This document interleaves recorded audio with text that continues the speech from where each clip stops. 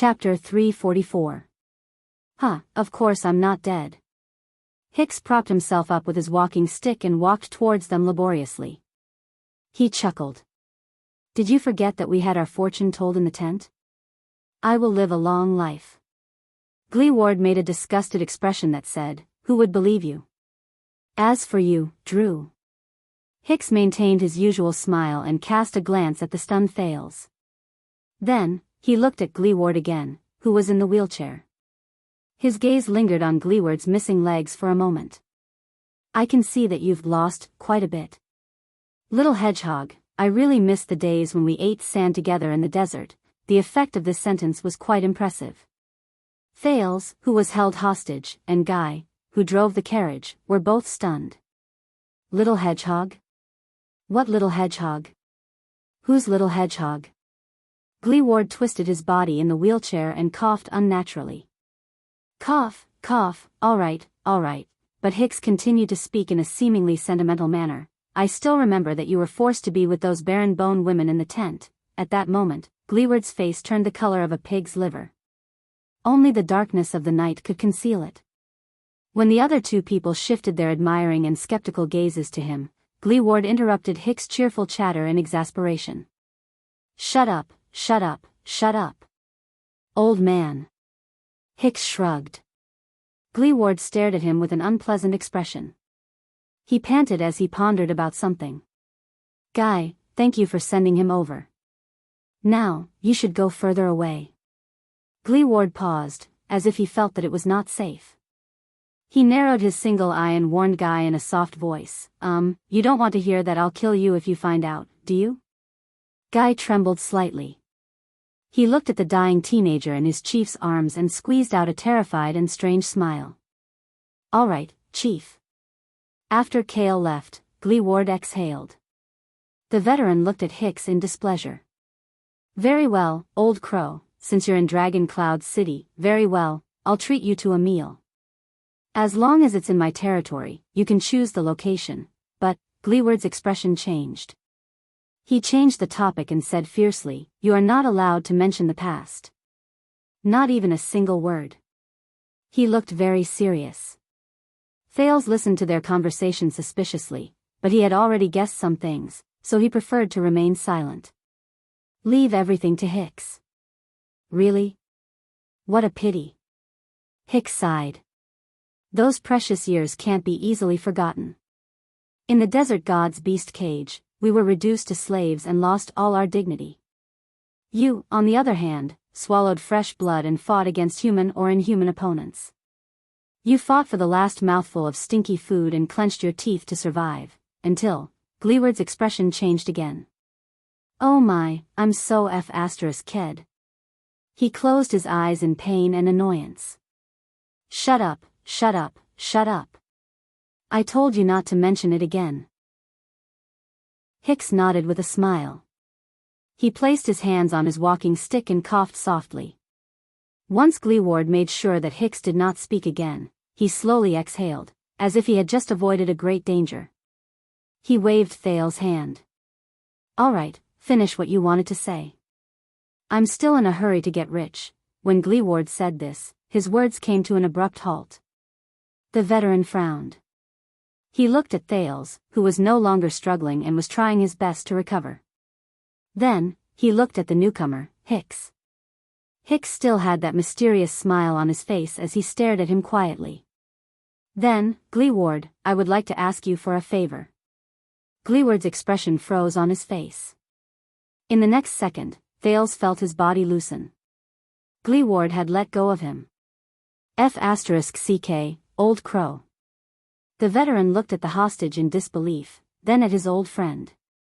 You didn't ask to meet me in this strange place on a whim, did you? Thales lay on the ground.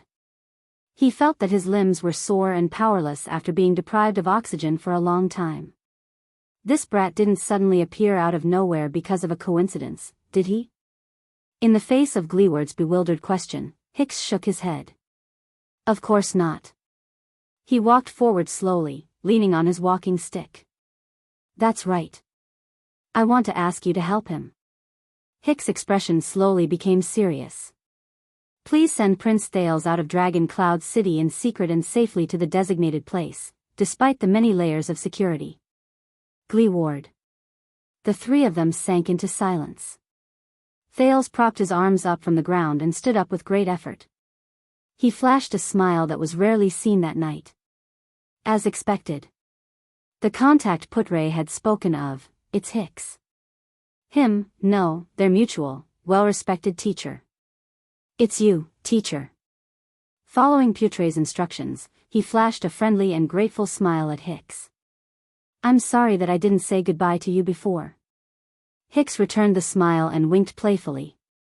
The eyeballs behind his monocle flickered back and forth. It's not too late now. Thales could not help but laugh and shake his head.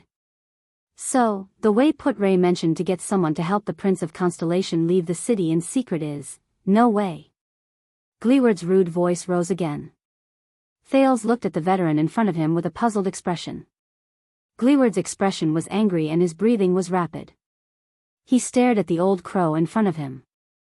For the sake of our past friendship, it's not a problem for me to treat you to a meal or something, but this? Gleeward pointed at Thales in exasperation. This is not a favor, it's a huge problem. Thales raised his eyebrows. If I send this prince out of the city, once I'm discovered, but they won't be able to discover it, right? Hicks interrupted him with a smile. Just like before, we are very good at running away, whether it's the cages or the barren bone people's tents. Thales thought of something. Barren bone people. And, the desert god? Gleeward looked as if he was choking.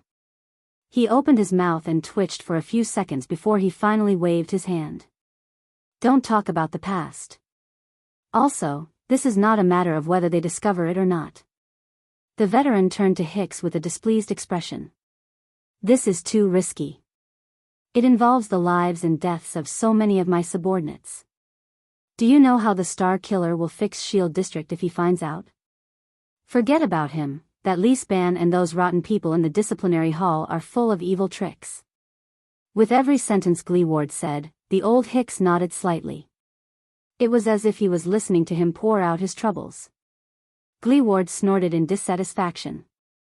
You don't know how chaotic Dragon Cloud City became after Niven died. Do you know what will happen to my brothers once I fall? I just want to stay as far away from this stupid matter as possible. Thales coughed. Thales coughed. You wanted to exchange me for the bounty just now. Gleeward's expression stiffened. Exposed, he glared at Thales fiercely. Shut up. Brat. He turned his head again and said to Hicks, help him? And he's a constellatiate? No way. No matter how great our friendship is. Gleeward's final tone was firm and brooked no room for doubt. Hicks sighed, but did not say anything else. The atmosphere turned cold again. A few seconds later, speaking of which, old crow. Gleeward snorted coldly and gestured at Thales with his chin. For your sake, I won't take him for the bounty. Take him to someone else. The further away from me, the better. I'll pretend that I never saw you. Thales' expression darkened.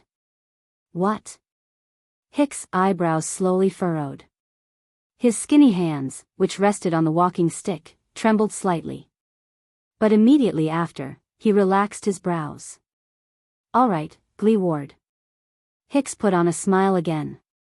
Before I leave, I only ask you to do one more thing.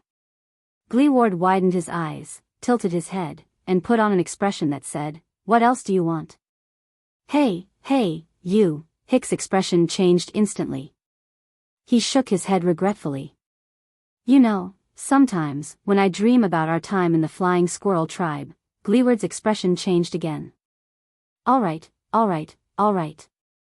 Gleeward cut him off as if he was begging for mercy. If you have anything to say, just say it. The veteran stared at the old crow in pain again, then looked elsewhere. He waved his hand in despair. I'll just pretend that I accidentally inhaled when I passed by a cesspool. Hicks' satisfied smile appeared on his face again. He nodded and said softly, look at his eyes. Once he said this, both Thales and Gleeward were stunned. What? The veteran in the wheelchair blinked and scratched his head in confusion. Whose eyes? Thales, who was equally confused, asked. Hicks took a deep breath. He took a step forward, and the smile on his face slowly disappeared. It was replaced by a rare coldness and sternness.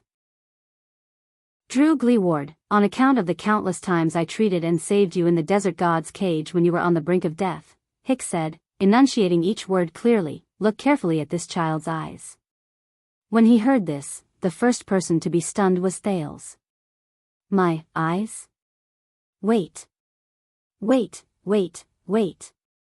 More than one person in this world has told me about his eyes, all right. Perhaps Hicks' rare stern expression had an effect, but after a few seconds of puzzled gazes, Gleeward gave in. He pushed his wheelchair and approached Thales with a reluctant expression. Slap. Thales, who was still in deep thought, felt a pain in his arm. Gleeward pulled him towards him. He raised his head and saw Gleeward's ferocious single eye. It reminded him of the one-eyed dragon Duke Coaster Nanchester in Constellation. In the Hall of Stars, he was far more aggressive than the veteran in front of him. Gleeward still looked displeased, but under Hicks' stern gaze, he still approached Thales. He narrowed his single eye and scrutinized the prince's eyes under the dim moonlight. Thales felt rather uncomfortable under Gleeward's stare. He coughed softly and tried his best not to blink. The prince took a deep breath. He did not know what Hicks was up to, but he still chose to believe in his teacher. It was just like what Gilbert had told him. 1 second. 2 seconds. 3 seconds. At that moment, Thales saw something, a little surprised. Gleeward's expression changed. The displeasure and disdain on his face had already disappeared without a trace.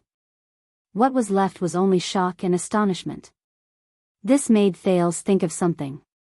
The veteran turned his head abruptly.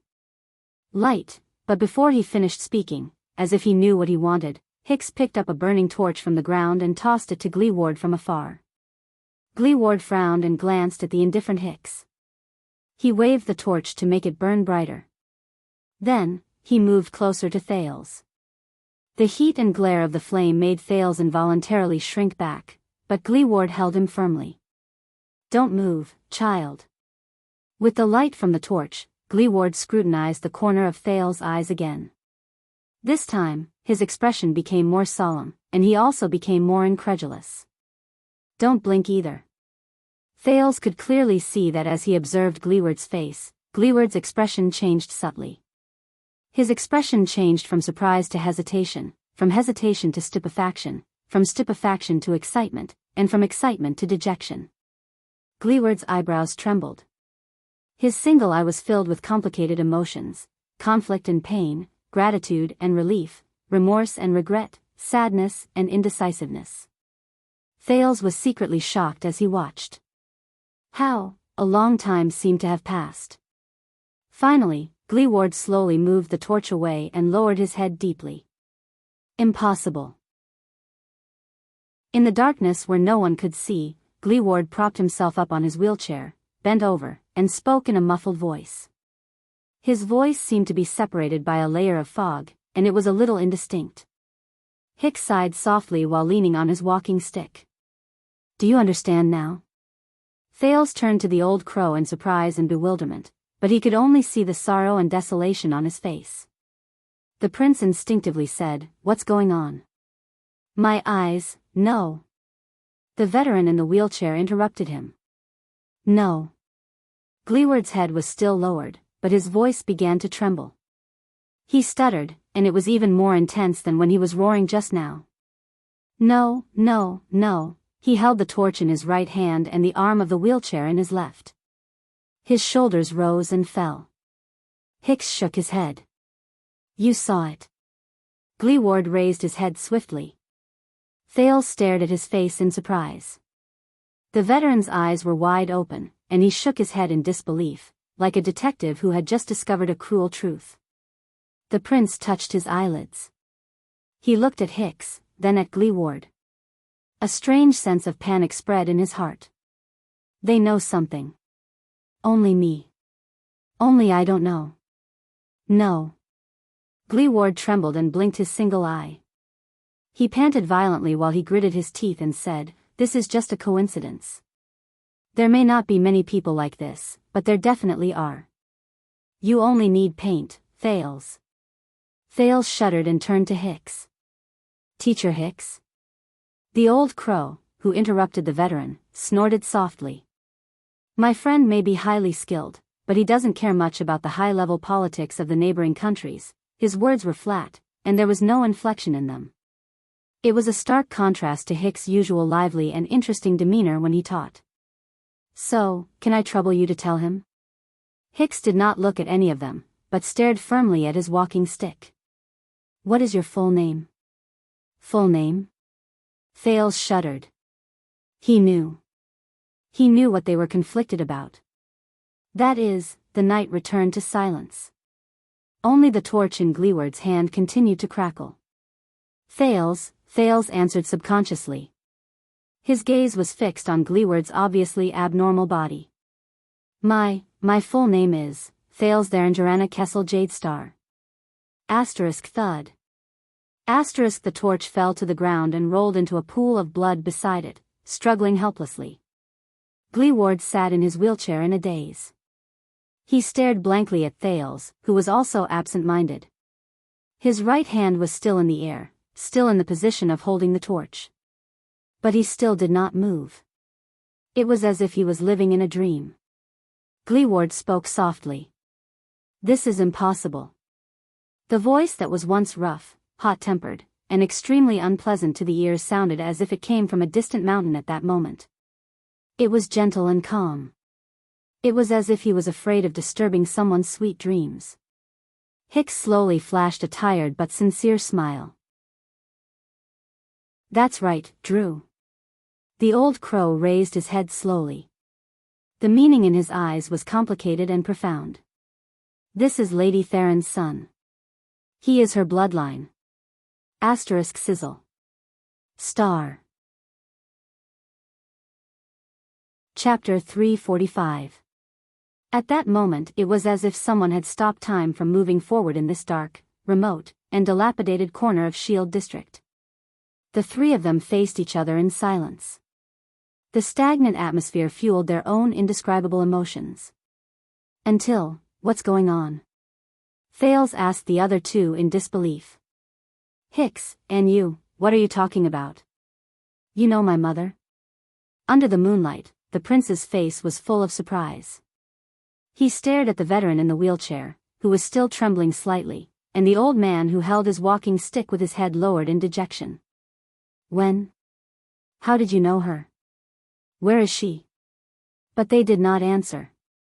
"How about it, Drew?" Hicks sighed slowly and said, "Is this reason enough?" Gleeward finally managed to calm his trembling breathing. As if a long time had passed, the wheelchair, which was immersed in the darkness, moved slightly and crushed a few stones on the ground. The person in the wheelchair exhaled laboriously and raised his head with all his might under the dim moonlight. "You can't." The veteran's voice was stiff. His gaze moved back and forth between Thales and Hicks. You can't do this." When he said this, Gleeward's expression froze for a moment. But Hicks continued to look at him calmly. "It's been more than 20 years. I am Gleeward. I am in Dragon Cloud City. I have my territory, my brothers, my everything. They are all counting on me. You can't." His face contorted and he grabbed his wheelchair tightly, as if he was about to rush to the battlefield in the next moment. "You can't suddenly appear like this, and then bring up a bunch of *T and touching past to ask me to do this and that. Those are all in the past, old crow." Gleeward waved his hand abruptly and seemed to be speaking more fluently. "So what if you're her son?" "I don't care," Hicks answered him with a flat but firm old voice. "It's precisely because those are all in the past, Drew. That's why it will exist forever." Gleeward's words came to a halt, as if he had choked on something. Hicks' gaze was still. "Since we can't change it, we can't run away from it." Gleeward shuddered in the wheelchair. The veteran slowly let go of the wheelchair, clasped his hands together, and gritted his teeth. Shut up. Thales looked at Hicks, then at Gleeward. The puzzlement in his heart was difficult to quell.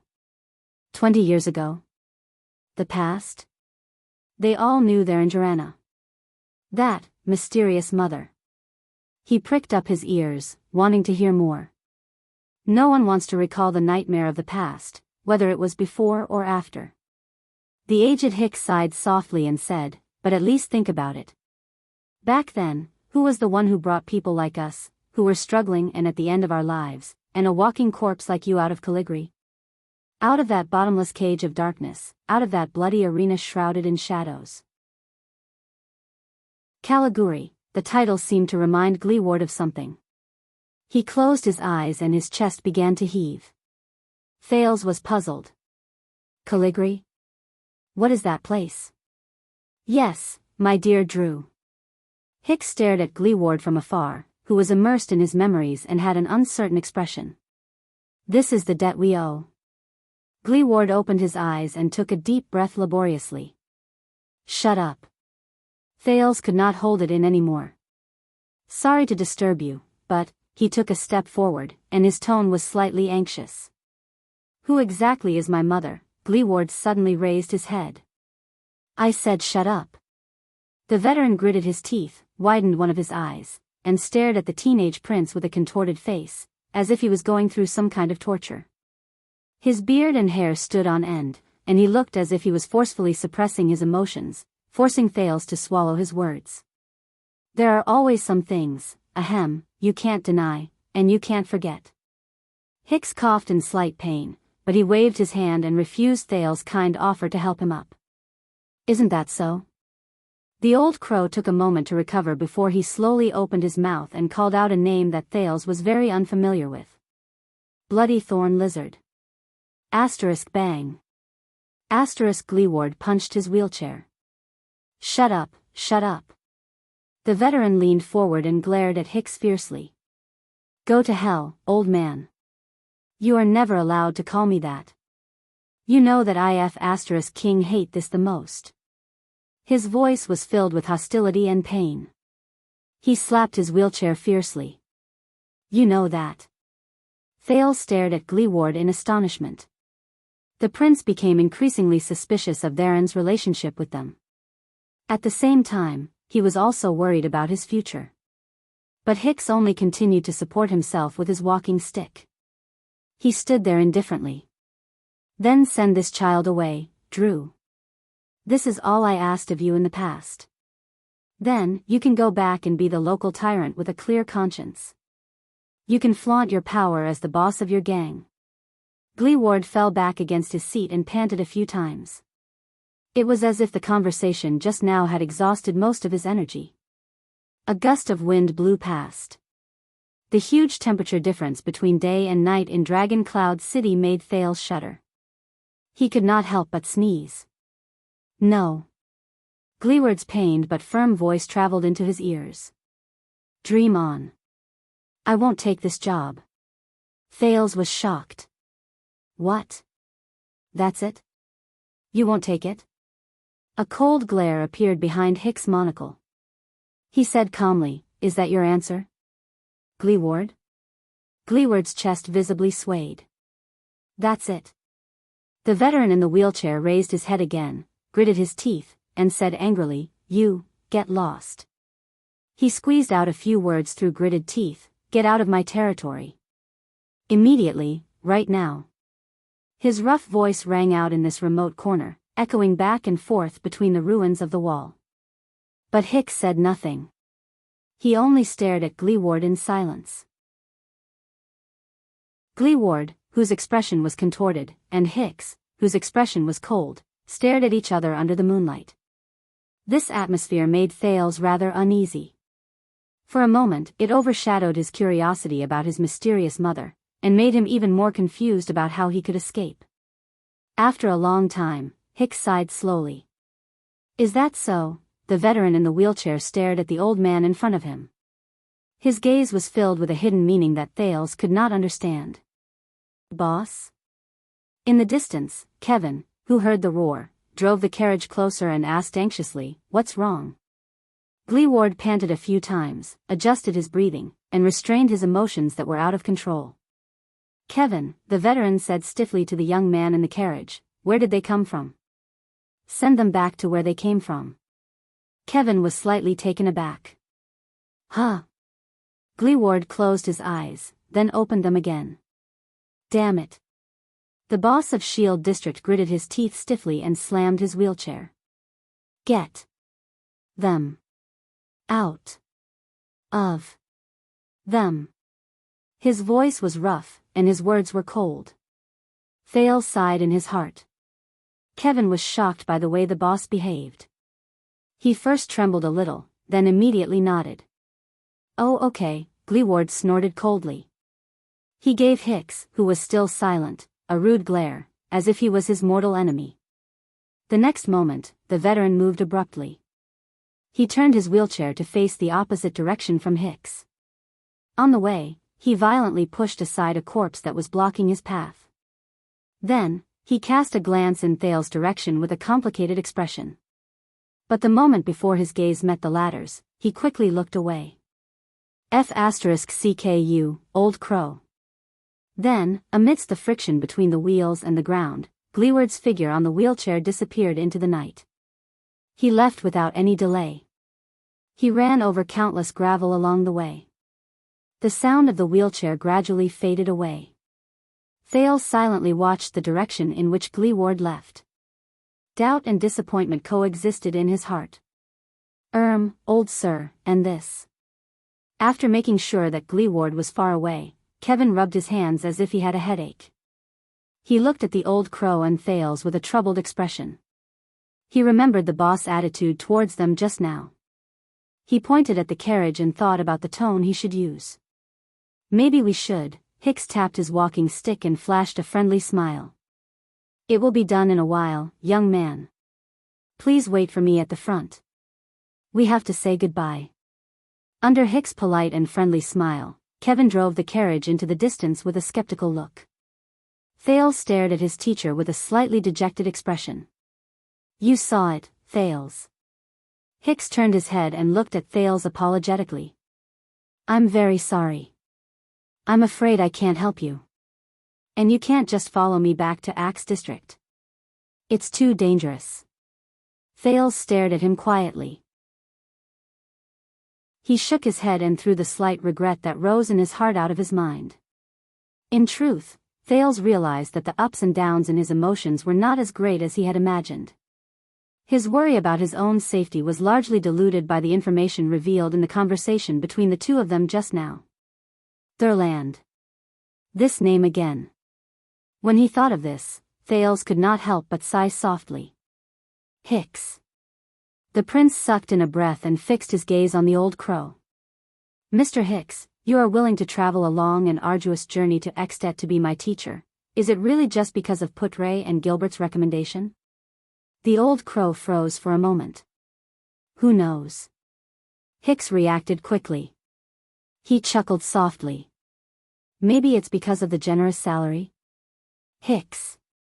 In the end, the prince could not suppress the doubts in his heart. "It's about my mother. Don't you have anything to say?" Of course, the biggest doubt in his heart was far from this. Hicks' figure stopped on the spot.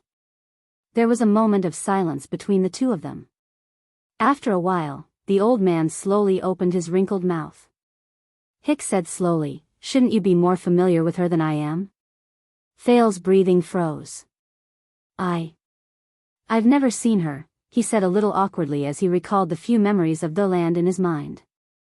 "I've only heard about her from other people's mouths." "Yes," Thales thought quietly. "The abnormality I was born with." In Mindy's hall, the king and Gilbert told him the strangely pronounced name with certainty. There was also the stern high priestess Licia. The insane Queen Kia during the Bloody Year. The majestic queen of the sky who descended from the sky. Every bit of information about his mother made him more and more confused. Who exactly is Theranjarana? What kind of existence is she? So that's how it is. Hicks looked at him and sighed slowly. "It's such a pity. Thales cast him a questioning look. So? Hicks looked at him for a long time before he smiled faintly.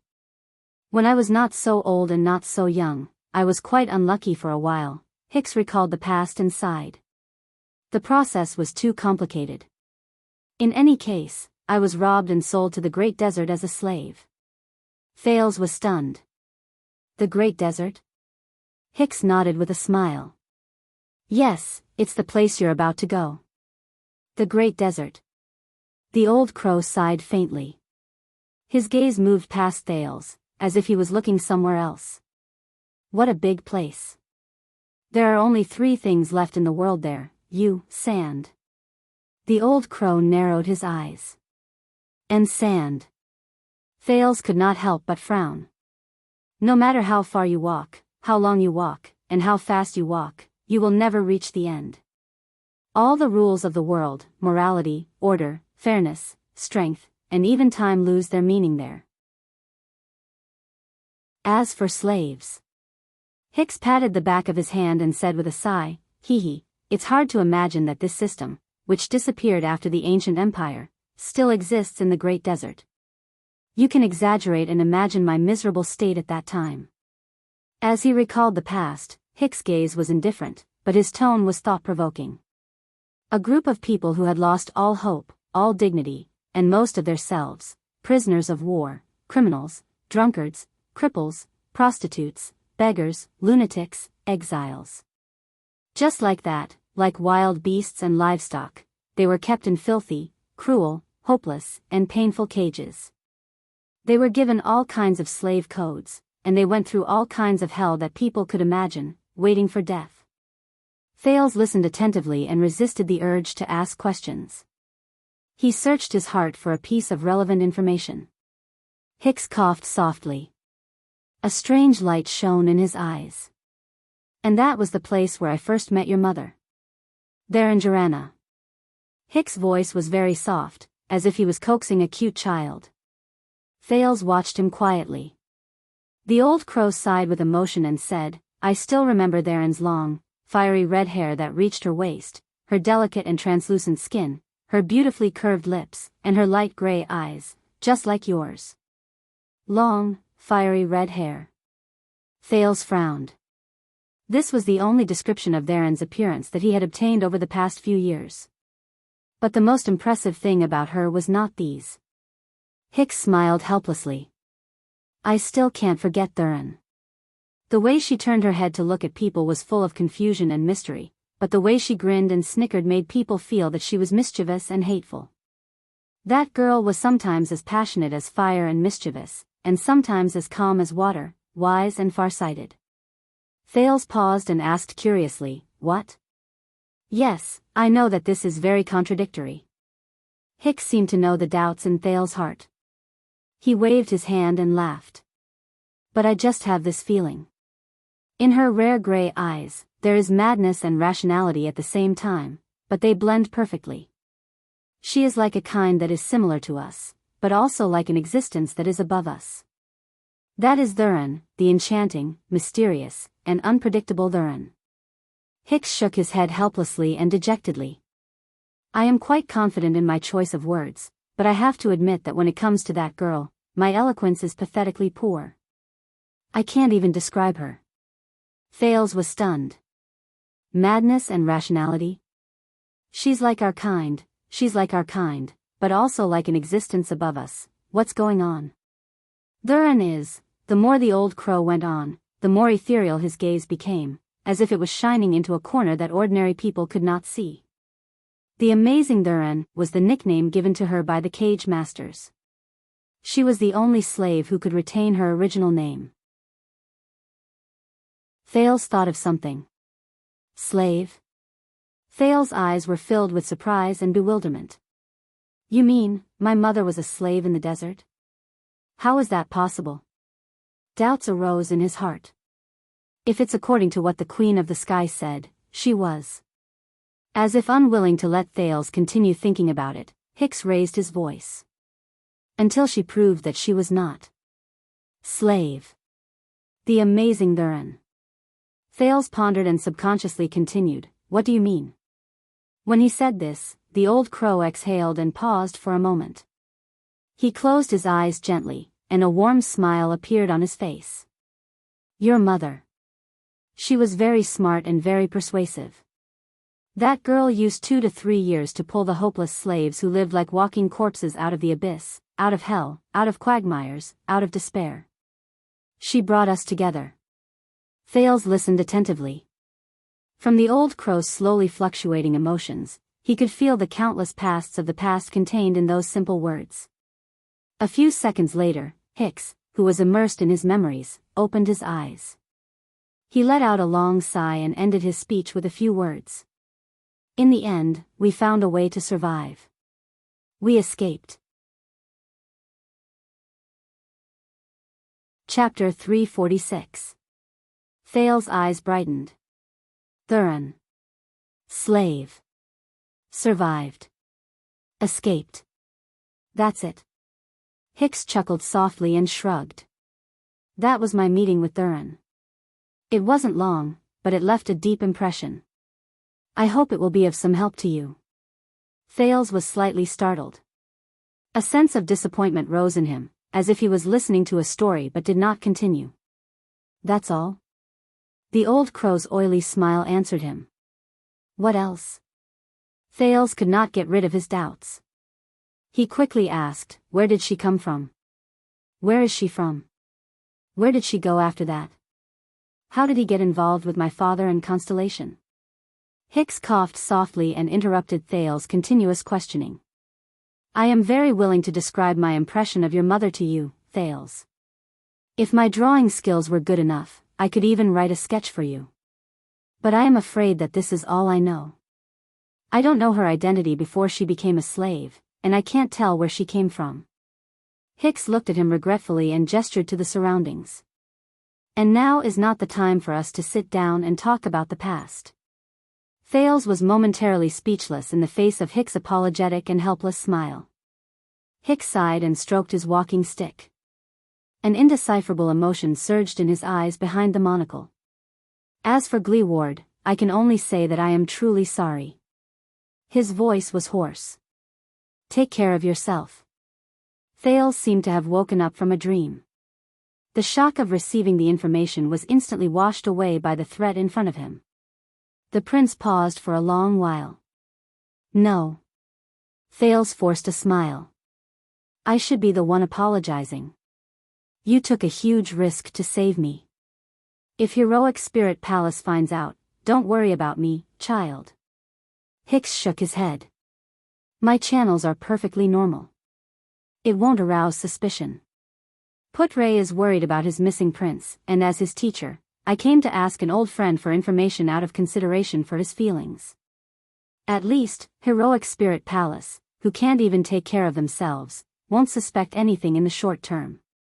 Thales was silent. But I'm still sorry that I couldn't send you out, Hicks said gloomily with unease and melancholy. I suggest that you hide here for a night, and we'll think. Thales forced an ugly smile.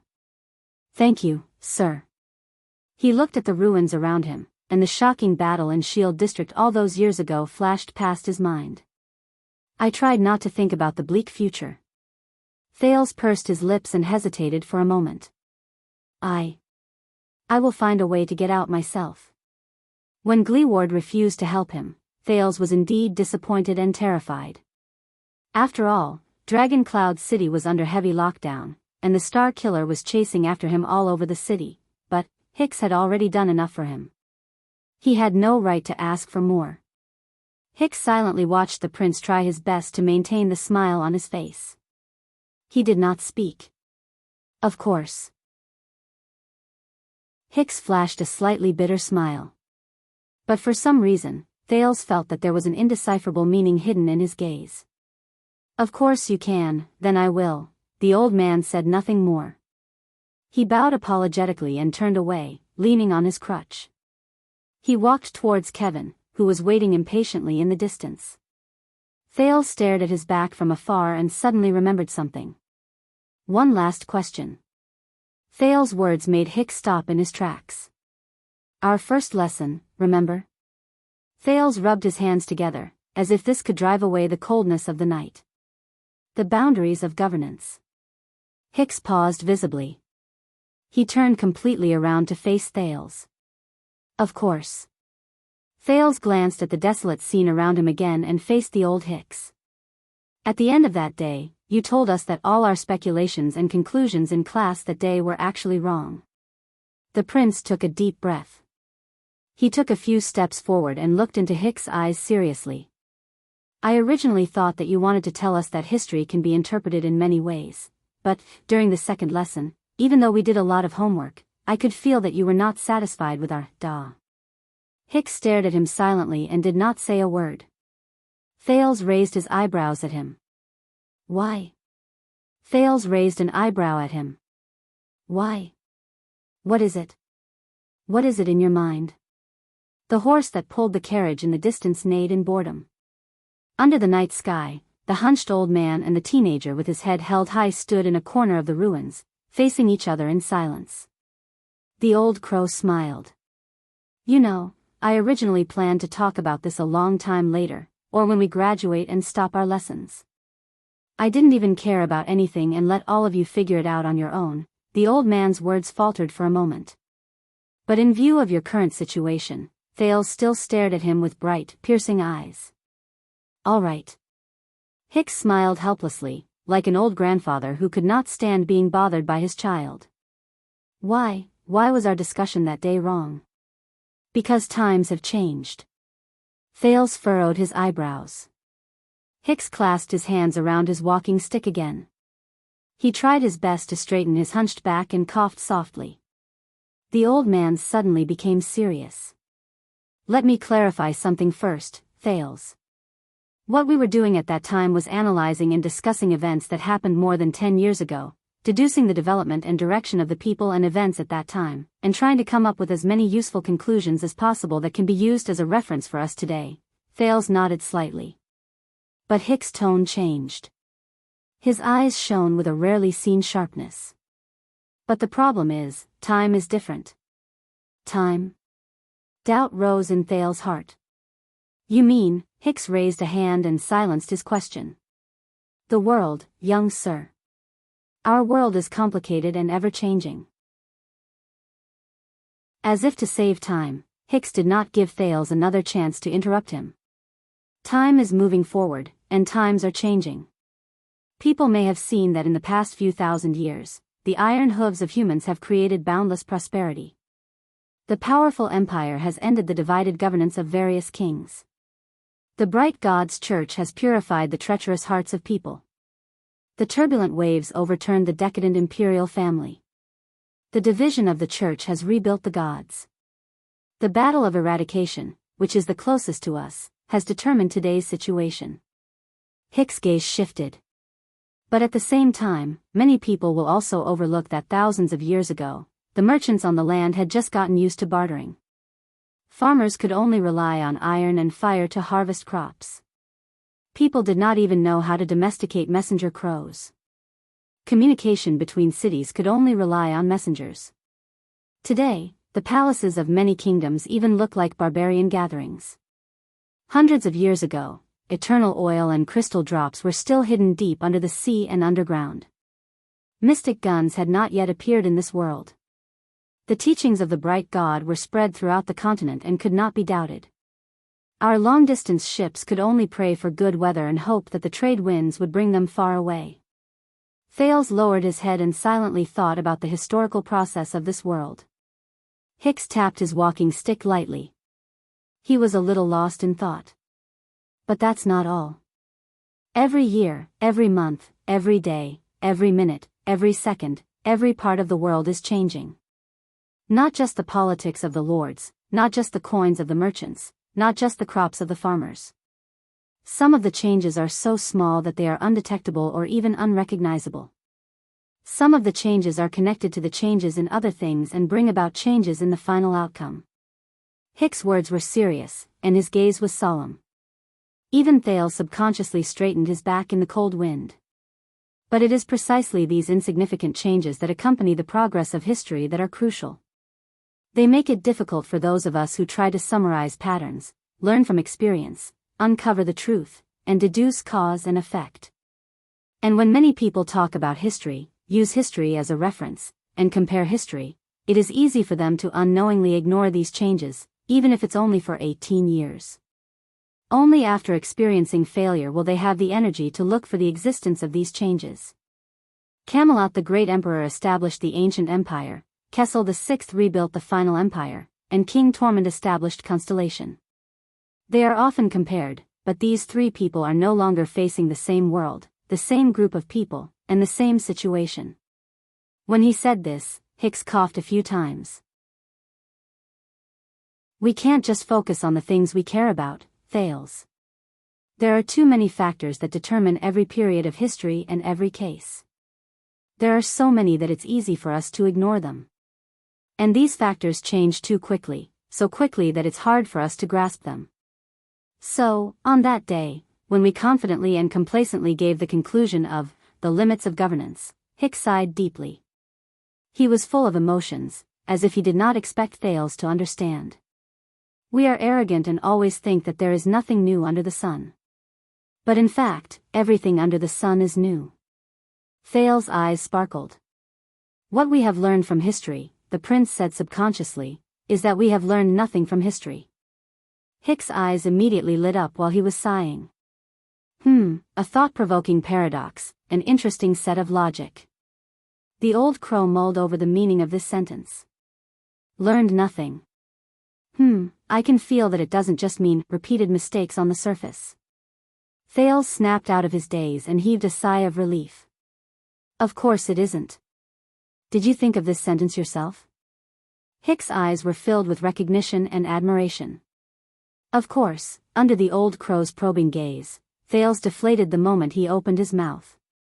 Of course not. He said awkwardly, it was someone else who mentioned a rather great person who is no longer in this world. His surname is Hegel, if I remember correctly. Hicks smiled. Very good. I guess it isn't. My classes require sincerity and introspection, and what I need the least is arrogance and vanity. So, Thales asked tentatively, about the first lesson, what do you want to tell us? Hicks tapped his walking stick lightly and returned to his previous state. Secondly, as people who are far away from that era, any judgment we make about the past can only be pale and superficial compared to the real past.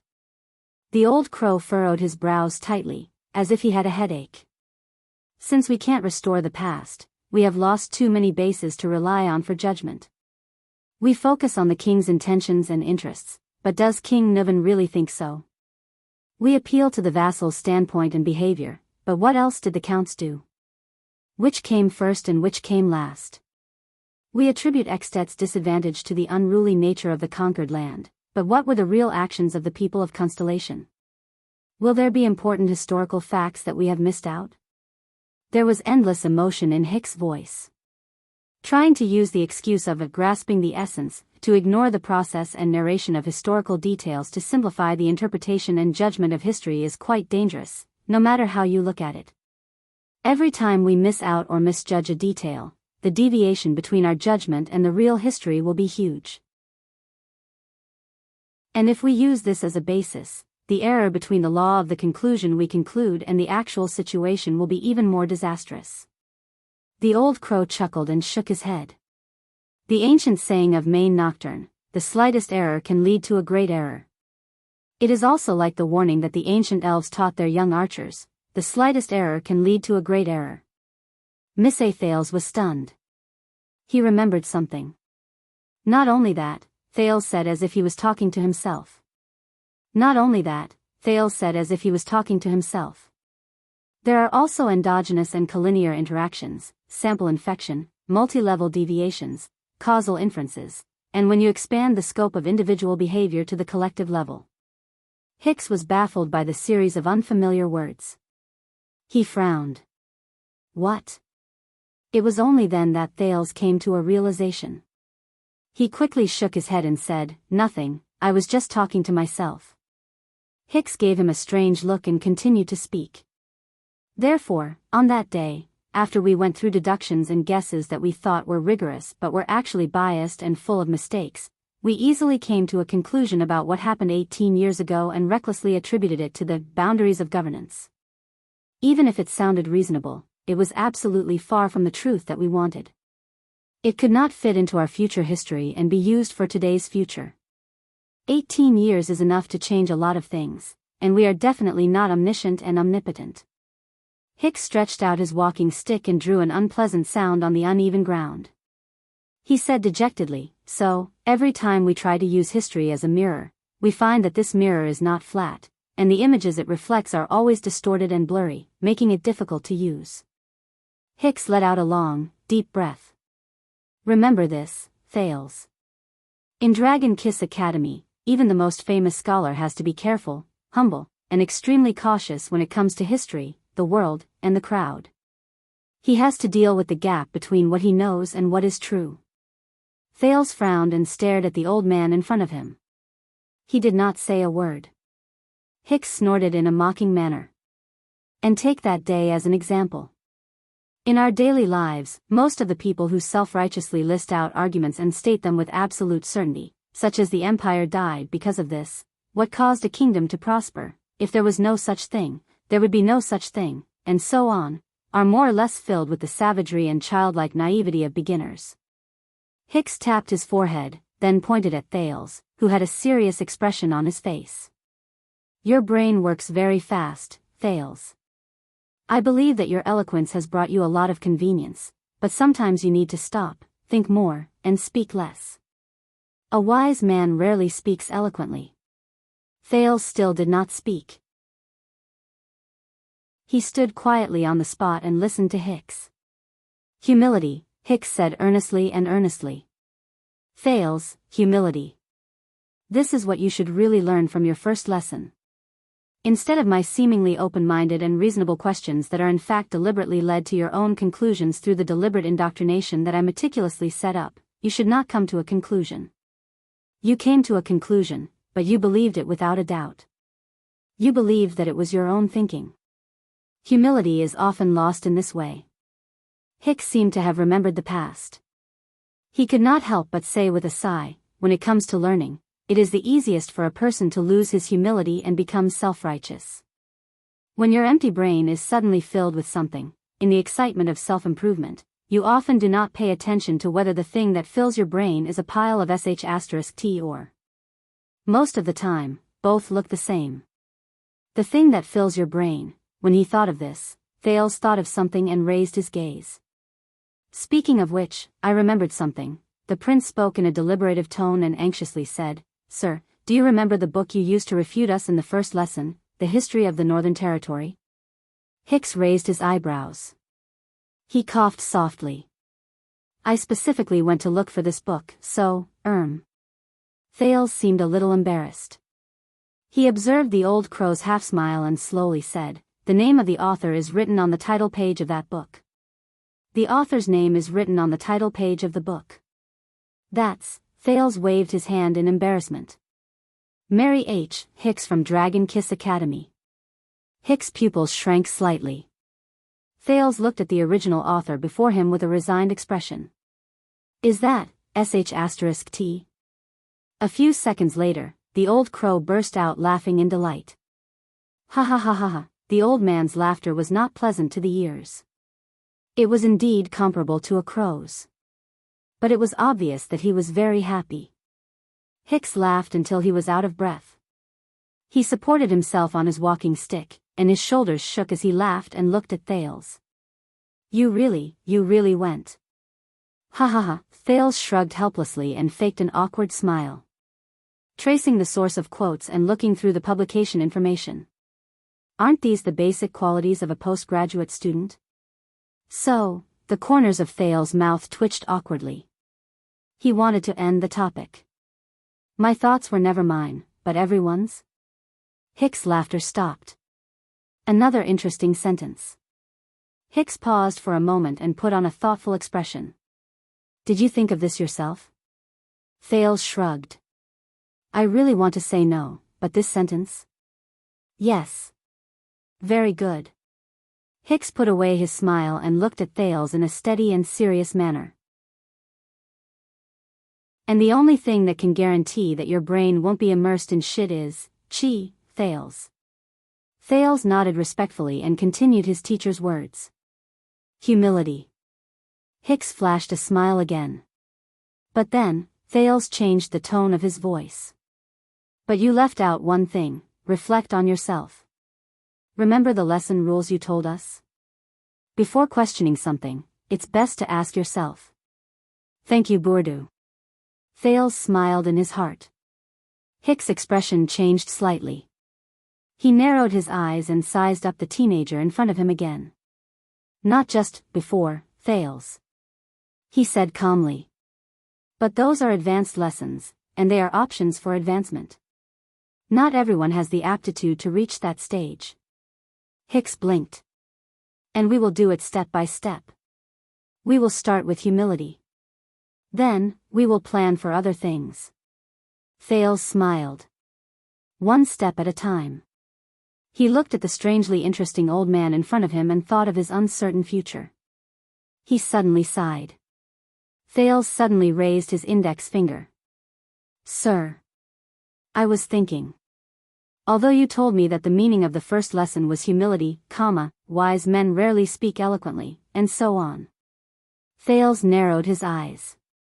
But I thought about it again. The prince clicked his tongue and looked at the old man in front of him from head to toe as if he was sizing up a suspect. Is there a possibility that the moment you turn around and return to Heroic Spirit Palace, you will say to young rascal, to Saroma? Hicks showed a puzzled expression. Thales cleared his throat and slowed down his tone. With a rough voice, he imitated Hicks's usual tone. Dear little Saroma, my dear little brother.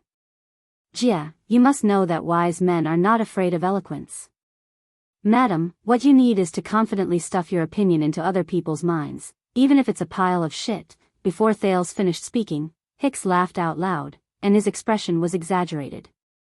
He kept hitting the ground with his walking stick. Ha ha ha ha ha, Thales laughed as well. Under the moonlight, the old man and the teenager who were thousands of miles away from home looked at each other and laughed. In the distance, Kevin, who was waiting with his head in his hands, let out another yawn in resignation. Finally, the laughter of the two people gradually weakened. Thales closed his mouth. Hicks also stopped smiling and looked at him calmly and peacefully. It's time. Thales spoke subconsciously. But Hicks was one step faster than him. You know, your mother did tell me where she was going, the old crow said flatly, but Thales was momentarily stunned. Hicks straightened his back in the darkness and sighed at the vast starry sky.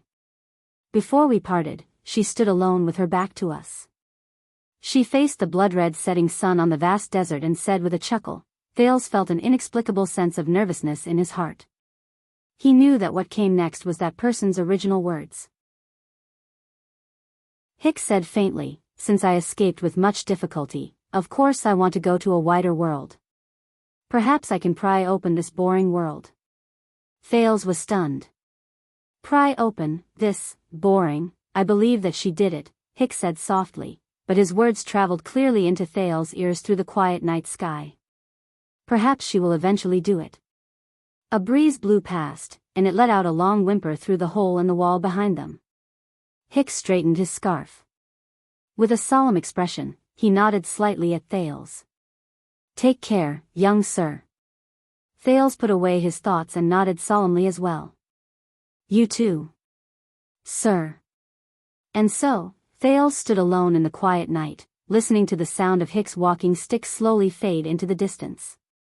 He watched as the old man's hunched figure gradually disappeared. He listened as Hicks boarded the dilapidated, shoddy truck, which was a stark contrast to Shield District, and explained to Kevin in a low voice why the teenager did not come. He watched from afar as the truck left under Kevin's whip and the dissatisfied neigh of the old horse, never to return. The prince greedily sucked in a mouthful of air in the cold wind of the night, but his lungs were frozen. Thales turned around in resignation. The problem he faced and the melancholy in his heart surged before his eyes again. From now on, he was alone again. Just like in the past. Thales absent-mindedly kicked away a large piece of gravel that almost tripped him. He looked at the corpse's gleeward left behind on the ground, and then at the grand scene of Shield District before him. He felt a headache coming on. All of Dragon Cloud City is looking for me. In fact, it was not just Dragon Cloud City. Lampard, Count Leespan, Count Nazir, and all the vassals. What should I do? Thales scratched his head in pain. Go back to the secret passage. Look for Putre. Hide in Shield District and act according to circumstances. But I'm short on clothes and meat, hey. Brat. Thales raised his head in shock. Under the moonlight, half of a head with a worried expression appeared behind a broken wall in front of him to his left. A rough voice was trying hard to suppress its tone as it whispered, "Why are you spacing out?" "Come here." Thales was stunned. He stared at the person leaning against the corner of the wall in shock. "You are, that Gleeward?" Asterisk bang. Asterisk the person behind the corner of the wall hit the wall in annoyance. The familiar wheelchair came slowly from behind the wall. Thales blinked. He could not figure out what was going on. "Keep your King voice down." Gleeward, who had just left in a huff, was now staring at him angrily. The veteran who had lost both his legs had an awkward and complicated expression on his face. He looked around warily from time to time. "And where are your King manners? Why did you call me that?" "That Gleeward?" Thales ignored Gleeward's anger. He just stared at the other person in a daze and scratched his head, trying to figure out what was going on. "But why are you?" Gleeward interrupted him from the wheelchair. His remaining eyes were filled with the words, "I don't like the look of you." "Shut up. Come with me." "Go, with him?" Thales was stunned again. He did not understand the logic behind the other person's actions. "But didn't you say that you would let me go and not take me for the reward, hey?" Gleeward made a threatening expression like a wild beast. "I said, shut up." The veteran drove the wheelchair in front of Thales. He looked at the surprised prince and snorted coldly in displeasure. "Aren't you going out of the city? Come with me obediently." Thales rolled his eyes 3 times. "Out of the city?" He smiled stiffly, waved his hand tentatively, and pointed in the direction where Hicks left. "But didn't you just reject the old crow?" The impatient Gleeward's expression changed. He supported the wheelchair with his left hand, pulled himself up a few inches, and raised his right fist at Thales. Thales, who still had lingering fear in his heart, subconsciously took a few steps back and raised his hands in front of his chest. "Wait." Gleeward's fist stopped in midair. "CK. Are you looking for a beating?" The veteran said angrily without hesitation, "Are you going out of the city to live or not?" Thales' ears were ringing because of his loud voice. He felt dizzy and nodded subconsciously. "Yes, yes." In the awkward atmosphere, the two of them stared at each other. One of them was furious, and the other was confused. A few seconds later, Gleeward put down his fist, snorted, and turned his wheelchair around. "Follow me obediently."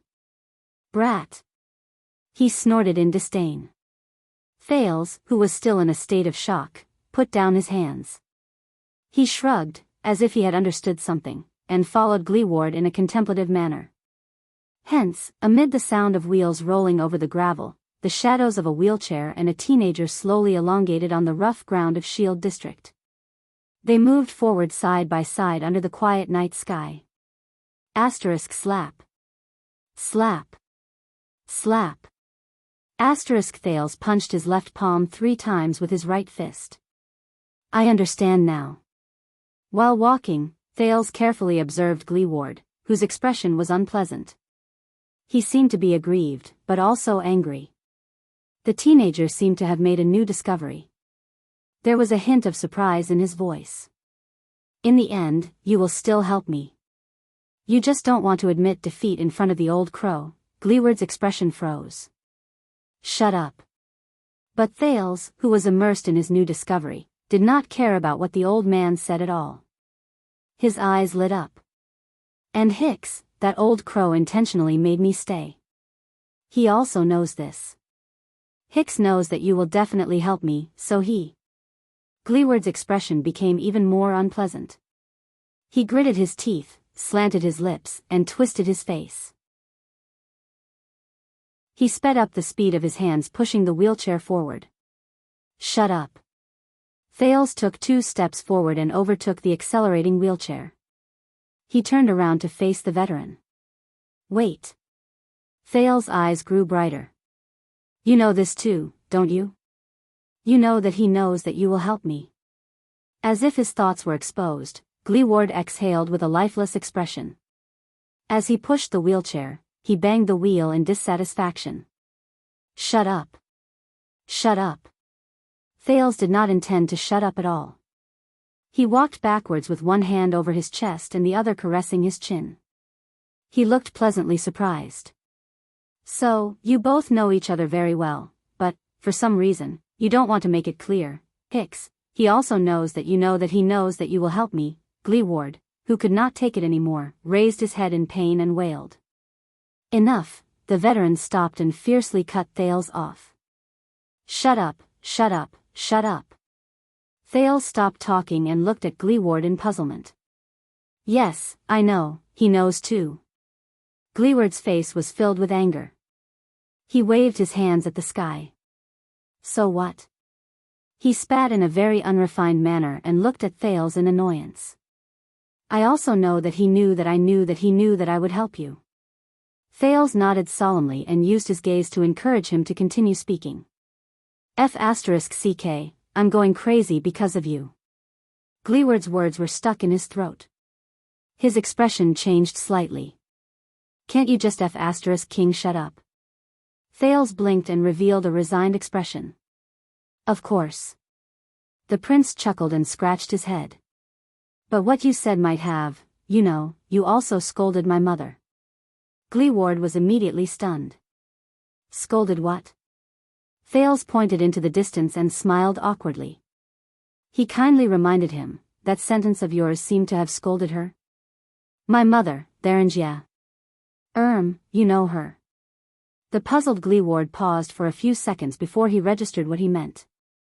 The veteran raised his finger in anger and put on a fierce expression. You motherf***, that's it, Thales coughed softly.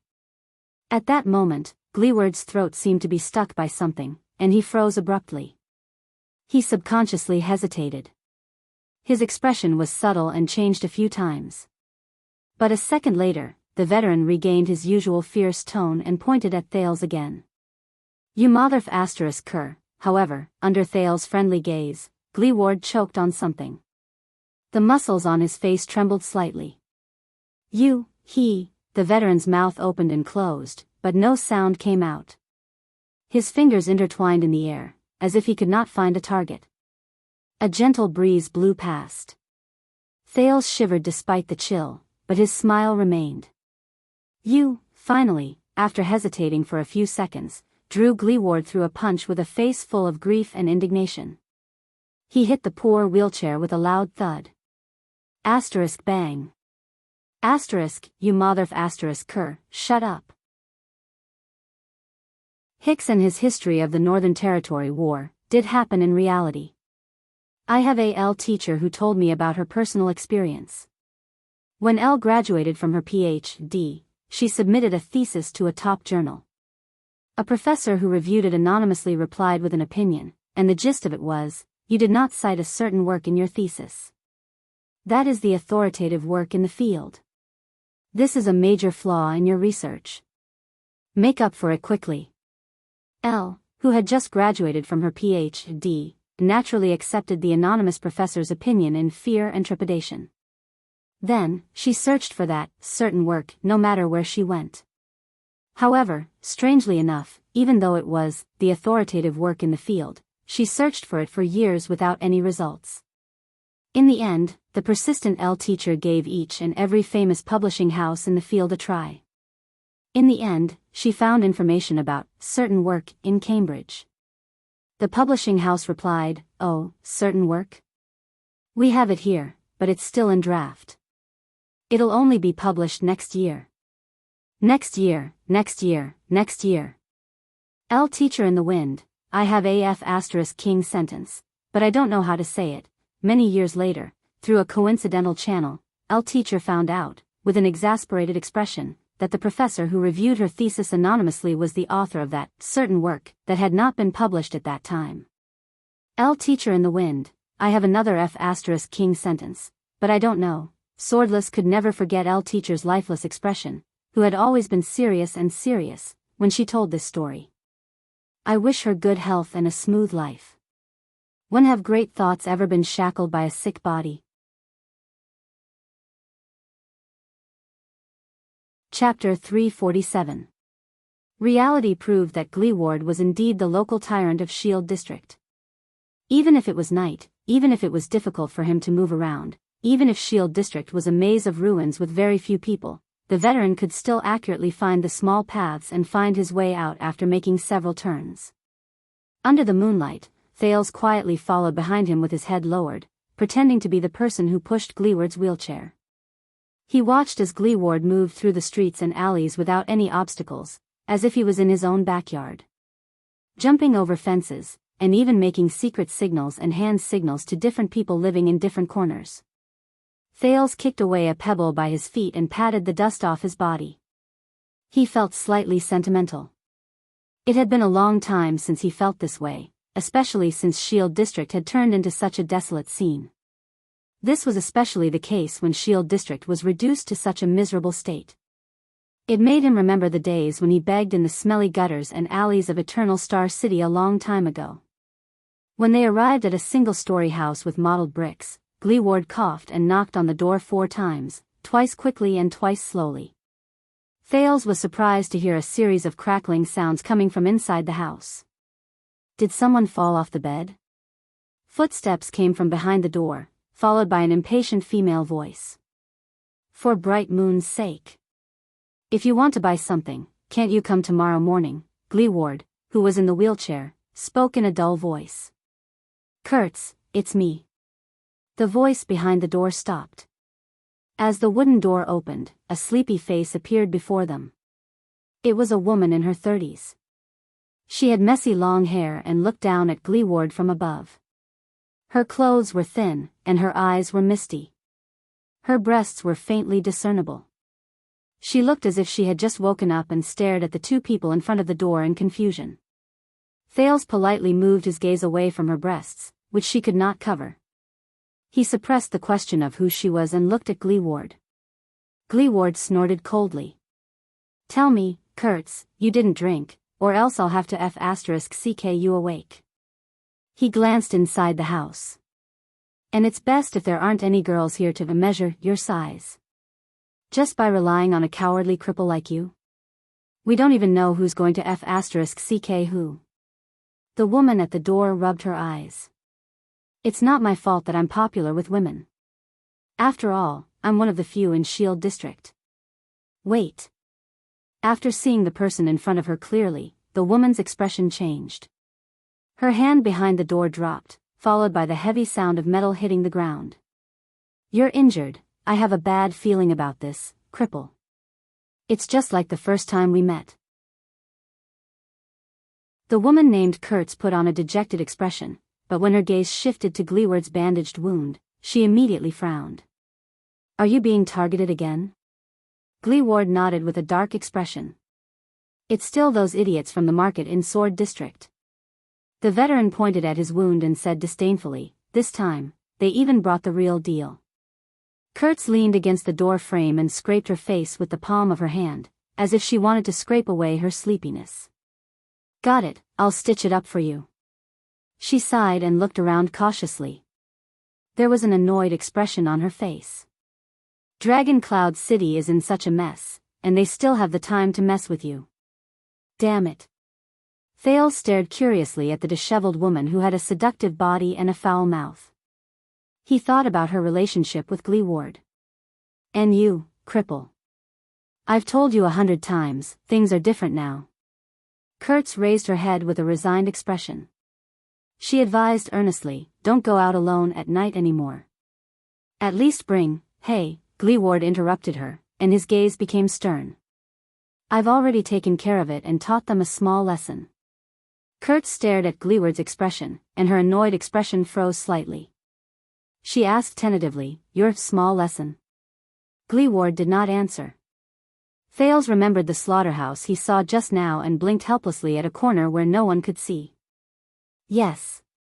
A small lesson. Kurtz seemed to understand what he meant. She then narrowed her eyes. I understand.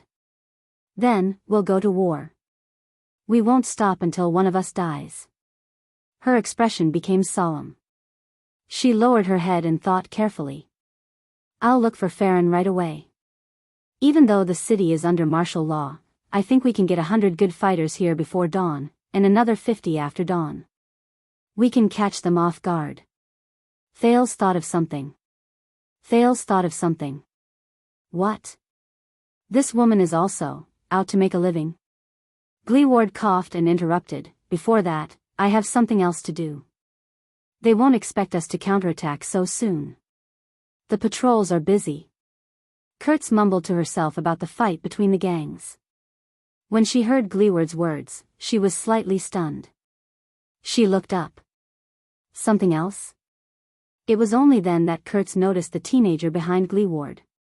She subconsciously tightened the thin shirt around her chest and looked at the 9-pointed star emblem on Thales' shoulder. She frowned in puzzlement. Wait, who is this brat? Is he a noble? Him?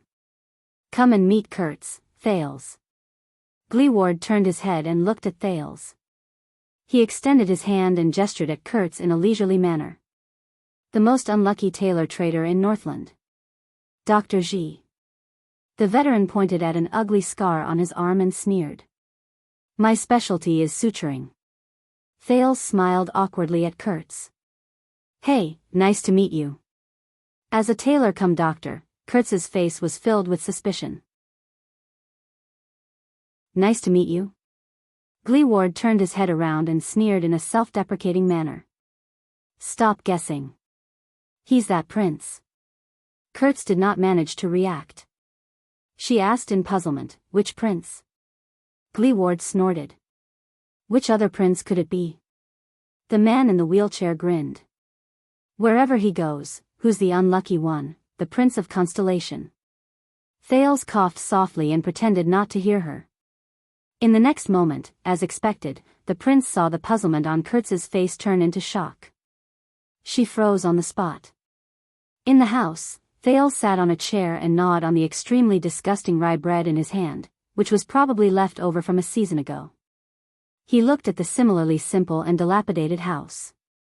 There was a bare wooden table with a lot of cloth piled on it. There were also cheap boxes of female perfume placed haphazardly on it. Many patterns of clothes hung from the ceiling. On the floor, the table, and the bed, cloth and clothes were piled everywhere. Even undergarments were no exception.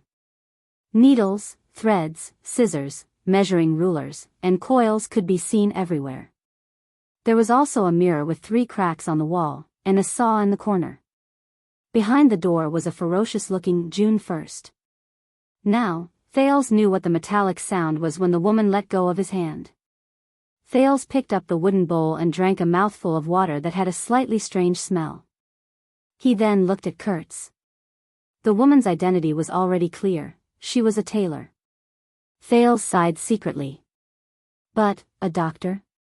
Sewing with one hand and sewing people with the other? Treating the sick, tailoring the clothes according to the person's needs. He looked at the ferocious-looking June 1st behind the door. Perhaps it's also a rape? Causing a gang conflict? The prince glanced at the unflattering style of clothes around him. Also, why does a tailor need a saw? With the evilest imagination in his head, Thales thought, no wonder she's so poor. On the other side of the house, Kurtz, who had finished dressing, sat on a wooden bed with a broken leg and was supported by bricks. She was arguing with Gleeward in a low voice, but it did not escape Thales' ears. Are you crazy? Kurtz pushed aside a woman's long dress made of coarse cloth that hung above her head and looked anxiously at the calm Gleeward. It's not just the westbound street. From the city gate, the top of the city wall, the city walls, the gatehouses between the districts, and the key forked streets, they've set up checkpoints almost everywhere. The patrols have received their bounty, and they've been working overtime day and night, never slacking off. I heard that even places as far as Sunset Snow River's ferry are no exception. Gleeward narrowed his single eye slightly. Is that so? Kurtz exhaled and subconsciously glanced at Thales, who was still eating. Over the past few decades, aside from collecting taxes, no one has paid any attention to Shield District and Hammer District. Even murder cases don't bother those men.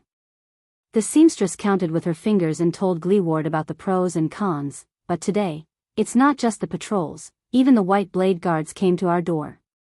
Forget Spear District and Biyao District, which have close ties with the nobles and the rich, even the dozens of houses on Crazy Street in Hammer District were searched.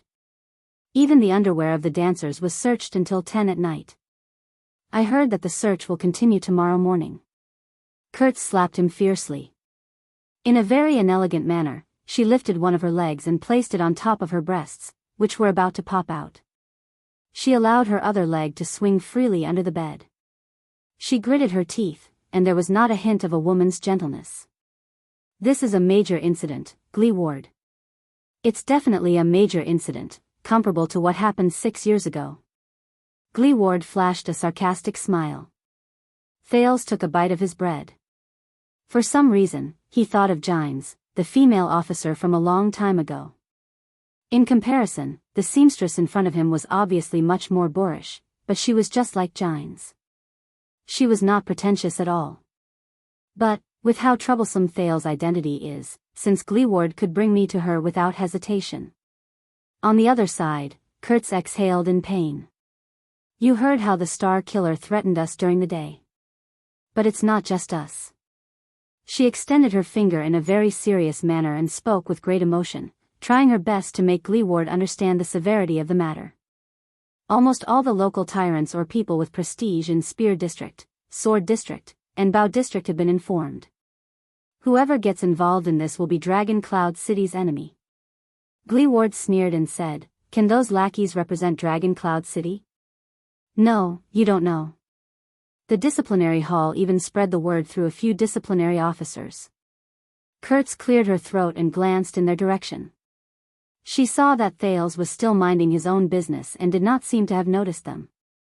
Only then did she lower her voice and said, They said that whoever has news about the prince and the prince's whereabouts will receive the friendship of the disciplinary hall and the patrols.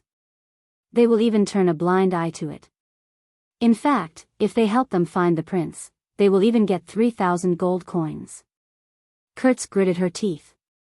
Her facial features were scrunched up, and she extended 3 fingers with a trembling hand. At that moment, the motionless Gleeward's expression finally changed. His remaining eye widened to the size of a pigeon's egg. Thales frowned slightly. Gleeward raised his head abruptly. 3,000? The seamstress smacked her lips and gestured in Thales' direction. Her sparkling eyes inadvertently showed a hint of greed and charm. Think about it. After a second, Gleeward desperately tucked his jaw away, which was about to fall to the ground. He coughed unnaturally. Humph, the veteran said sternly. Do I look like a money grubber? Do I look like the kind of person who would be tempted by a few gold coins? Kurtz's smile fell. She looked at him with a complicated expression. Gleeward was a little embarrassed by the woman's gaze.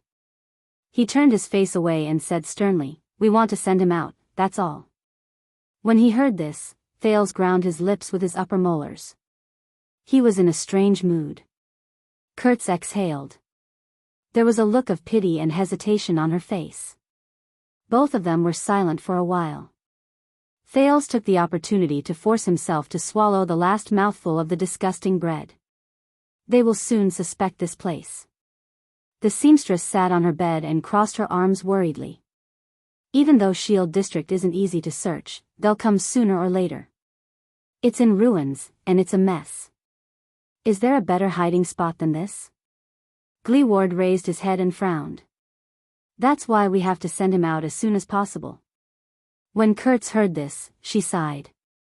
This is a deal that will cost all of Shield District and Hammer District. You better have a good reason.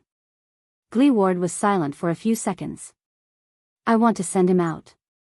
He said faintly, that is the reason. Kurtz was slightly stunned. The woman's expression was solemn.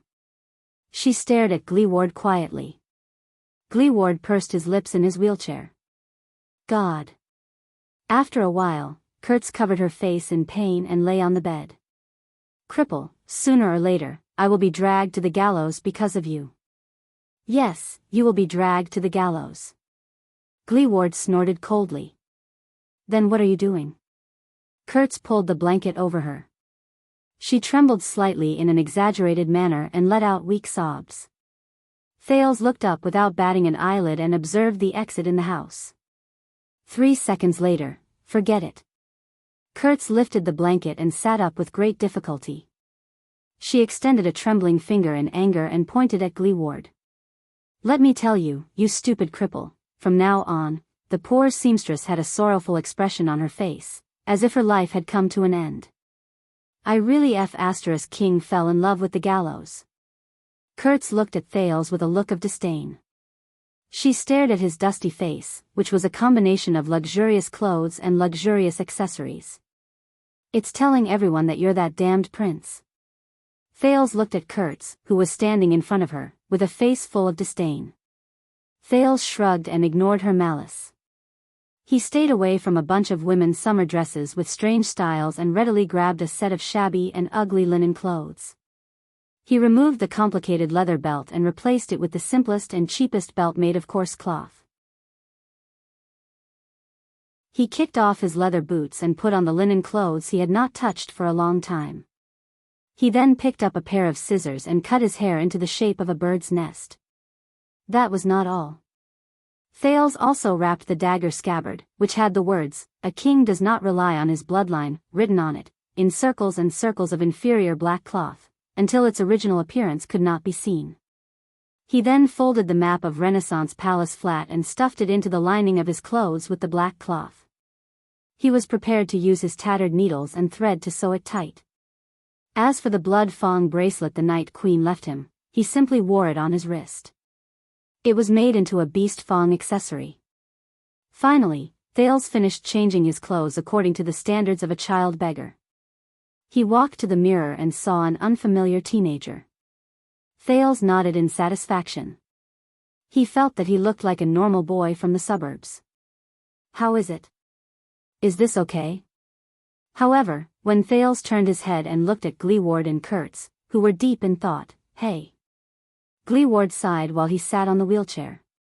He placed his hand on his forehead and said, is there any way to improve it? Thales was stunned. Of course. Kurtz stared at Thales, who was dressed in coarse sackcloth. Her sharp face was filled with worry. I have a way to make sure that even his mother won't be able to recognize him. Gleeward's eyes lit up. But Kurtz pointed at the J1 behind the door. Her next words caused the veteran's eyes to darken again. Take this and cut off his entire face. Thales opened his mouth. Huh? Under Thales' stunned gaze, Kurtz sighed and shook her head. She crossed her arms and sized Thales up. His skin is too soft and too white. One look and you can tell that he's a noble who lives like a prince. He's also not as tall as a normal Northlander. He'll be recognized no matter what he wears. The woman shook her head in pain. Something like sneaking out of the city, the three of them sighed at the same time. Dung cart. Gleeward frowned and said something that shocked Thales. Summon *T man Ange here. Hide him in the dung we transport every day and let him follow the cart out of the city. Excrement cart? Hide in, what? Thales' eyebrows twitched. Wait, you're talking about, Gleeward ignored him. Just find a reed or wooden tube so that he can breathe. Fortunately, Kurtz's next words made his expression soften a little. No, Ange was locked up again today. Gleeward's expression tensed, but he then gritted his teeth and said, then look for, quick whip, Fallon. They have to transport the excrement. We have to stuff him in. Thales' expression became very unpleasant again. But Kurtz shook her head again. Do you know how *T man was locked up? The seamstress spread her hands. When Ange drove the cart out of the city for the 6th time today, the patrolling team at the city gate pinched their noses and used their swords to poke and check bucket after bucket. In the end, they found 10 packets of smuggled crystal drops hidden in the excrement. Gleeward took a few seconds to digest the information in this sentence. How did they? He first widened his eyes in surprise, then he slapped his thigh in anger.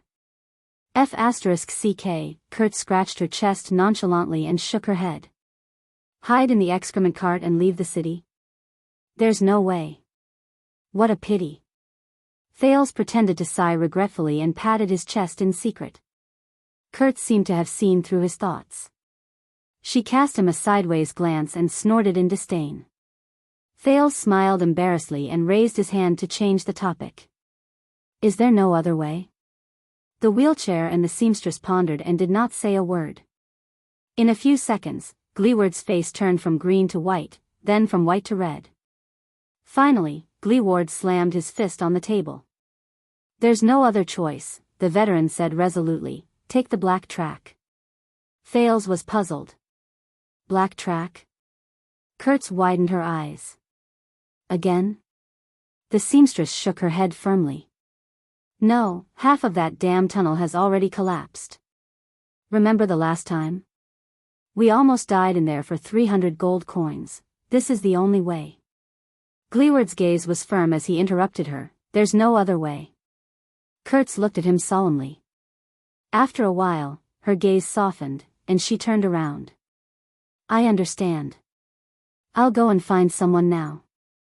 But when Kurtz was halfway through her turn, she turned her head back again and frowned. There's another problem. From today onwards, the patrol team has also set up a sentry post in Shield District. Gleeward's gaze became fierce. Where? Kurtz looked troubled. It's not far from the black track. We can't avoid it. It's said that it's the place where King Niven died. The higher-ups feel that we need to keep a close eye on it. Thales could clearly see Gleeward's expression change rapidly. F***ck them. Those bastards still dare to touch Shield District after they've taken the loot. Kurtz shrugged and scratched her neck. White Pig Peck is in charge of that sentry post. I gave him 6 copper coins, and he told me the truth. The disciplinary hall didn't want to come either. No one wants to break the tacit agreement between us, but this is an order from the Star Killer, Nicholas. Gleeward was stunned. Who? Kurt smiled in an ugly manner, and there was a helpless expression on her face. You rejected him in front of so many people during the day, and even called him a star manipulator. Do you remember? If it wasn't because he owed you a favor, that lunatic would have captured you a long time ago. I'm guessing, this is retribution for your foul mouth? Gleeward slapped his thigh angrily. F***ck the star manipulator. Disgusting dead face, shameless lackey, serves him right for not being able to be promoted even if he has to lick our balls for the rest of his life. Kurtz crossed her arms and pushed up her magnificent chest. Only then did she comfortably press her arms against her ribs. She looked at Gleeward as if she was looking at a child. Thales frowned as he listened to them discussing one of the famous 5 war generals, the captain of the Archduke's personal guards of Dragon Cloud City, Lord Nicholas, in a disrespectful manner. He nodded in agreement. A few seconds later, Gleeward regained his composure and mumbled, Can we bribe Peck? Can we bribe Peck? I remember he's from Shield District. Kurtz shook her head and said, Peck has more than 10 men under him. It's 3,000 gold coins. I can guarantee that they remember the prince's portrait better than their wives' faces. Not everyone dreams of going to the gallows like me. She cast a disdainful glance at Gleeward.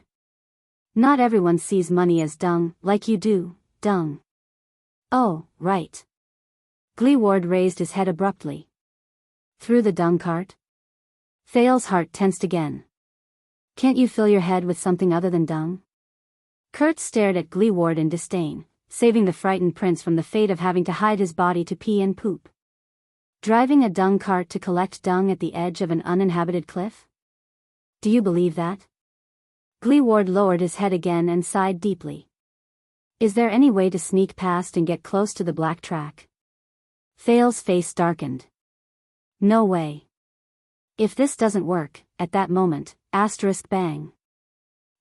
Gleeward slammed his palm on the table. Kurtz, the man on the wheelchair, scratched his chin. You just said, this person's skin is too white, and he's too short. Kurtz was stunned. Huh? Thales was puzzled as well. The next moment, Gleeward's eyes brightened. He raised his head and extended his hand. He instinctively patted Kurtz, and accidentally touched her chest. The puzzled Kurtz seemed to be used to it. She did not feel any anger from being violated. She followed his gaze to the ceiling and was immediately stunned. Thales, who did not know what was going on, slowly raised his head and looked in the direction of their gazes. That's, Thales' heart trembled, and his face turned pale. An ominous premonition immediately rose in his heart. He forced a smile with all his might and looked at the two Northlanders. His face twitched. Mr. Gleeward, Madam Kurtz, what are you thinking? The next moment, Gleeward and Kurtz lowered their heads and turned to Thales. The man and woman revealed strange smiles at the same time. Will it work? Gleeward asked with a cold smile on his face. We'll find out. Kurtz had a satisfied expression on her face. The atmosphere in the room changed. Thales' heart beat faster and faster. For the first time, he regretted escaping from Heroic Spirit Palace.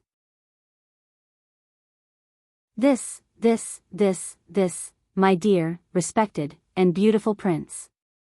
The seamstress reached out and pulled down the thing on top of her head. She picked up a pair of scissors and cut the air with a click. She smiled maliciously and said, a dung cart or this? Which one will you choose? Time seemed to have stopped for a long time. Thales stared at the clothes in Kurtz's hands in a daze. That, he blinked. His gaze was fixed on Kurtz's hands, and he felt his entire body tremble. The sin of Hell's river that would only appear in a life and death situation surged madly into his limbs. He saw the seamstress' hands. That's a wrinkled woman's long dress.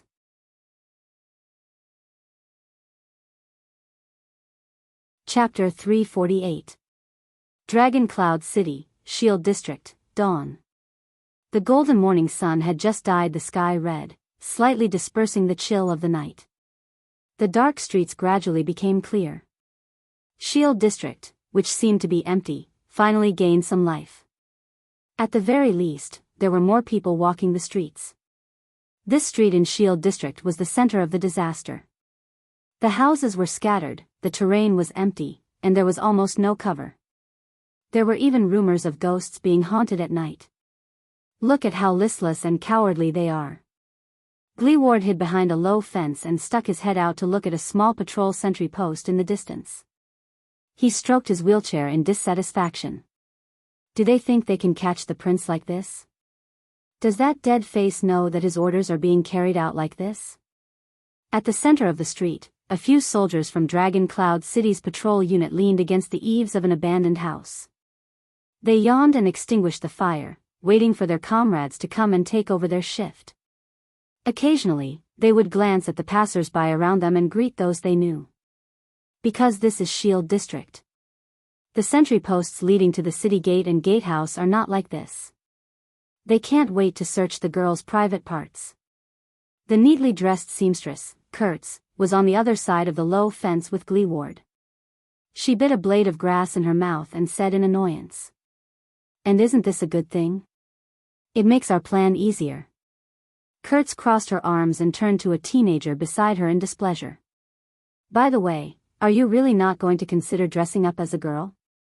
The handsome teenager dressed in sackcloth beside her blushed and shook his head vigorously. I've said it a few hundred times, Thales, who was leaning against the low fence, blushed. We only have one night. Even if we put on the best makeup, the girl's expressions, habits, behavior, and mentality are all developed step by step over a long period of time. They're carved into their bones. Without enough training and habits, how can I succeed? Kurtz looked disappointed. The blade of grass in her mouth swayed up and down. Yes, in the end, under Thales's fierce objection, last night in Kurtz's house, the suggestion about him disguising himself as a girl was left unsettled. Let's think about it again. Kurtz did not seem to be willing to give up on her last shred of hope. Even though it was just a few minutes before the operation, she still propped her arms up and stuck her head out. She looked at Thales with an expectant expression.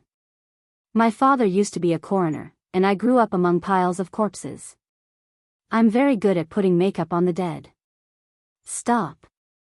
Thales firmly stretched out his hand and firmly pushed the seamstress' cheek away from his chest. He stopped her senseless act of using the blade of grass to scratch his ear. I don't have the habit of selling myself to satisfy your bad taste. Kurtz stared resentfully at the young prince who refused to obey her orders. Besides, the vigilant Thales gritted his teeth. Didn't we try on our makeup last night? It wouldn't work. You can't even see yourself in a mirror. Instead of pretending to be a boy who will reveal his true form after taking 2 steps, I've tried on my makeup. When he remembered what happened last night, Gleeward could not help but let out a low cough. He and Kurtz looked elsewhere as if nothing had happened, but their shoulders trembled, as if they were trying hard to hold back their laughter. Thales, who could not get rid of his hostility, was still immersed in his own world. He was troubled by the nightmare he experienced last night, and when he saw their reactions, he became even more embarrassed and angry. He tugged at his fringe in exasperation. And my hair? Look, I just cut it messily last night, and what about my voice? Thales deliberately crossed his arms over his chest and twisted his waist. With a croaky voice, he pinched his voice and said a few times, I'm sorry, I might have a hoarse voice, but that's a problem I got from mining when I was young. I'm actually a girl. What kind of joke is this? When he said this, the prince's expression changed drastically. He looked at the 2 people beside him, who had strange expressions on their faces, with righteous indignation. Gleeward rubbed his nose awkwardly. On the other side, Kurtz shook her head slightly and clicked her tongue. If someone told you that a man who has never received any training and has no daily experience can perfectly disguise himself as a woman, and not only will no one recognize him, but he will also be incredibly charming, making those of the same gender extremely jealous, and those of the opposite gender fall head over heels for him. Thales looked enraged. Then he must have read too many crappy night novels, or he hasn't had a girlfriend for too long. Gleeward, who was in the wheelchair, and Kurtz, who was sitting cross-legged, leaned back in their original positions with flagging interest. Thales was left behind, panting with rage as he digested his grievances alone. In the distance, a patrol team of 10 people walked over slowly. They completed their morning shift with the inspection sentry post that was temporarily set up. Gleeward and Kurtz exchanged glances and nodded. The veteran regained his serious expression. Brothers, are you ready? Yes, I called over 20 people from the blacksmith shop to the farm. They're all people who can't leave the city for the time being because of the lockdown. Kurtz rubbed her hands together with an expression that said, Don't worry, they think this is a trap to deal with those bastards in the market. Actually, that's not wrong. When he remembered last night, Gleeward exhaled harshly through his nose in indignation. Once this is over, I want to, all right, when it's time, there will be a fight here. Kurtz looked at the situation around her and interrupted Gleeward. There was a cautious look on her face, which was rarely seen on her face. Drag that sentry post into it as well. Hey, you. Gleeward gestured at Thales with his chin. And we'll take advantage of the chaos to go to the black track.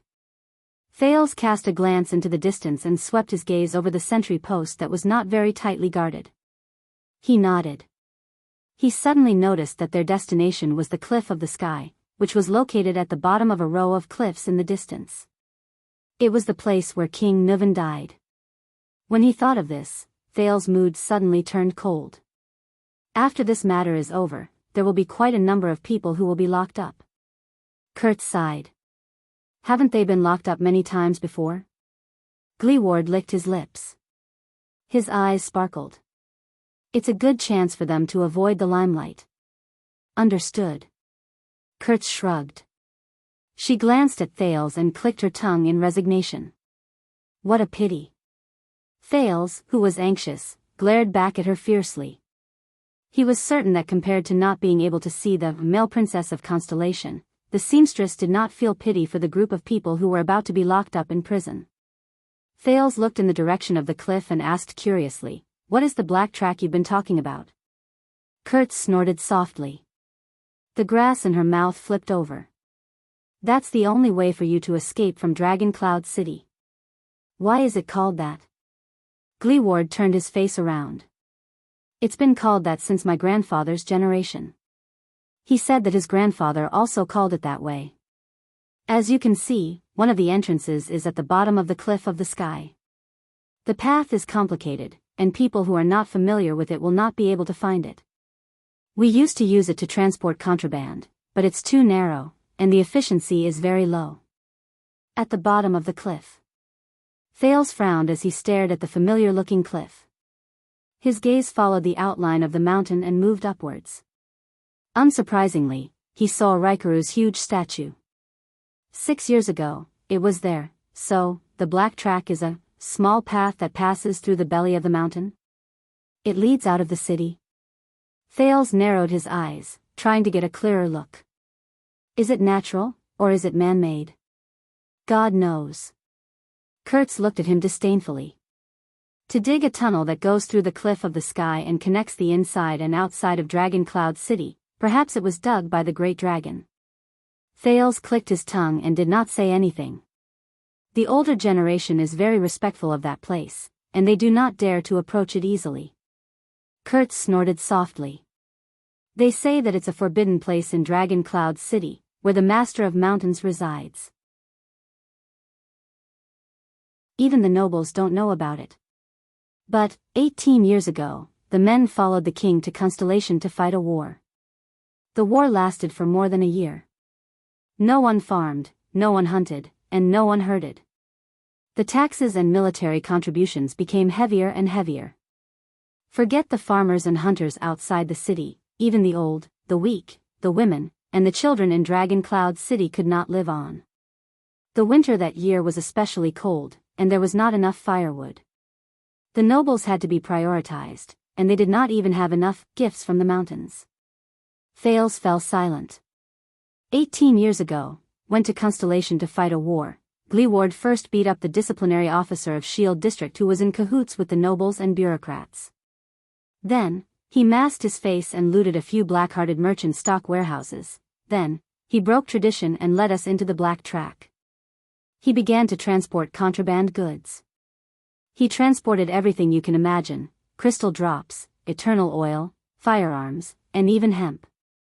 He also transported food, firewood, and medicine that he robbed from the front lines.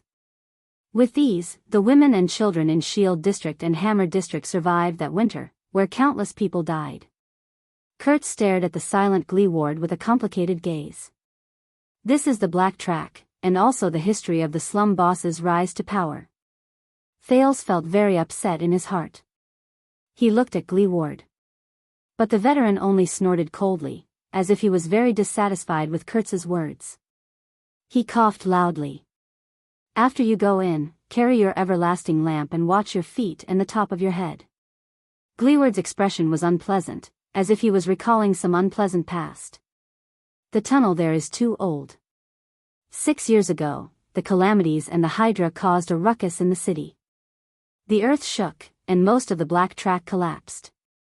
We don't know when the rest will collapse. Thales felt a chill in his heart. Calamities. Calamities again. The three people behind the low fence were silent for a while. The calamities, the prince said resentfully, brought about quite a lot of disasters, didn't they? Gleeward's hand, which was holding the wheelchair, suddenly tightened. Disasters? Kurtz laughed sarcastically. Disasters? You can look around you. The seamstress expression turned cold. But you can't imagine what it was like that day. She kicked away a piece of gravel beside her feet. Son of AB*****.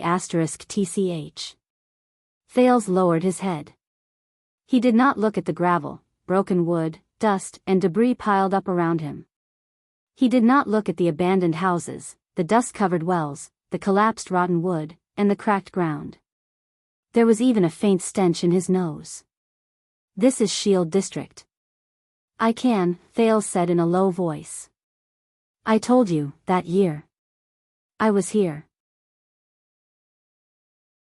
I saw how Shield District was destroyed, and I saw the people who died, but before he finished speaking, he felt an itch in his ear. Thales was shocked. He instinctively sat up to avoid Kurtz, who was tickling his ear with a grass root. There should be a limit to boasting. The seamstress waved the grass root in amusement. How old were you 6 years ago? Thales was stunned. You even saw Shield District's destruction? Why don't you just say it, Kurtz said with a mocking expression. Back then, you single-handedly and fearlessly killed the Blood Calamity and saved Dragon Cloud City? Wouldn't it make you look more impressive if you boast like this? Your Highness? Thales' face turned green and red. He slid down against the low fence like a deflated balloon. It's nothing. At this moment, Gleeward spoke airily. It was never about destruction. Both of them were stunned. They turned to look at the veteran. The calamities did not harm those who died either. They were lucky to a certain extent. They left forever in an instant.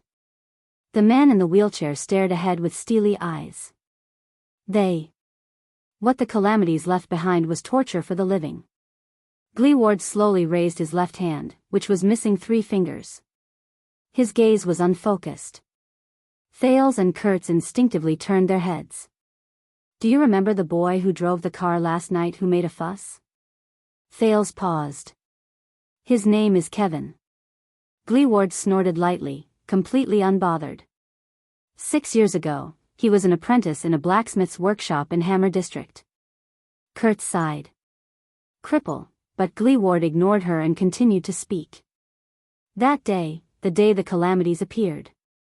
Kevin came to Shield District happily, brought a bouquet of flowers, and met his lover in secret. Gleeward stared at an abandoned well in the distance, which only had its outline left. Next to it was a collapsed stable, and dried feces could be vaguely seen. They were discovered by her father. I know that old man. He used to serve in the glacial sentries, and his skills were not just for show. What's worse is that he has a bad temper, and he values his daughter very much. When he said this, Gleeward smiled softly. The smile lines at the corners of his eyes were natural and smooth. Thales and Kurtz listened in silence. Poor Kevin screamed as he was whipped all the way from Shield District to Hammer District with his belt. Everyone on more than 10 streets knew about it. Their laughter was so loud that even Big Leatherbelt's big yellow dog chased after him for a few hundred meters. Gleeward's laughter was very cheerful. Kevin came to me and said a bunch of nonsense in a wronged manner. He said how much he liked the girl, that he wanted to become a good blacksmith, open a workshop, save enough money for his betrothal gift, and then tell the truth to his lover's father. The veteran shook his head with a disdainful expression. I still remember how stupid he looked when he said those words. I also remember how angry Big Leatherbelt looked when he came to settle the score with him. I also remember how Kevin crawled out of the closet after I tricked Big Leatherbelt into leaving. His face was full of indignation and ambition. Gleeward paused for a few seconds.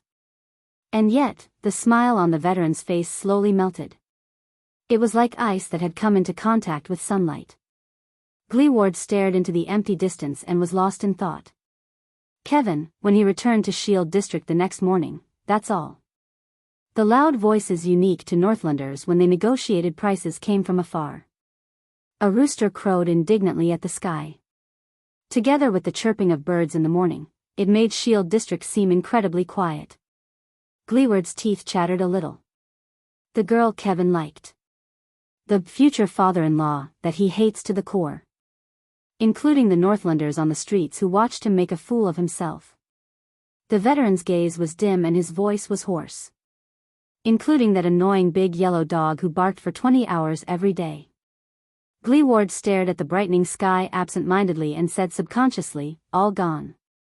Thales and Kurtz leaned against the low fence without moving. It was as if time had stopped. All of Shield District. The veteran lowered his head and picked up a piece of gravel from the ground. He could vaguely tell what it was made of. This is the only thing left. This is what they are. These are the things that the calamities left behind for the survivors. Thales exhaled slowly. His expression was stiff. When you see Kevin laughing heartily in the future, don't forget that this is the story behind him. Gleeward's gaze became serious, and a flame that had cooled down for a long time burned in his eyes. Gleeward snorted coldly. So, when you meet the survivors of the calamity, help them. Don't say that you can imagine it, don't say that you understand their pain, and don't say that you can feel it. Even if you are really the savior. The veteran turned his head slightly and stared at the silent Thales with a cold expression. Because that is very hypocritical. Thales opened his mouth to speak, but in the end, he could not say anything. Asterisk slap. Asterisk Gleeward placed his hand on Thales' shoulder. Also, if you really become the king in the future. Gleeward's expression was very serious, and Thales could even feel his hand trembling slightly. Become one of those high and mighty lords. I know what you nobles know. I don't believe that those calamities are the messengers sent by the legendary gods to punish the world, or those legendary anti-mystic equipment. You must have a way to deal with them. Thales stared at the veteran in front of him in a daze. Gleeward's expression was ferocious. Remember, gather all your men, all your strength, all your weapons, and find those calamities. No matter where they hide, find them. Find them all. Find them all. The prince's heart was in a mess. All sorts of emotions surged in his heart at the same time, and it was rather unpleasant. At that moment, Gleeward gritted his teeth, and his aura was chilling. From top to bottom, hunt them all.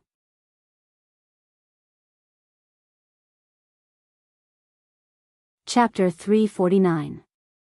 In the next second, Gleeward pushed Thales away and looked elsewhere.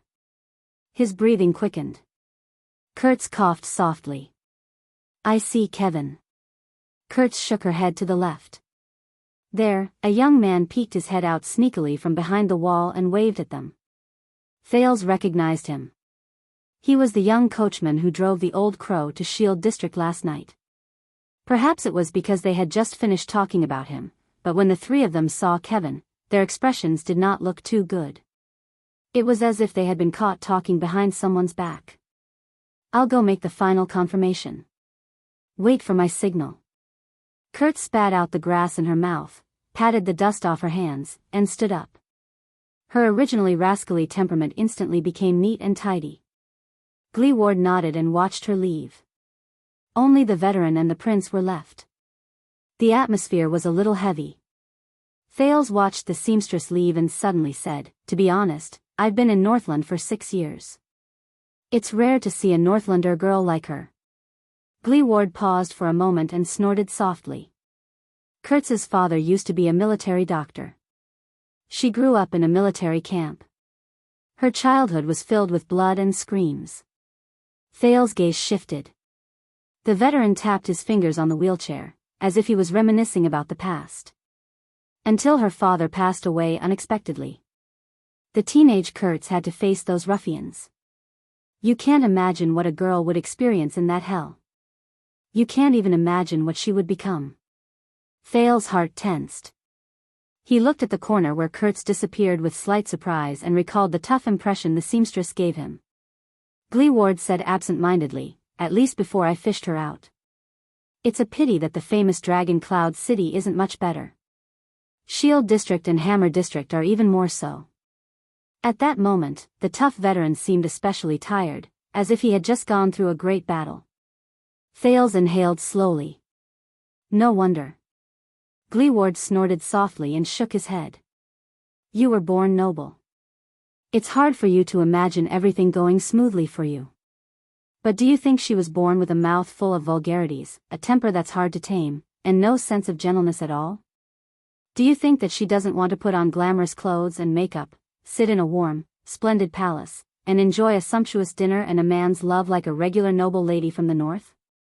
Gleeward tightened his grip on the wheelchair.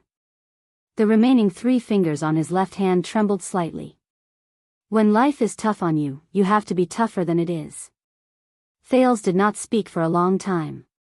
But then he looked up. But I think she's very good right now. The prince's heart was a little heavy for some reason, and his gaze was sharp. A woman at her strongest, most beautiful, and most charming. Dong! Thales cried out in surprise. He placed his hands on his aching forehead and looked at Gleeward indignantly. The veteran expressionlessly retracted his right hand, which was as big as a wok. Don't try to pick up girls at such a young age. Thales gave him an aggrieved look. But, you're right. She's great. Gleeward smiled faintly. The wrinkles at the corners of his eyes shone slightly. It's been more than 10 years. Kurtz has been our brother for a long time now. Thales rubbed his head hard and said in annoyance, just brothers? She'll be very disappointed. Gleeward cast him a glance, whether it was intentional or not, but he did not speak. A few seconds later, the veteran suddenly spoke. What kind of person is your father? Thales tensed up. My father? Gleeward turned his face to the other side and shook his head. He shrugged as if he did not care. Yes. The prince blinked. That's a memory from too long ago. Thales frowned and answered rather hesitantly, he's a king. Asterisk dong. Asterisk the second time, Thales held his head with tears in his eyes and watched indignantly as Gleeward retracted his right hand. Why? Gleeward was rather exasperated. *CK, who the hell doesn't know that your father is a king? Say something else, something useful, all right? Thales gritted his teeth. Don't touch me again. Something else? The prince was about to speak, but a thought came to his mind. Why do you want to know this? Gleeward coughed and turned his head around in a seemingly normal manner. Oh, about that. You know, the 2 kings of Extet were despicable and shameless bastards. The veteran shrugged a second time, completely unbothered. He rubbed his back against the wheelchair. I was just wondering if the king of Constellation is the same. Thales revealed a doubtful gaze. But the old crow said that you don't care about high-level politics. Gleeward's expression changed. Yes. I suddenly changed my mind. It's not a bad thing to know more. The next time we meet, I can mock him instead. The veteran shrugged a third time. Thales stared at Gleeward thoughtfully. Then, Gleeward coughed in embarrassment and turned his face away. Thales asked tentatively, but didn't you say that you don't want to see him again, Hicks? Gleeward's face turned red. It's none of your business. Of course, but... Thales carefully observed Gleeward's side profile and narrowed his eyes. Why does it have to be my father? Gleeward's expression froze. Oh, come on. He waved his hand and interrupted Thales in annoyance. You know. Forget it, forget about it. Gleeward snorted coldly. It was obvious that he was extremely displeased. Who the *CK cares about your king daddy? The veteran crossed his arms and turned around. While shrugging for the 4th time, he angrily muttered to himself, he's just another precocious, young, rich, handsome, charming, and domineering gigolo. Thales stared at him quietly and smiled. What about Thurin? Gleeward trembled slightly. Huh? You heard what I said. Thales sighed. What about my mother? What kind of person is she? This question caused him to wait for an exceptionally long time. After a long while, Gleeward curled his lips and shook his head in disdain. Your mother? Ha! That annoying little girl with a crooked brain. The veteran in the wheelchair revealed a complicated and indecipherable expression as he spoke nonchalantly. She's best at causing a lot of trouble and provoking everyone. Fooling everyone into cleaning up after her. Thales nodded. Including you? But spare me. Gleeward shook his head and sneered. I hate her the most. Thales smiled faintly. You and Hicks were once slaves in the desert, right? This question seemed to have poked Gleeward's sore spot. Hey. He bounced a few inches on the wheelchair. He was very annoyed. I don't care what the old crow told you. Gleeward pointed at Thales with a hostile expression. I agreed to help you with a small favor, but that doesn't mean we're very close. Stop with that I'm your good friend, that emotional trick. Thales blinked helplessly to show that he understood. The two of them leaned back in their seats again and waited for Kurtz's signal. Then, Gleeward spoke again. Hey, the old crow didn't tell me much, but judging from the direction you're going. Gleeward seemed to be unable to recover from his rage naturally. He said stiffly, You're going to the desert, aren't you? Thales' heart tensed. He spread his arms and only smiled with his eyes narrowed. But Gleeward seemed to have seen through his thoughts. He snorted softly. Listen, if you want to enter the desert, you'd better have a skilled guide, or else. Gleeward shook his head disapprovingly. Thales thought of something.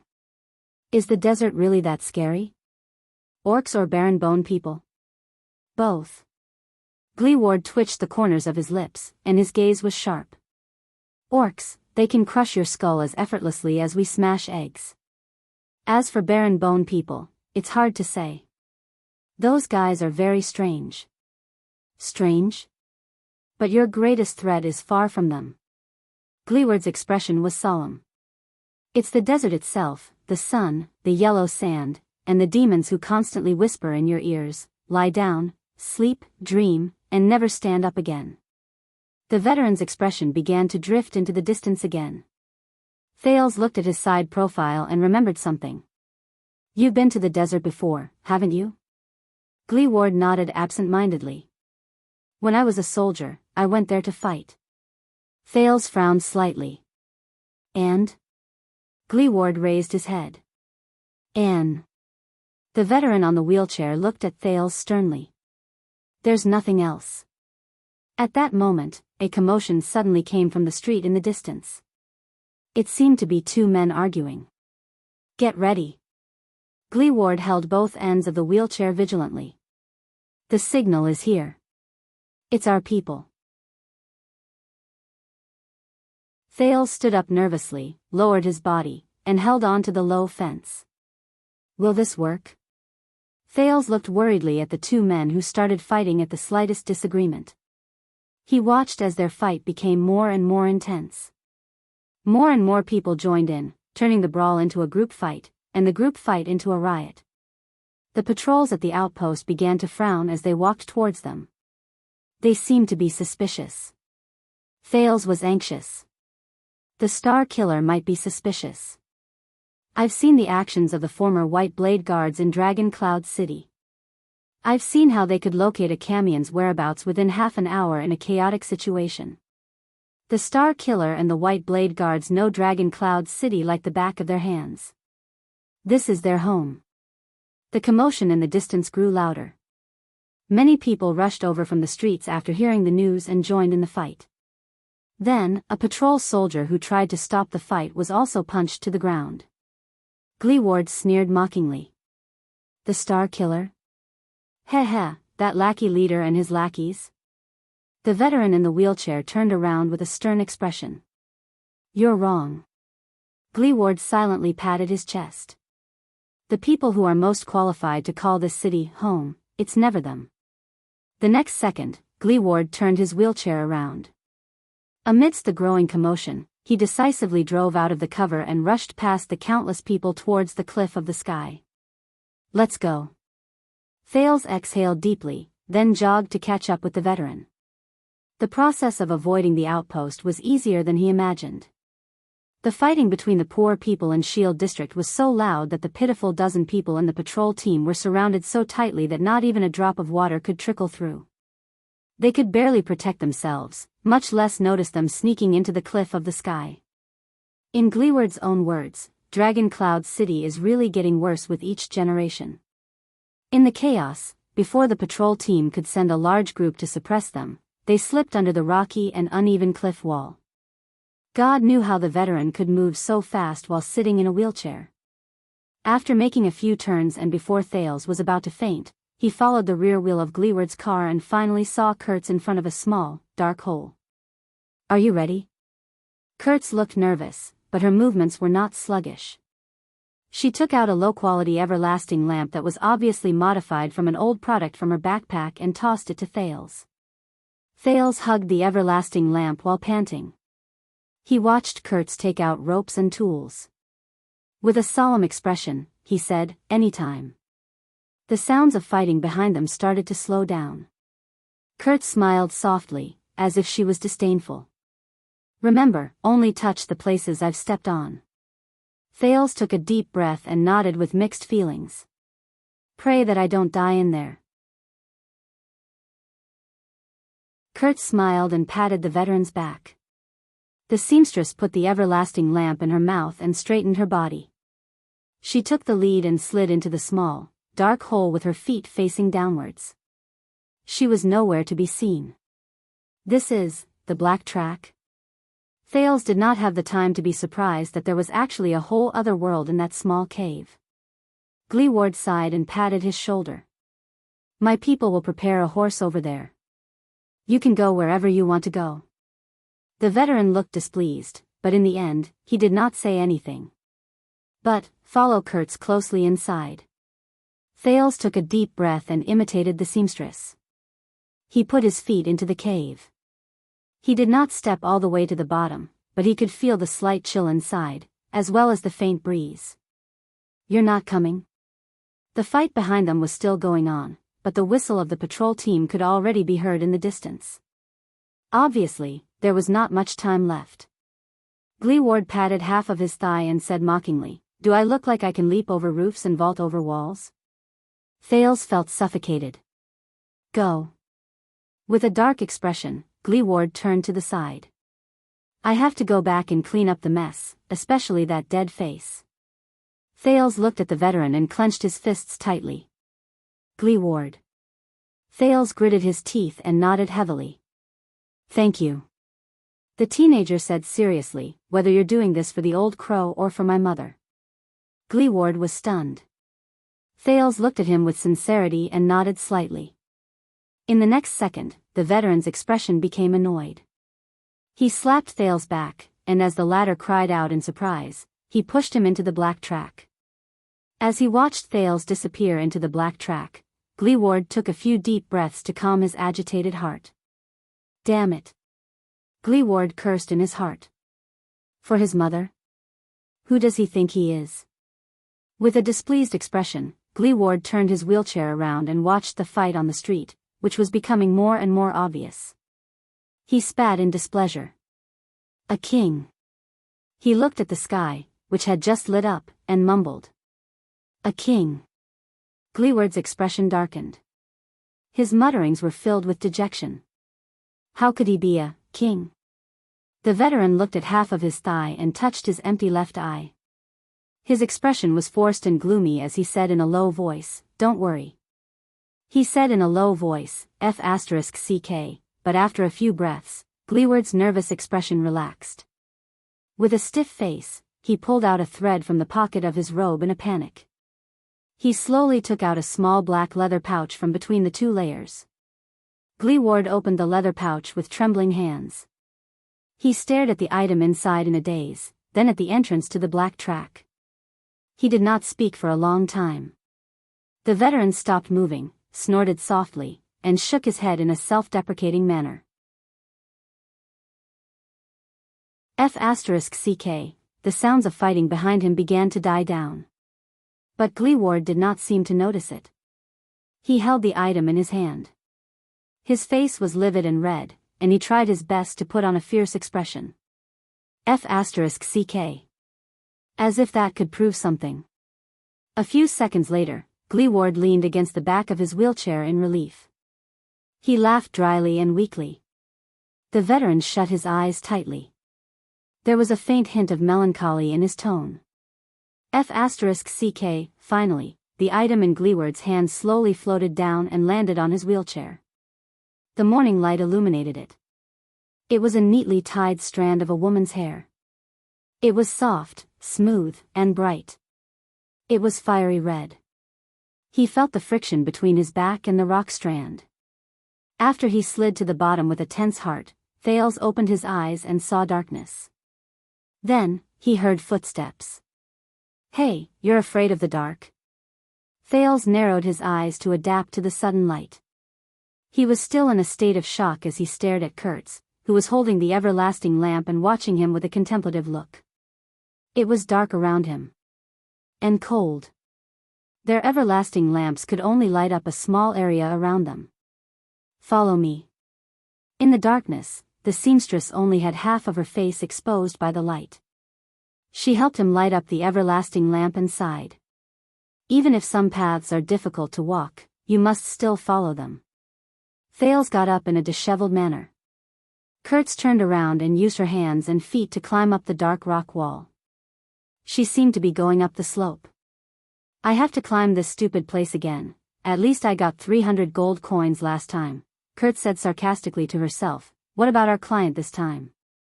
He gave us a chance to be hanged, ha! Prince? Humph, Thales could only pretend that he did not hear it. The black track was narrower than Thales had imagined.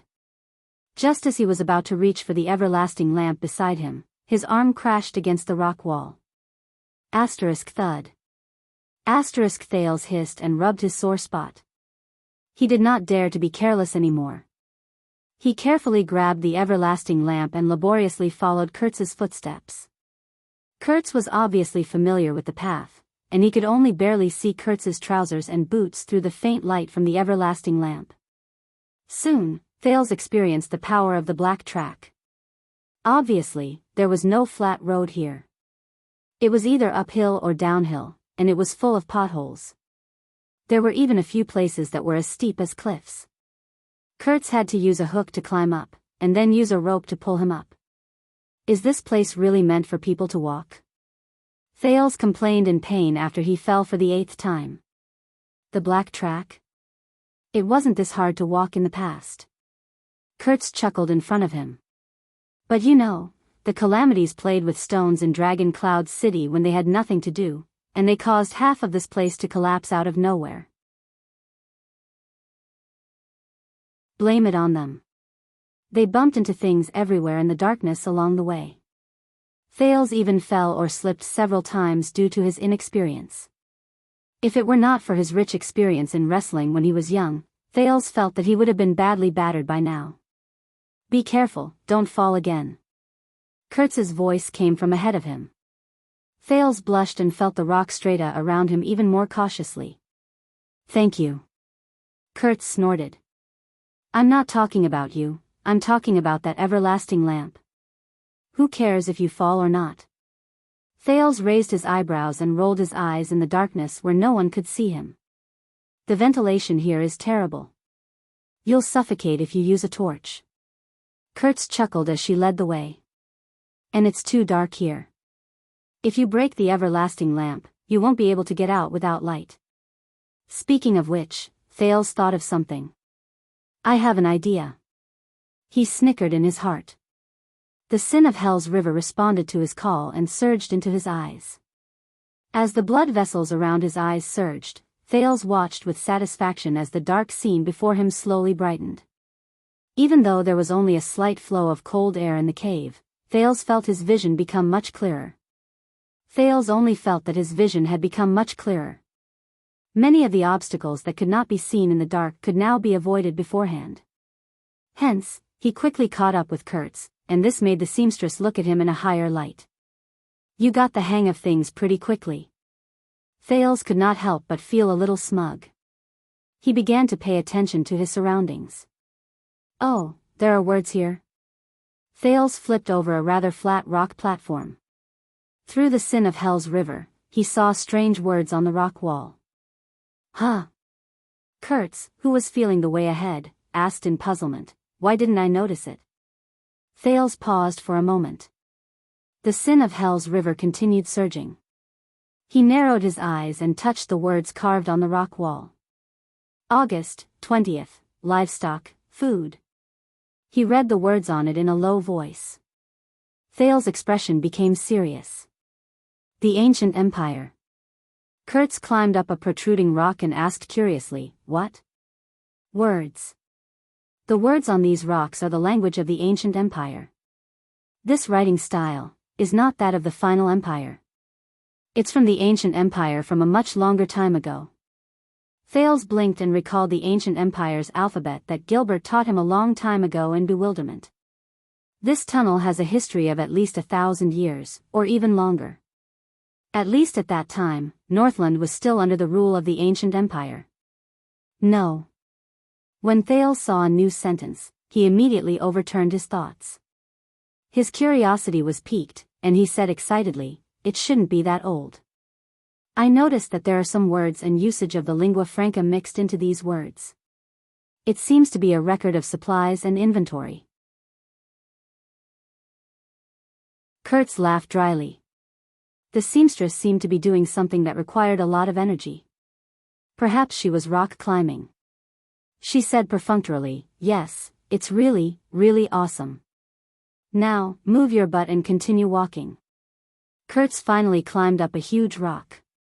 She panted, stuck her head out, and extended her hand towards Thales. She said in annoyance, "Then give me your hand. I'll pull you up."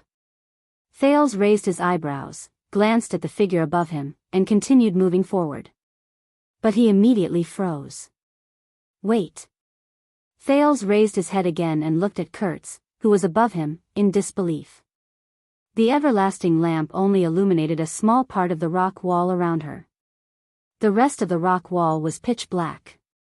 But, when he saw the scene before him clearly, Thales was suddenly shocked. He blinked in astonishment. In his field of vision, which was as dark as day due to the sin of Hell's River, on the rock stratum above Kurtz's head, suddenly, there was another person. It was a man. He wore an ancient-looking armor and had complicated braids. His face was thin, and his mouth was open. His eyes bulged out, but there were no pupils. There was only white in his eyes. He looked like a corpse. Thales noticed in the faint chill that there was only black in the golden light from the lamp in the dark black track. But the man was brightly colored. He wore a dark green shoulder armor, a bright silver chainmail, and a dark red belt. Even the colors of his weapons were clearly distinguishable. What was even stranger was that the man looked as if he was embedded in the rock stratum with his face down. He went against gravity and laid upside down on top of Kurtz's head. At that moment, Thales felt his entire body stiffen. He suddenly remembered the story of the back-to-back bunk in the university dormitory in another illusory world. Why now, I know. I'm most afraid of this kind of thing, hey. Kurtz shook her arm impatiently and said, "Are you stupid?" In the next second, the man moved. Bit by bit, he lowered his neck stiffly. It was as if his neck had become rusty. Thales' skin started to crawl, and a chill ran down his spine. In the next moment, as if he had lowered his neck to its limit, he started to move his eyes, which were devoid of any life force, and stared lifelessly at Kurtz beneath him. He slowly pulled up the thin muscles on his cheeks and put on a stiff and cold smile. He revealed his abnormally sharp, rust-colored teeth, and with a hoarse voice that sounded as if his vocal cords had been torn apart, he uttered a phrase. When he heard the phrase that was dragged out, Thales froze. It was the language of the Ancient Empire. Live, people, but Kurtz's face was still filled with impatience. She did not seem to notice the thing that was only a few inches above her head. "Do you still want to come up?" It was as if she did not even hear that phrase. Thales took a deep breath and lowered his head to suppress the trembling in his body. "Now. How should I tell Kurtz that there's something above your head? There's. Thales took a few deep breaths and desperately chased away his fear. He made up his mind. What's wrong with that? No, it's just a ghost. Filled with indignation, Thales gritted his teeth, opened his eyes, and raised his head abruptly. But he was stunned again. There was only a layer of black rock above Kurtz's head. It's empty. The man lying on the ground, the brightly colored ghost. It's as if they never appeared. Hey, hey, hey. Kurtz looked at the dumbfounded Thales with a displeased expression. The light shone on the side of her face and the rock wall.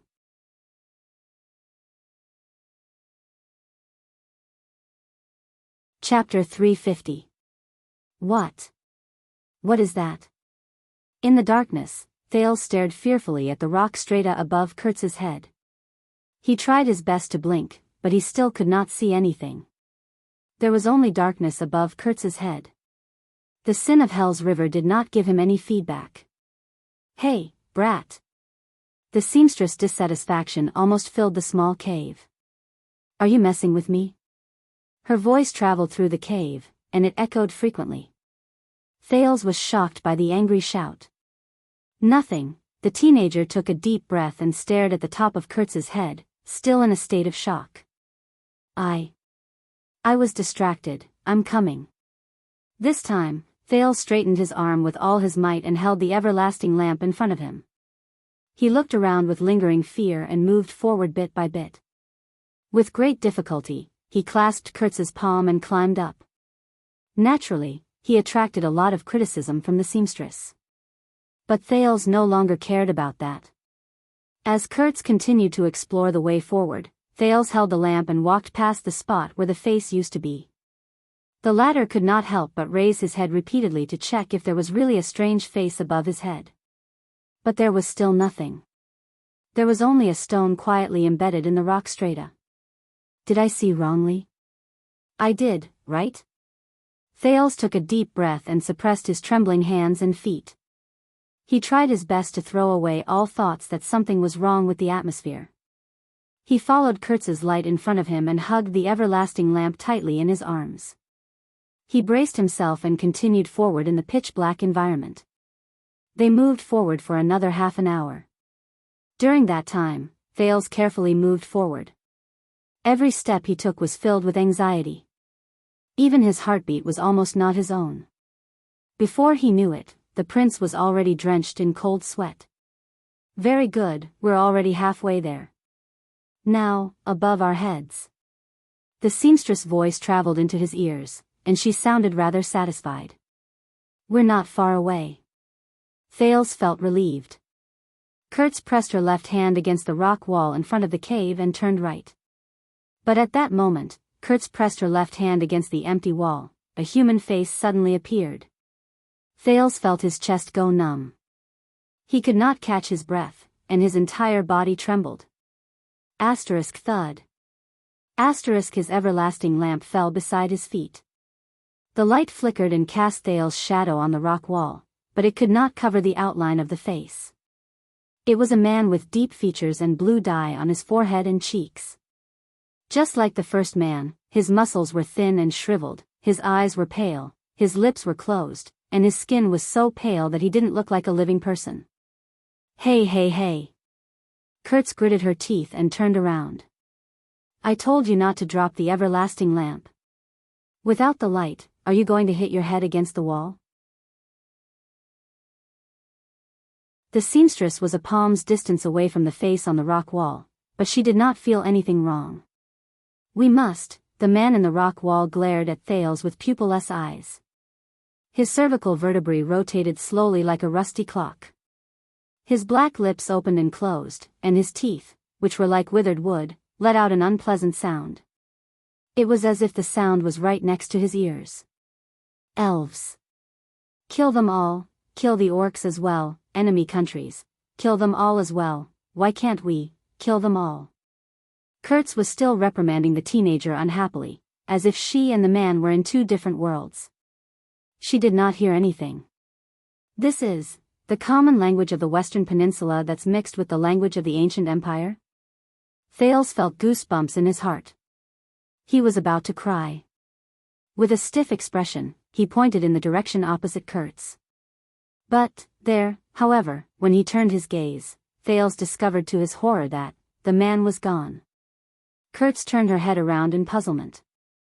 There was only a black rock wall behind her. There was no human face. It was covered by alternating lights and shadows, and it was as serene as ever. Thales was stunned. He started to tremble slightly. Kurtz frowned and looked at him. Hey! What's there? The teenager shook his head violently. Thales sucked in a deep breath and sprang up like an agile rabbit. He picked up the everlasting lamp, and using both his hands and feet, he practically rolled and crawled away from the rock wall. He ran in front of Kurtz. The petrified prince turned around the strange rock wall, and before his eyes was another stretch of darkness. He could barely see a downward slope. No, Kurtz. Thales gulped as he ran. His fingers were numb, and his voice was unsteady. Something's not right. Kurtz was a little stunned. What? Thales firmly resisted the desire to turn his head around. He shook his head vigorously. The black track. This place is very strange. I saw some things. Kurtz looked at Thales' disheveled appearance as if she was deep in thought. Suddenly, she giggled. Are you really afraid of the dark? Thales, who was terrified, bit his lower lip and tried his best not to think. This isn't the dark, he was cut off. Be good and shut up.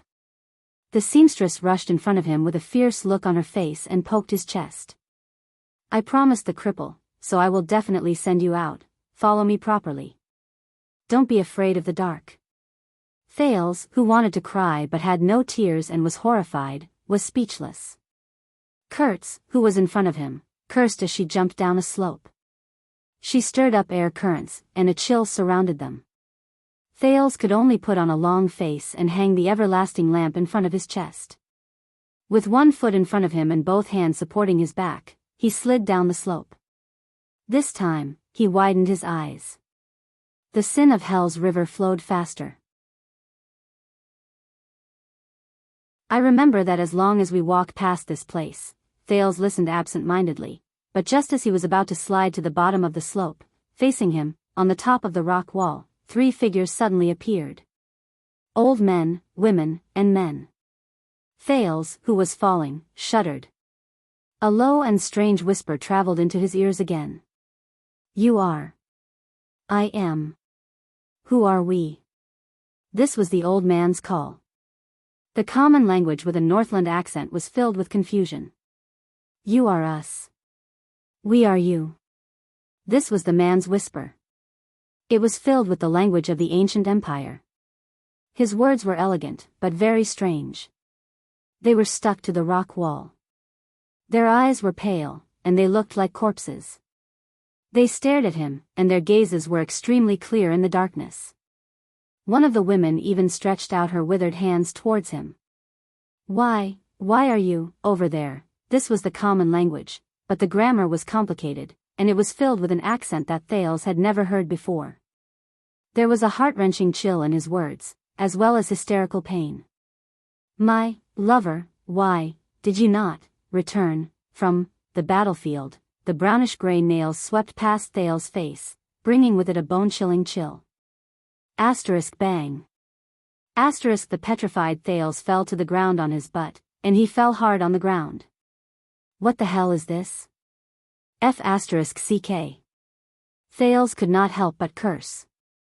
At that moment, he only felt goosebumps all over his body. He got up and took a step forward, just wanting to stay further away from the figures above him. What the hell is this place? Panting, Thales, who was panicking in the dark, bumped into Kurtz, who was trying to recall the way back. Are you crazy? The seamstress staggered when he bumped into her. She turned around with an angry expression. I swear, if you... But she could not finish her sentence. Both of them felt the ground under their feet shake slightly. Kurtz and Thales held their breaths at the same time. At the same time, a frightening sound came from the rock strata in the dark. Asterisk crack. Asterisk both of their faces turned pale. Asterisk crack. Asterisk this? Thales listened carefully to the frightening sound. It sounds like, rocks cracking. A few seconds later, the cracking sound grew louder. Asterisk rustle, asterisk under the weak illumination provided by the 2 everlasting lamps, Kurtz and Thales stared at each other. With a pale face, Kurtz touched the top of her head. A few pieces of rubble the size of fingernails had fallen on their heads. *T, that was the only word she had time to utter. The ground shook violently again. The panicked Thales grabbed the rock beside him so that he did not fall. Feeling the ground shake, Kurtz finally stabilized herself with great difficulty. Her expression changed drastically. Damn it. Something must have collapsed again. She had just finished speaking. Bang. The cracking sound and shaking sound turned into a piercing crash. It was as if a huge rock had fallen behind them. The seamstress' expression was unpleasant. She could not care about reprimanding Thales. She hung the everlasting lamp around her neck and nimbly climbed up the path. Run. Thud. A huge rock smashed onto a low slope not far from them and rolled down. Thales' heart trembled. He knew that this was not the time to be afraid of ghosts. The prince could not care about preserving his strength. He summoned the familiar yet unfamiliar power and desperately activated the sin of Hell's river in his body. Boom. The sin of Hell's river happily rushed to the top of his head and filled his entire body. Thales felt the pulsation of his blood vessels and the fullness of his muscles. He felt his vision clearer than day and the flow of air in the cave. Thales stomped on the ground and instantly stood up. He clung to the rock wall and chased after Kurtz with all his might. The ground shook again. Soon, the sounds around him turned into a deafening roar. Together with the tremors of the rock strata and the ground, they traveled into his ears. Rumble. The terrified prince caught up to Kurtz. Boom. The sounds of falling rocks became louder and more frequent, as if they were very close. What the hell? Thales desperately jumped over a shallow pit and clung to a rock strata going up the slope. He gritted his teeth and shouted in the midst of the roars, "This stupid place. Was it like this before?" The ground shook again. Thales lost his footing and fell to the ground. His everlasting lamp crashed against the rock wall and was instantly extinguished with a shattering sound. But he could not care about that now. Escaping was more important. His skin crawled. Thales propped himself up again and covered a distance of a few meters with just 2 or 3 steps. As the ground shook violently, he fell on his face countless times, but he could only move forward with all his might. Who knows? The last time I brought someone here was 6 years ago. Kurtz's exasperated voice came from the roars. It was obvious that she was not having a good time either. After Shield District was destroyed, the black track would sometimes collapse. That's why the cripples sealed this place. Thales crashed into the walls left and right during the tremors. He struggled to maintain his balance and keep moving forward. But in such a terrible environment, even Kurtz, who was very familiar with the path, could not move faster. Bang. Boom. A loud sound came from behind them. The slope that they passed by earlier was smashed by a rock that had fallen from an unknown place. Crushed stones flew everywhere. When Thales turned his head around and saw this scene, his soul almost left his body. Thales took 2 steps forward and avoided a falling rock to his left. Bang. But this was far from the worst. As the falling rock smashed open a crack, another person appeared in shock. It was a withered figure with white hair.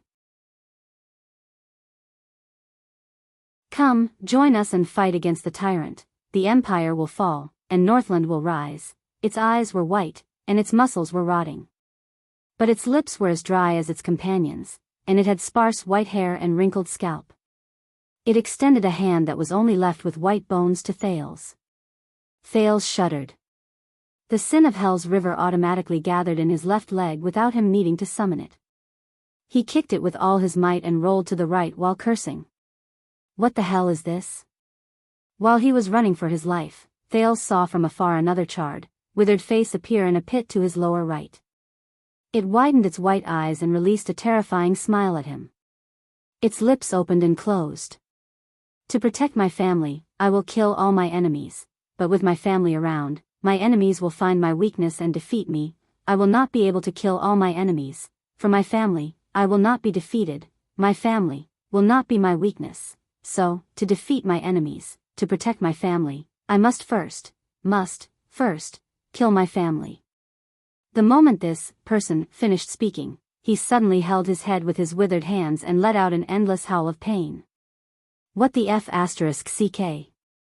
Thales covered his ears and roared in anger in his heart as he rolled and crawled towards Kurtz. What the hell is this? In front of him, Kurtz came to a sudden stop, and Thales almost crashed into her. Bang. My God, the roads I remember are all messed up. Kurtz, who was panicking, howled in anger. The everlasting lamp swayed violently in front of her chest. Why are we so unlucky? I feel like wherever we go is collapsing.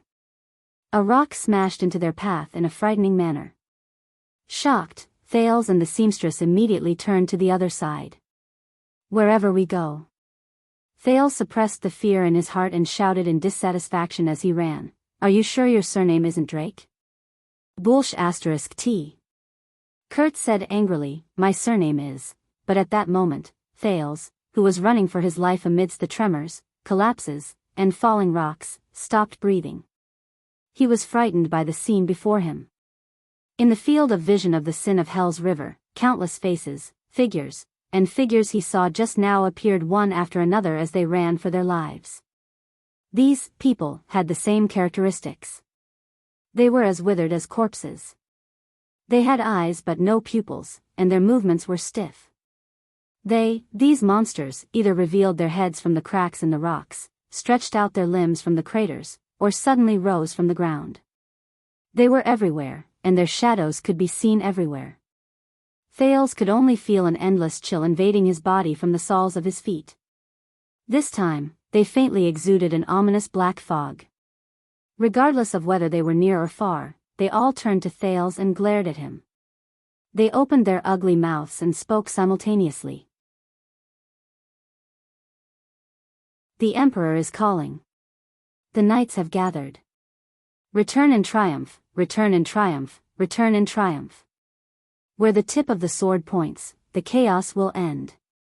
After this war, the Empire will have no enemies, and we will be able to return home. We are surrounded. We don't need to leave any rations. Those who are injured, leave your horses with the healthy. Those who don't have weapons, search the bodies of the others. Cavaliers, equip yourselves. We will make one last charge.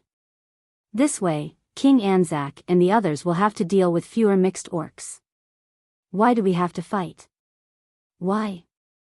The West Billows didn't attack us, so why do we have to attack them? Sel, Karali, Rakatasada. Kalalukale. Selical. There were all sorts of languages, including the elegant or common language of the ancient empire, the ancient or modern lingua franca, and many other languages that Thales seemed familiar with but could not understand. There were even a few existences who did not look like normal humans. They were screaming in pain in a language that he could not understand at all. The cave was instantly filled with noise. But Kurtz was the same as always. She did not seem to have noticed anything and only ran forward desperately. More and more words seeped into Thales' ears. Some were whispered, some were growled, and some were roared. They were accompanied by layers of abnormal emotions. The terrified Thales wailed and increased his speed in a flurry. He only wanted to run as fast as he could and escape this godforsaken place. The voices continued. It doesn't matter if they have weapons or not. The reason is simple. This is the place the Emperor designated. It is our territory. If they don't admit that they are from the Empire, then they are our enemies. The uprising failed. The entire army was wiped out. The inspectors of the Empire will be here soon. Run, sound the bugle. It's the ice bastards.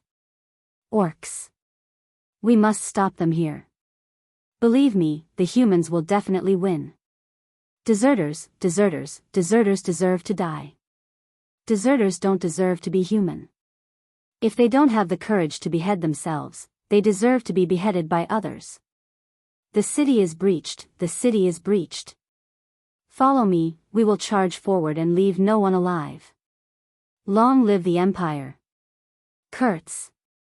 Thales covered his ears and wailed, enduring the headache that came at him inch by inch. Kurtz. He forced himself not to look at the skinny, ferocious and terrifying female person, who was only an arm's length away from him. He shot past the obstacles without a care in the world. He relied on the vision of the sin of Hell's River to prevent himself from falling in the darkness. We have to leave this place as soon as possible. The black track. Something is very wrong with this place. Amid the rumbling sounds, Kurtz's enraged voice traveled from the front. She seemed to have just avoided a rock that fell on her head. Yes, I can see it too, also, thank you for your nonsense. Crack, the moment Kurtz turned around, another huge rock above her head cracked. It fell vertically. Be careful. Kurtz subconsciously raised her head, and her face instantly turned pale. That rock enveloped all of them beneath it. Thales felt his skin crawl. He did not care about the soreness in his legs and exerted his strength to catch up. But when he saw the situation before him clearly, he felt a chill in his heart as he charged forward. No. The area of the rock that fell from above my head is too large. Even if he pounced on Kurtz, even if they charged at full speed, I can't avoid it. What should I do? The huge rock was only a few meters away from Kurtz's head. What should I do? At that moment, Thales desperately tried to recall all the skills he could use. Jayla, Ralph, Waya, Black Sword, the Corleone sisters, Ida, but in the face of such a crisis, their skills, and emergency measures were all useless. What should I do? At that moment, a figure that Thales did not expect suddenly appeared in his mind. In his memories, that man's expression was cold and his face was pale. He swung the blade in his hand and miraculously retracted it. Thales shuddered. The rare power of eradication seeped into his bones and joints, and an indescribable power erupted. In the blink of an eye, Thales sped up and pounced on Kurtz, who was in front of him. He held her waist tightly. As Kurtz screamed, they fell forward together, and the huge rock above their heads drew closer and closer. Thales gritted his teeth. The sin of Hell's River began to roar in his body, causing his pores to shrink. The surging blood in his veins gradually drowned out the endless words of those people. His bones began to groan. Ah! Thales could not help but let out an angry grunt amidst the intense pain. The rock above his head drew closer and closer. It even began to reflect the light from the everlasting lamp. In the next moment, his forward momentum came to a miraculous stop. Thales' legs were firmly planted on the ground. They did not fall. That was not all. The joints in Thales' body let out unpleasant explosive sounds. Thales' face contorted. The power of eradication gathered in his legs. As if he had overcome inertia, the young prince's body, which had just reached this point, suddenly turned backwards. Bang. The huge rock fell. The loud sound echoed in his ears. Kurtz sat on the ground and stared at the scene before her in a daze. She stared at the rock that was only a few inches away from her. Beside her, Thales lay on the ground and panted heavily in pain. Crash, the rock that fell before them shattered inch by inch, and many of it rolled to their feet. At that critical moment, Thales pounced forward towards Kurtz. Then, in an inconceivable manner, he instantly changed his direction and leaped 2 meters backwards, dragging them out of the area where the falling rock fell. Wow! Kurtz slowly came to her senses. She widened her eyes. How did you do it? Don't ask. This came from Thales, whose legs were numb and he could barely breathe. Damn it, Thales panted in a disheveled manner, but he could feel the tremors on the ground continuing. The roars beside his ears did not weaken. This wants me to die. At that moment, Thales, who was lying on his back on the ground, suddenly narrowed his eyes. Right above his head, a terrifying face appeared on the rock wall. Thales recognized that face, the thin facial muscles, the stiff smile, the sharp, rust-colored teeth, and the brightly colored armor. It's that man. It looked at Thales with its pale, defeated eyes. It moved its stiff neck inch by inch and spoke slowly. Come. You shouldn't be there. You belong to us. It was still the standard, classical, and clear enunciation of the language of the ancient empire. If one ignored the deep chill contained in it, the moment it finished speaking, a thick black fog spread out from its body.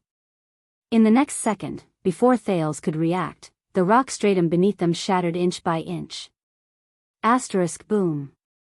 Asterisk hey. The panicked Kurtz only had time to shout one word before she sank with the collapse of the rock. Kurtz. Thales cried out in surprise and pounced forward, wanting to grab the panicking seamstress. Grab me. But his hand could only brush past Kurtz's figure in vain, and he touched her finger one last time. Kurtz fell and moved further and further away from him. The shock on her face had yet to fade. Thales watched the woman fall in the darkness with a dumbfounded expression. But he could do nothing. Until the seamstress figure was completely swallowed by the darkness. He could no longer see her. Above him, a hoarse and terrifying voice spoke in the language of the ancient empire with a threatening chill. Come, comrade.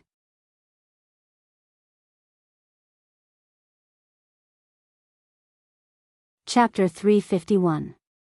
Thales gritted his teeth and trembled a little. He looked up abruptly. However, the strange man on the rock wall disappeared again. Thales' breathing quickened. No, Kurtz, he could no longer care about those supernatural beings. Thales frantically stretched out his hands towards the edge of the collapsed wall, trying to grab hold of something so that he could climb down and search for Kurtz. But it was as if the black track was deliberately toying with him. A cracking sound came from above him again. Asterisk rumble, asterisk a rock fell. Thales instinctively pounced to the side. The rock fell on his original spot, and shards flew everywhere. Damn it, damn it. Asterisk bang. Asterisk countless stones continued to fall beside him and above him. The teenager could only hug his head tightly and curl into a ball. He rolled left and right under the perception of the sin of Hell's River, trying his best to avoid the larger stones. Asterisk rumble, rumble, asterisk finally, Thales felt that everything around him had quietened down. The prince panted and put down his arms. He lay down on his back and endured the pain in his eyes. Kurtz, when he remembered the seamstress's despairing face, Thales could not help but clench his fists and slam them on the ground. At this moment, Thales suddenly felt a chill on the top of his head. He sat up abruptly. As expected, the prince was horrified to see that countless figures had appeared around him again.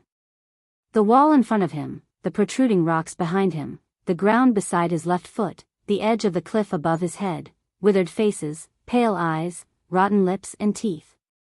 It's them. It's them again. Countless strange faces slowly surged out of the rock wall like they were surfacing on the surface of water, as if they were not corporeal.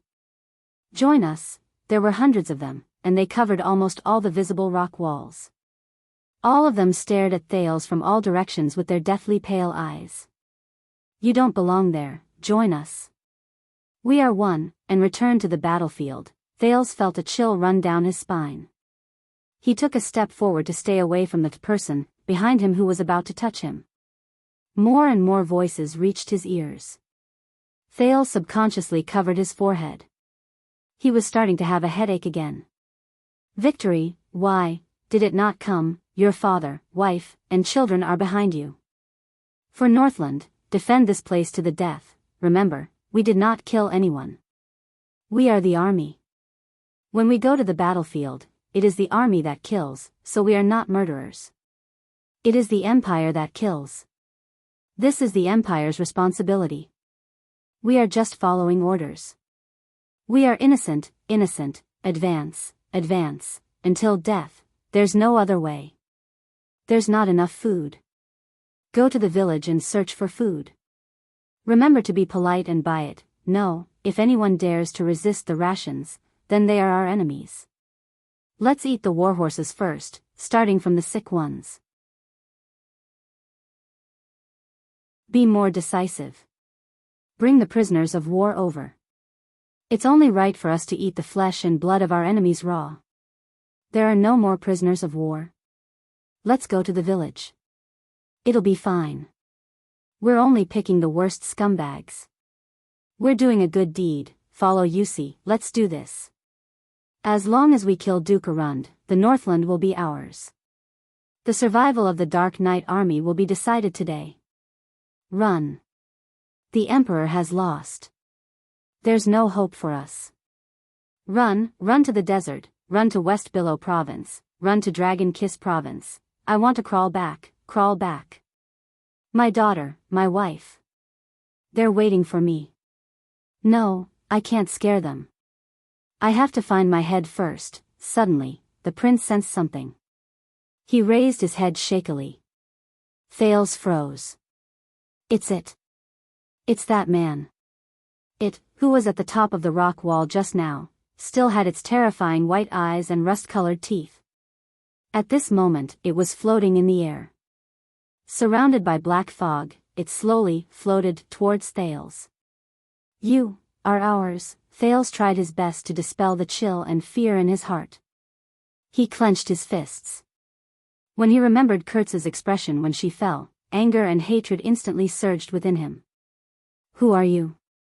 It did not react. It only floated towards him quietly. Who are you? Thales gritted his teeth and spoke, but he stopped abruptly. It got closer and closer. Under the gazes of countless faces, it stared at Thales. Thales seemed to have understood something. He sucked in a few deep breaths and overcame his trembling and goosebumps. He spoke stiffly in the language of the ancient empire, which Gilbert had once taught him. Who are you? Thales saw that it paused slightly. The surrounding black fog slowly left its body. What do you want? In the air, the most unique, it slowly raised its head and shook its head violently. Thales saw that the colors on its body seemed to have become a little brighter. Its expression changed. The stiff muscles at the corners of its lips trembled. It opened its mouth and let out a terrifying laugh. But in the next moment, it suddenly opened its mouth wide and revealed its sharp teeth. Aha! A shrill roar instantly rang in Thales' ears. He instinctively covered his ears and shrank back in pain. As it howled shrilly, the hundreds of faces around him became agitated. They opened their rotting mouths and responded to the howl. In the next second, countless people left their original positions. As they howled, their bodies, other than their heads, appeared. They were like predatory beasts. Hell's River, what does Hell's River look like? Mother, can I see you there? To be loyal to the Iron Blood King, we can die without regrets. No, our deaths are definitely not meaningless. This rotten so-called empire, that high and mighty shameless tyrant, must be overthrown. Avenge them. Believe me, as long as we kill all our enemies and leave none alive, peace will come. What? New enemies? Then continue to kill, until the day peace comes. My God, a dragon, that's a dragon. How can we win against a dragon? After the war, I can be promoted to captain. I want to go home and marry Ellie. I am. Who am I? No, we picked up our weapons for them. I would rather go to the gallows than hurt them. I came to be a soldier to win the war and finish it. This way, my son's son, will not have to be a soldier anymore. Countless voices were like whispers, but they penetrated the howls without any obstruction and poured into Thales' ears. Thales covered his ears tightly. He was in great pain. The person closest to him, who only had half a face left, roared angrily and extended its withered, twig-like hand. It first touched Thales' left arm. Ah! Thales cried out in pain. That feeling was like being immersed in boiling water and then pouring ice water over it. The cold and burning sensation spread to the arm that was touched at the same time. The sin of Hell's River circulated madly. instinctively strengthening his arm muscles, hand bones, filling his joints, and increasing his blood flow. Thales screamed and swung JC's dagger with all his might, but it was useless. The arm of the monster that did not have a corporeal body passed through Thales' hand without any obstruction, and a wisp of visible smoke drifted out. Thales roared. The pain was still there, and as the monster seeped into his arm, the pain in his arm increased. That was not all. The hundreds of monster faces on the rock wall extended their limbs, climbed up the rock wall, and crawled towards him. They reached out to him shakily. It was not just his arm, but also his legs, neck, head. No. Every time he came into contact with them, Thales felt as if he was being tortured. He could only scream in vain, and even the sin of Hell's River could not help him. In the intense pain, Thales' consciousness gradually blurred. It seems like it's the end. Just when he raised the dagger with all his might, wanting to cut open his palm and make a final attempt, beep, Thales suddenly felt pain in his ears. Tinnitus. An extremely piercing tinnitus suddenly assaulted him. It almost drowned out the pain all over his body. Under the stimulation of the tinnitus, Thales kept convulsing. He felt as if his body was no longer his own. Along with the tinnitus came a piercing silver light. It shone in the darkness of the cavern, illuminating the narrow corner of the room. As if they had met their natural enemy, the moment the hundreds and thousands of people saw the silver light, they covered their white eyes in pain. It hurts, it's him. They let go of Thales, who was struggling desperately, and retreated. The silver light was getting closer. The tinnitus was also getting stronger. The miserable howls of them rang out again. But this time, Thales sensed fear and disgust from their emotions. No, it hurts, that Northlander, it's him, and his power. Sooner or later, he will be ours. Run. Before the silver light, they rushed to let go of Thales, retreated, and disappeared into the dark rock wall again. The silver light was so piercing that Thales could not open his eyes. His tinnitus did not decrease, but Thales was slowly getting used to it. But as the monsters left, Thales let out a sigh of relief. The pain in his body had subsided. Soon, Thales' ears no longer rang with the deep words spoken by the people. It was as if the window to the downtown area had been closed. Finally, there were no longer any monsters at the bottom of the dark pit. Only the dark rock stratum was left. And Thales. The teenager sat up with difficulty, desperately blocking the piercing silver light that shot towards him. Enduring the slightly less piercing tinnitus in his ears, he first looked at his body. He was surprised to find that even though the pain was still fresh in his mind, other than the abrasions he suffered while running for his life, there were no injuries on his body caused by the monsters. So, those things were indeed, at this moment. The silver light weakened. The tinnitus disappeared. Wait a minute. Thales shuddered. The strange tinnitus just now gave him an inexplicable sense of familiarity. Yes, tinnitus, he had experienced it before. Twice. Once in Constellation, and once in Northland. Once in the Bloodline ceremony. Once in the Holy Duel. So, the prince seemed to have figured something out. He slowly turned his head around. 2 steps away from him, in the center of the dazzling silver light. There, a figure appeared as the silver light weakened. It was a man. A man made of silver light. The other party looked at him silently. Thales stared blankly at the figure in the silver light and came to the next conclusion: he was a warrior. The silhouette of the other party's body was embellished with silver light. Only his facial features were dark and profound. The silver light formed the light armor on his body, and even outlined the strong muscles and slender figure exposed under the armor. However, the thing that left the deepest impression on Thales was the heroic, dignified, majestic, and bold aura this man showed when he stood in front of him. He was like a figure in myths and legends. But the other party was still just a transparent silver light. Thales could even see the rock stratum behind him through his body. Thales looked at him in shock and bewilderment.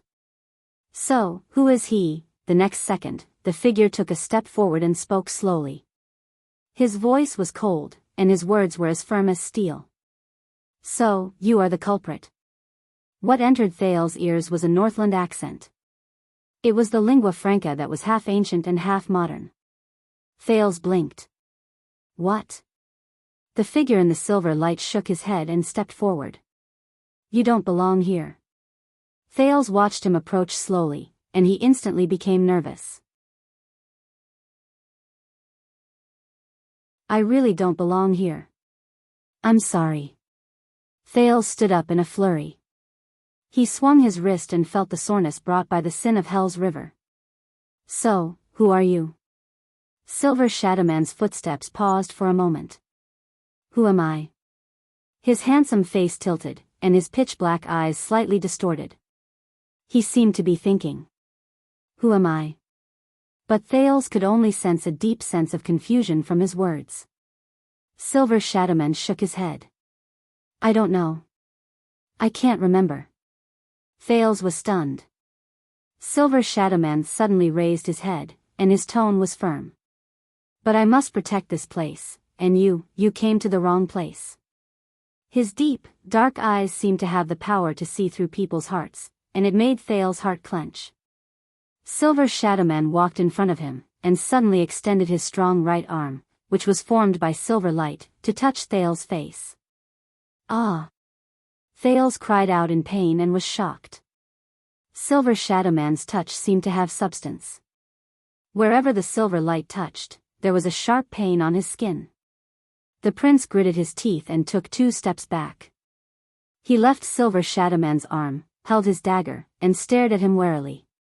The ringing in his ears started again. You're a little different.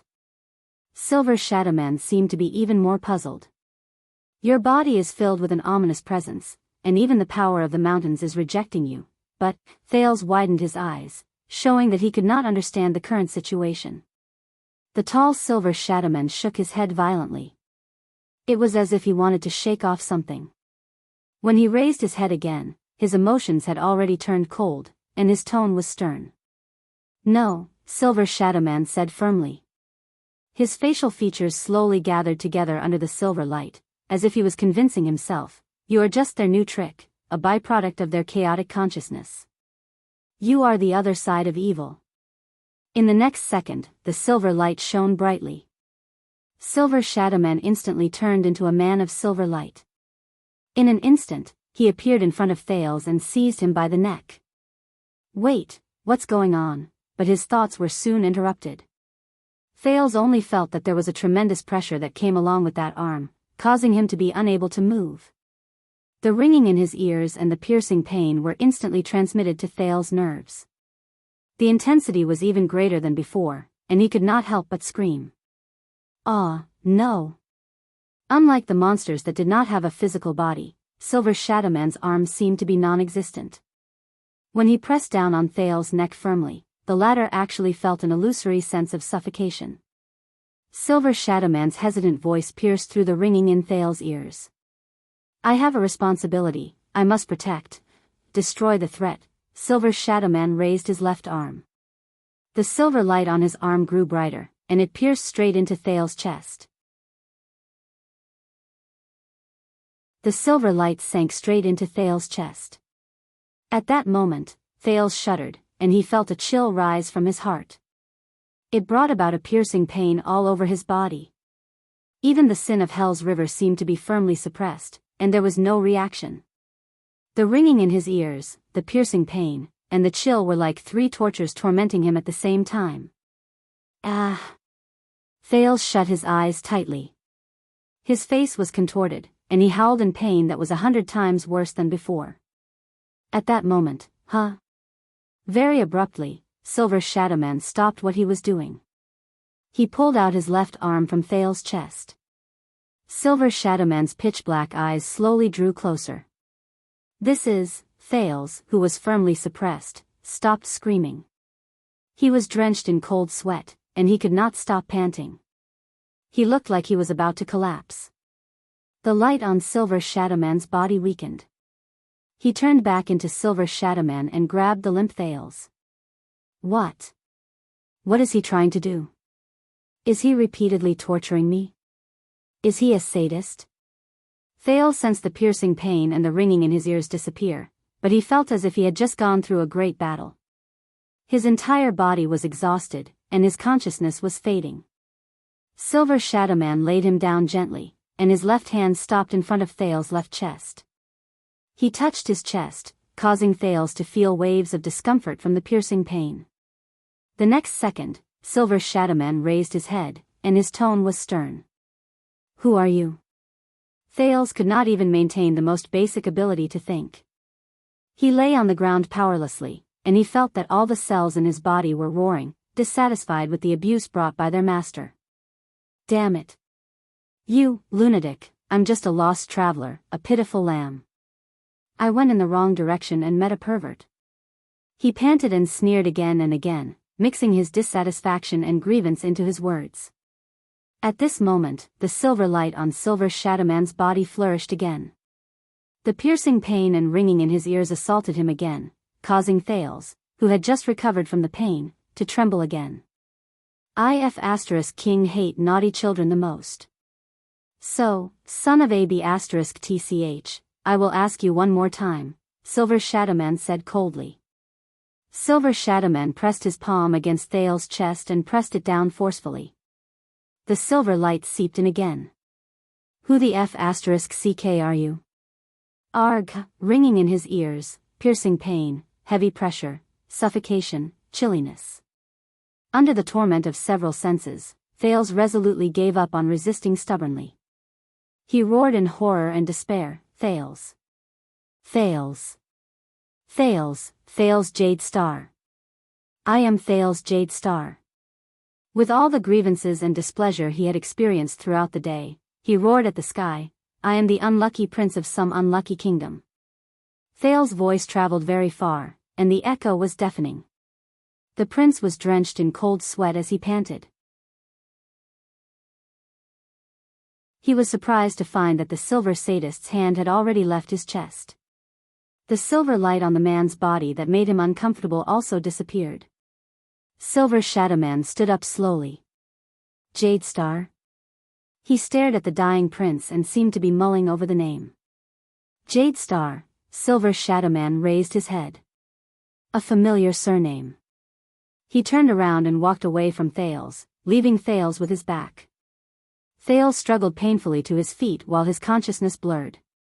It was only then that he noticed that the silver light on the man's armor was decorated in a crude style, and the combination was simple. This style is just like, Silver Shadowman slowly raised his head. For the first time, there was a strange emotion in his frosty tone.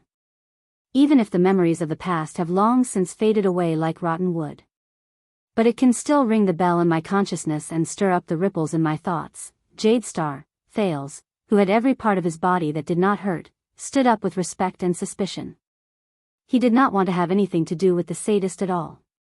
Silver Shadowman turned around abruptly. His facial features gathered together again, and he looked very stern. Then, young Jade Star, you should not have come here. And you should not have awakened them.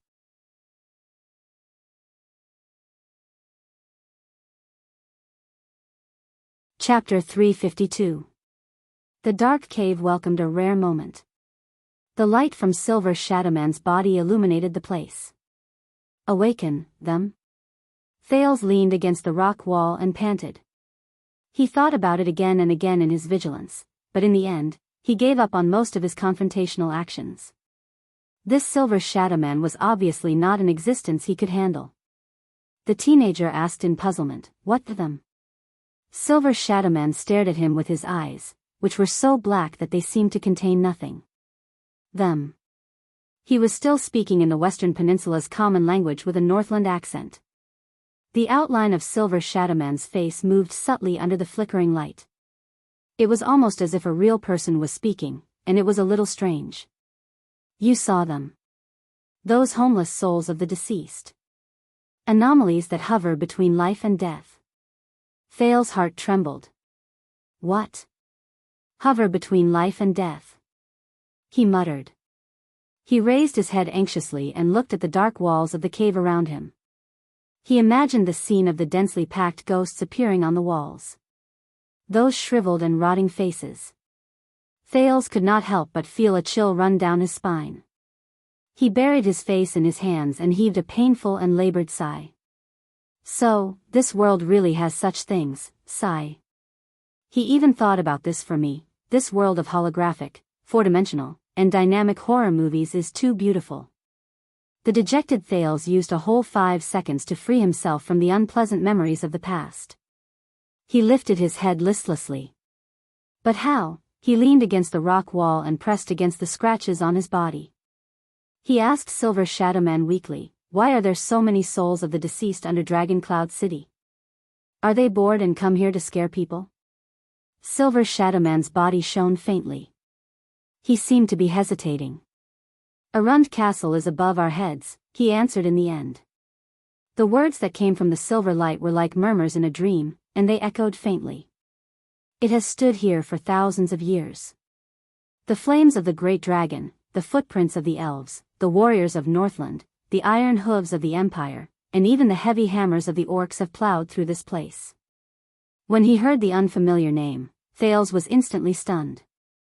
"Ja, Ren, da, castle," the prince repeated doubtfully, but his eyes immediately brightened. "Wait a minute, are you talking about Dragon Cloud City?" Arund Castle was its former name. Thales immediately understood something. In a moment of realization, he began to size up Silver Shadowman with a strange gaze. Using this form of address. "So you're from the ancient times, you're from the Empire era?" But Silver Shadowman only stared at him quietly and did not answer. "All right." Thales spread his arms, inviting a snub.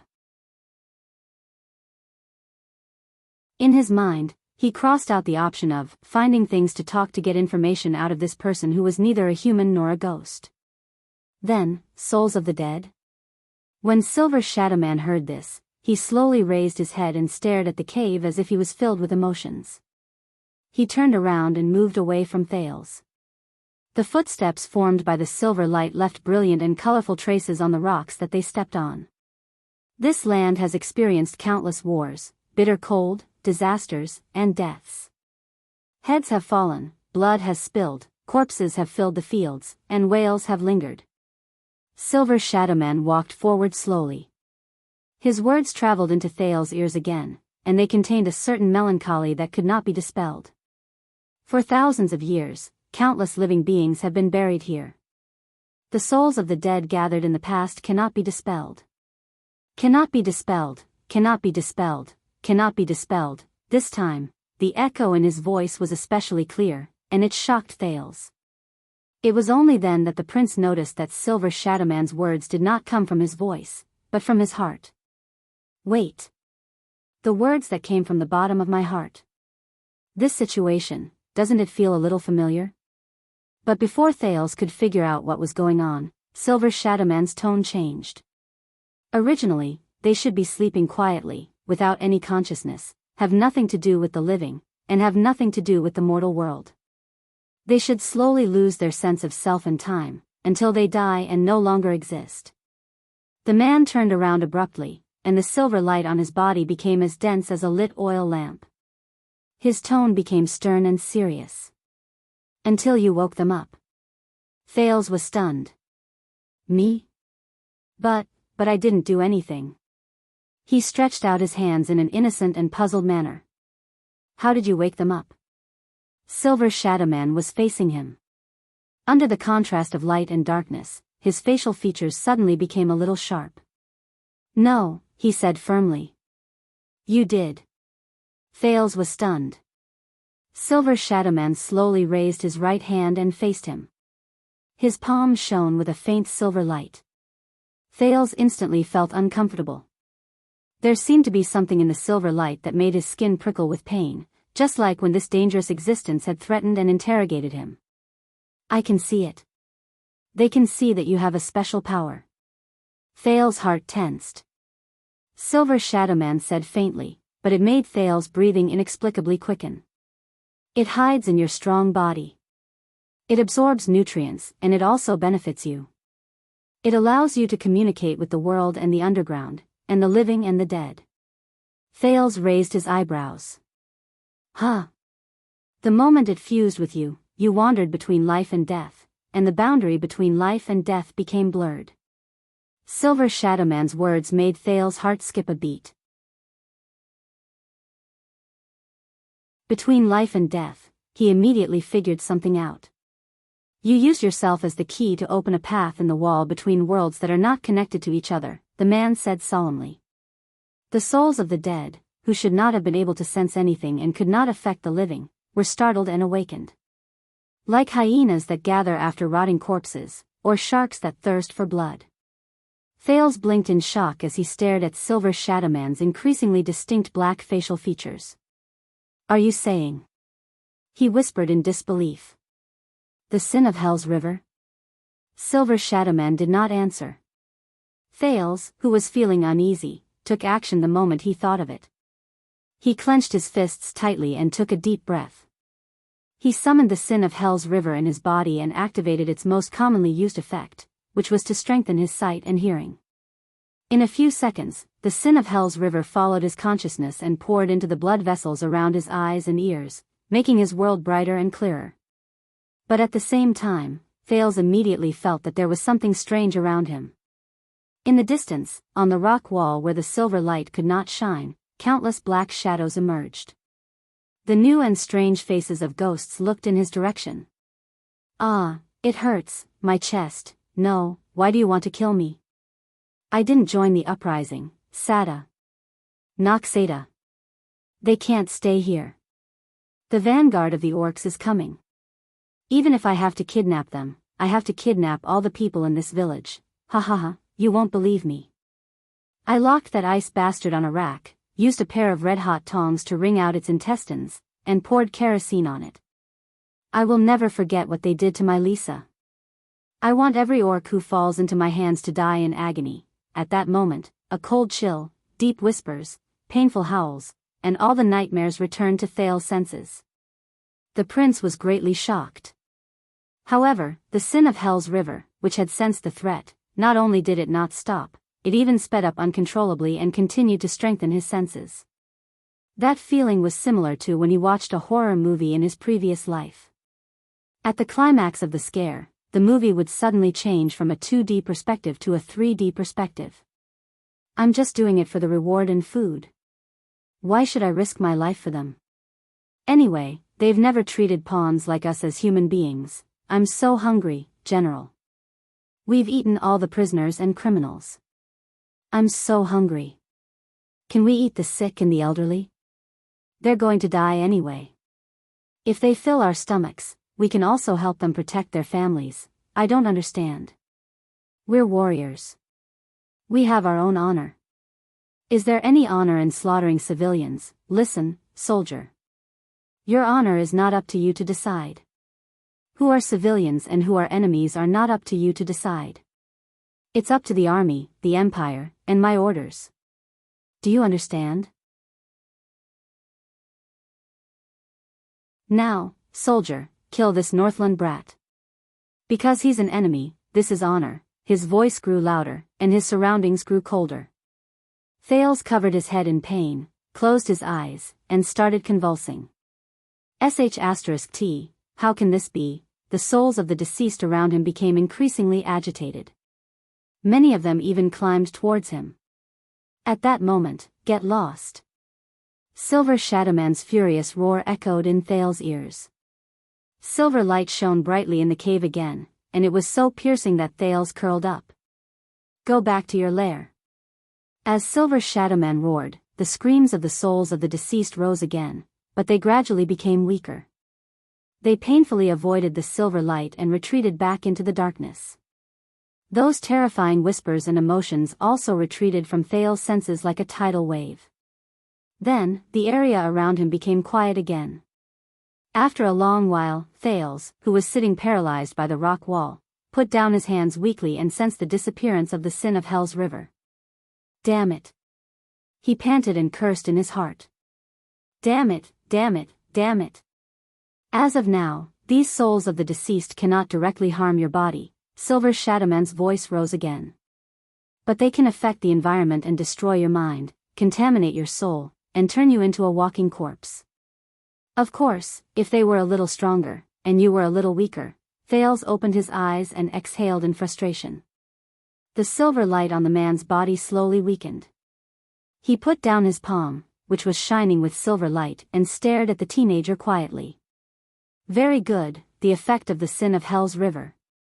Thales said dejectedly, I can actually see ghosts with my yin and yang eyes, or release infrasound waves to summon souls. That's really great. He said mockingly. Silver Shadowman returned to Thales' side and lowered his head to look at him. I recognize this power. I once had a friend who was just like you.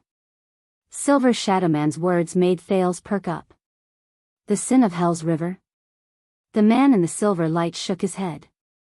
Under the torture of this power, he was rejected by Hell's River, and the mortal world did not accept him. That was the greatest misfortune in his life. Just like this place, just like this group of pitiful souls of the deceased who are stuck between life and death because of an evil curse. Thales, whose mood was occupied by gloom and irritation at the same time, let out a mocking chuckle. I guess I'm not much better. But he thought of something. An evil curse. The exhausted Thales looked up and asked, You mentioned this more than once. This is not the first time you mentioned it. What do you mean? This time, Silver Shadowman, who lowered his head to look at the teenager, paused for a long time. The silver light on his body flickered. Finally, Silver Shadowman spoke again. These tortured souls aren't trapped here out of their own will. His words were full of sorrow and pity. On the contrary, they are bound here because of a vicious curse, unable to continue their journey of death. Because of this curse, they are cut off from the cycle of life. They are trapped in the swamp of eternity, and they suffer endless suffering. Thales was stunned. He stood up laboriously and looked around him. He could only see a dim cave and a dark rock stratum. There was nothing there. The prince suppressed the fear in his heart and asked curiously, What kind of curse? Silver Shadowman was silent for a few seconds. When Thales could not help but urge him to speak, Silver Shadowman looked straight at him. His facial features flickered under the silver light. His words were solemn, and he enunciated each word clearly. The curse of the Iron Blood King. Thales' eyebrows twitched. Iron Blood King? I remember this legend. The prince scratched his head. The Iron Blood King. All the Northlanders know him. He seems to have built something. Thales bit his lower lip and thought hard. He felt that he was about to recall it. Silver Shadowman snorted softly and interrupted his recollection. The Iron Blood King, the first human king to lead the people to fight against the ancient orcs, and the builder of the humans' last line of defense. Yes. Thales, who felt that he was being underestimated, blushed and shrugged. I mean, yes, I know. The Iron Blood King died in battle, the last line of defense was lost, the ancient orcs invaded the south on a large scale, and the ancient chauvinistic countries were destroyed. These marked the end of the uncivilized era of humans and the beginning of the era of kings. I remember now. Thales sighed. Ah, I really miss history lessons. But he then frowned strangely. But what does the Iron Blood King have to do with the curse? Silver Shadowman shook his head, causing the light and shadows of the rocks around him to tremble. This is a tragic thing from ancient times. It is cruel and sorrowful. You do not need to know the details. Thales narrowed his eyes in displeasure. The man's facial features froze slightly. He looked as if he sighed. You only need to know that this is a sin committed by a group of noble people. They embraced hope and love and tried their best to save the world, but in the end, they made a grave mistake, and the consequences will be endless. His next sentence caused Thales to inhale slightly again. Even the wizards avoid mentioning it. It is a taboo. Thales froze slightly. Even his breathing shuddered. Wizards? Thales stared at Silver Shadowman in front of him in surprise. He began to doubt his identity again. Is this related to them? Silver Shadowman turned his head around. Ripples of flowing light appeared on his silver armor. Not only are they related, but they are also the main characters in it. His voice became piercingly cold and solemn. The Iron Blood King's curse is a disaster brought about by magic, and it is also the cause of wizards going astray. Thales continued to stare at him in surprise. That's right. If this person is from the era of the Empire, before the Battle of Eradication, then he definitely knows about magic and wizards. But before he could ask further questions, Silver Shadowman spoke again. Silver Shadowman turned to the dark cave and said in a low voice, because of this curse and this mistake, many of the dead, no matter what their names were when they were alive, and where they belonged, their souls were locked in this black track before they went to Hell's River. They could not enter the cycle of reincarnation. If life is a long rope, then they live in a dead knot. They neither advance nor retreat, and they are the most pitiful and tragic existences. Thales remembered the colorful male soul of the deceased. He remembered his strange face when he sneered at him, and he could not help but feel his heart tremble. So, they did not die? Silver Shadowman shook his head and denied it. Death is not terrifying. What is truly terrifying is not being able to move forward after you die. What do you mean? Death is the disappearance of both the physical body and the soul.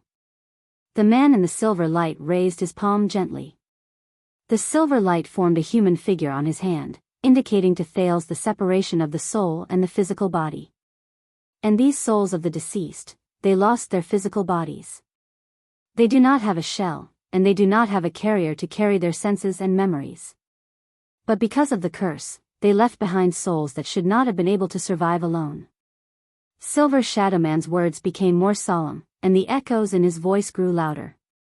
This means that over a long period of time, these souls of the deceased, who should have disappeared but have mysteriously remained, are unable to create new memories.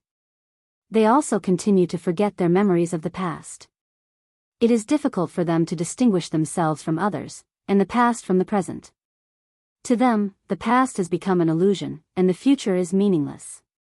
They do not know where they came from, and they do not know where they are going. He enunciated each word clearly. They are no longer who they used to be. They have become something else, some other monster. Silver Shadowman stopped his explanation and stared at Thales, as if he was pointing at him to give a positive response. Thales widened his eyes in disbelief. He tried his best to digest this mysterious knowledge. But, please. This is not scientific, it doesn't seem to be good. Thales braced himself and resisted the urge to ask for more details and ridicule Silver Shadowman's imagination. So, this curse, these souls of the deceased, are going to continue like this forever? They won't run out of battery or something, Silver Shadowman interrupted him with a light snort. This is the worst part, the man said calmly but seriously, these souls of the deceased are stuck between life and death. One side of them is connected to the living, while the other is connected to the deceased. They are affected by both sides at the same time, and they can also affect both sides in turn.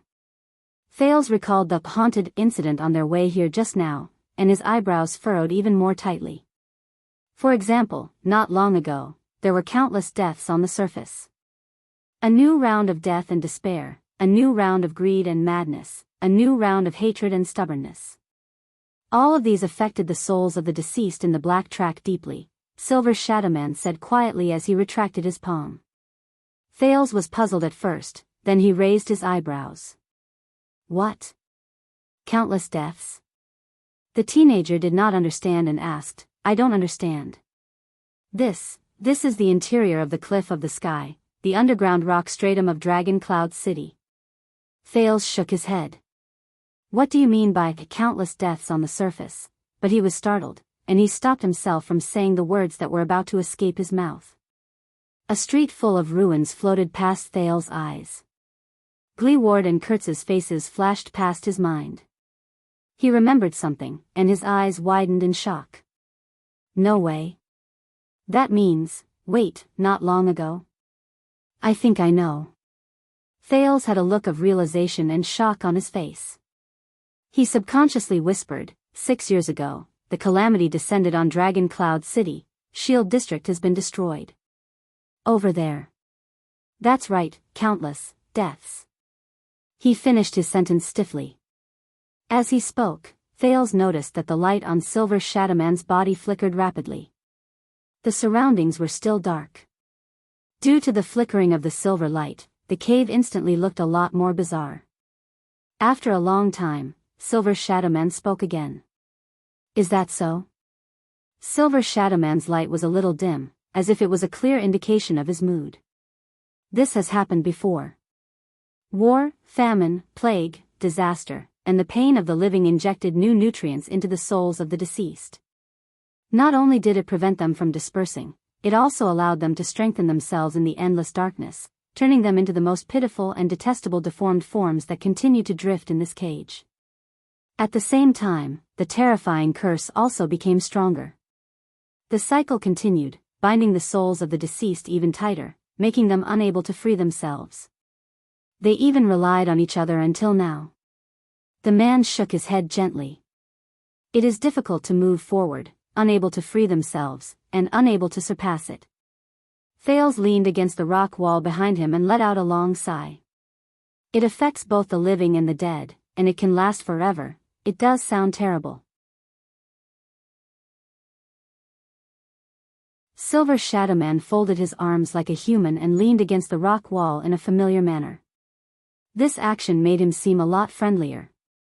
He no longer had that aloof and unreasonable demeanor. It has been thousands of years. In the face of the Iron Blood King's curse, the 3 great magic towers have done their best to revolve around this mistake. Countless wizards have come and gone one after another.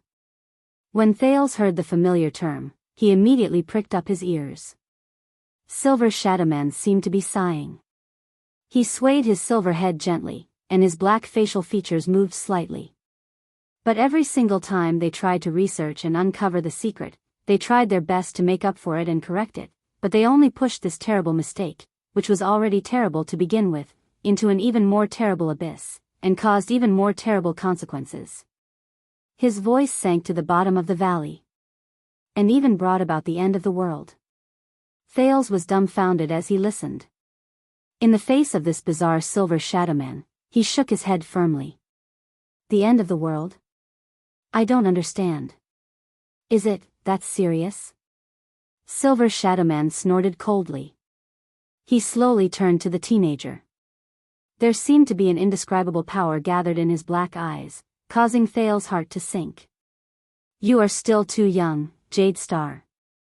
You don't know, Silver Shadowman said faintly.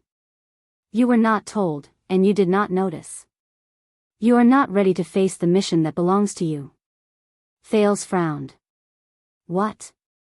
Silver Shadowman raised his voice slightly, and visible ripples appeared in the light. It was as if he was chuckling. But in the next moment, his black facial features immediately relaxed. Silver light gathered again on the man's body, and it instantly shone brightly. Silver Shadowman left the rock wall, put down his arms, and quietly looked at a corner of the cave.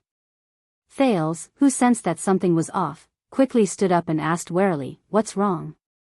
Silver Shadowman's reply was very simple. "They're here." That one sentence caused Thales' nerves to tense up. As Silver Shadowman spoke, a barely discernible chill crept up Thales' spine. He raised his head anxiously and looked around the rock wall around him. Soon, he noticed that something was wrong. A black fog that could be seen with the naked eye seeped out from the surrounding rock walls and tainted the narrow cave. Every time the black fog seeped out, the area that Silver Shadowman's light could illuminate became a little smaller. It was like an insect that devoured light. Thales felt his skin crawl as he watched the black fog increase. He instinctively shrank back. He had seen this fog before. Just now. This is the true form of the curse, Silver Shadowman reminded him coldly. Don't touch them. Thales frowned. Good idea. Very soon, Withered and rotten faces and arms of strange colors extended from the walls of the cave where the black fog was the densest. Thales gritted his teeth. As the light became weaker, he could not see the souls of the deceased in the distance clearly. However, the teenager no longer dared to activate the sin of Hell's River, afraid that he would attract another disaster. But didn't you chase them away just now? He wisely moved closer to Silver Shadowman, even though the latter had almost killed him just now. Silver Shadowman clenched his fists, and the light became brighter. For thousands of years, the terrifying curse caused countless terrifying souls of the deceased to gather in this place. Silver Shadowman's tone might have been stern, but there was not much fluctuation in it. It was as if he was used to it. Most of them withered away with the passage of time, but there were still a few who escaped the calamity of time and retained quite a bit of rationality. They are very unique. Powerful, terrifying, and difficult to deal with. Some of them can even exchange blows with me. Silver Shadowman turned his head swiftly and looked at the darkest corner of the cave. Like this. Thales followed Silver Shadowman's gaze and looked at the corner. His face instantly turned pale. A face appeared on the rock wall. It's it. It's it again. It opened its withered lips again, and its teeth, which were the color of rust, appeared from the rock wall. It was still dressed in ancient armor, had complicated braids, and had protruding white eyes. It was still in the dark, but its body was still brightly colored. It's the first soul of the deceased to appear. The most unique soul of the deceased.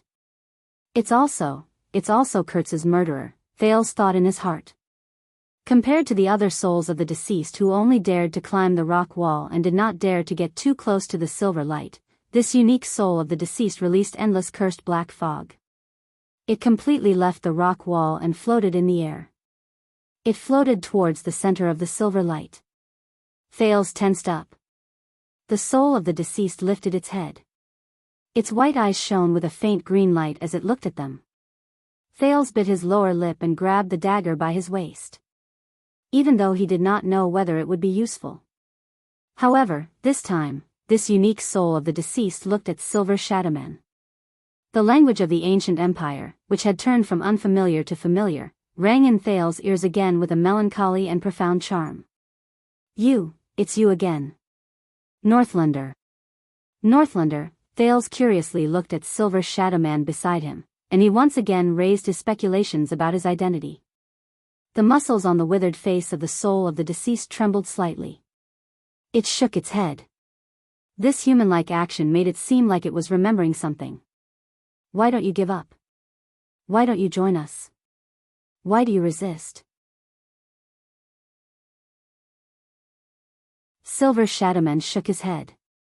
The silver light on his body focused, and the area it shone on became much smaller, but it became even more piercing and dazzling. It chased away a few wisps of black fog that were about to approach them. General Linka. The man in the silver light had a relaxed attitude, but he used the language of the ancient empire with great familiarity. You were once a great warrior, a powerful opponent, and a brutal executioner. But at that time, you were at least a human. And now, the curse has already affected most of your mind, Silver Shadowman said with a cold snort. You have long since ceased to be yourself. How sad. Thales widened his eyes and looked at the soul of the deceased with clear colors, then at Silver Shadowman. Between them, the soul of the deceased named General Linka bared its terrifying teeth and growled. Northlander. You relied on the power of that outdated god to last until now, but the power of this curse is far beyond your imagination.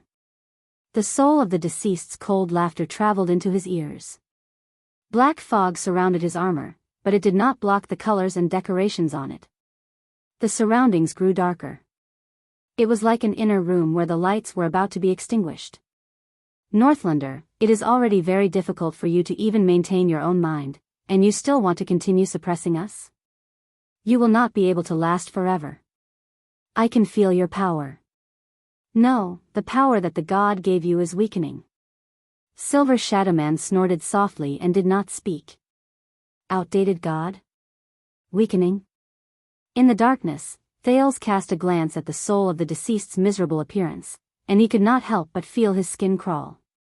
He cast another glance at Silver Shadow Man and prayed in his heart. No matter what the latter was, whether he was a god or a demon, he hoped that this silver sadist would still be powerful. The soul of the deceased continued to speak in the language of the ancient empire. You will not be able to suppress us and this curse forever. You are also a dead person.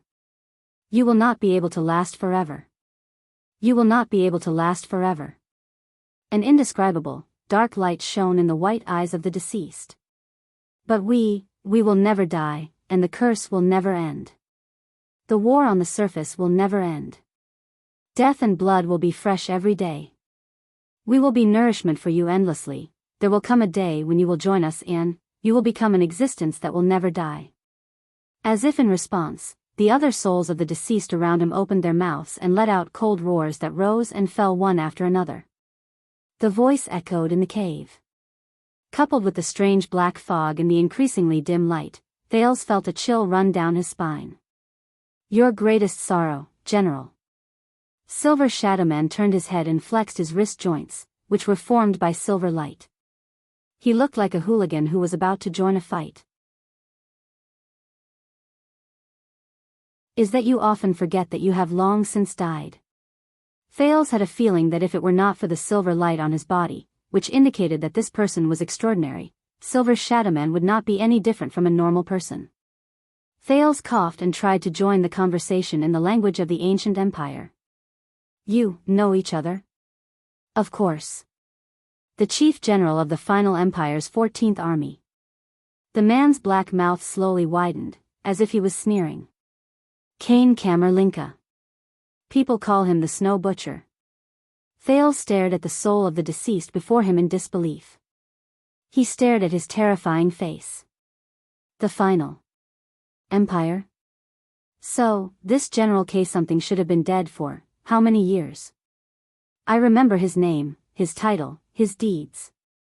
Silver Shadow Man stared at the soul of the deceased in the air from a distance. His tone was solemn. Even better than me remembering my own past. Ha, ha, ha, ha, ha. The soul of the dead, Kane Camer, opened his frighteningly dry lips and laughed coldly in the cursed black fog. Likewise.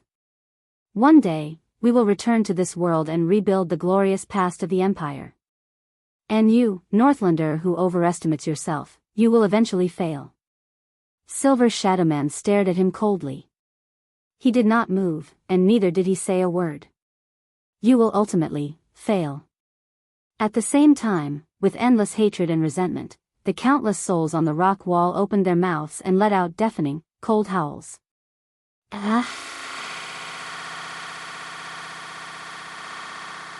Thales tensed up and instinctively covered his ears. Silver Shadow Man stood his ground without fear. He even took a step forward and blocked Thales' way. The black fog surrounding Kane Camer suddenly increased in size, blocking out the countless silver lights and covering the entire cave. You will ultimately fail. In the next second, with endless black fog around him, the withered and rotten face of the Empire's general, Kane Camer, who had passed away many years ago, instantly appeared in front of them. Thales was shocked. His vision suddenly darkened. The roaring general of the deceased pounced on Silver Shadow Man in an aggressive manner. The teenager's vision immediately darkened until he could no longer see his surroundings clearly. In the dark cave, the shrill cries of the souls of the deceased rang in his ears. Thales could not help but feel terrified. Among them, the Empire's general repeatedly growled in a low voice. It was chilling. You will ultimately fail. In the next moment, the black fog completely enveloped Silver Shadow Man. Not a single inch was spared. Not a single inch was spared. The last ray of light finally disappeared from Thales' vision. Only darkness was left. And the general's whispers. You will ultimately.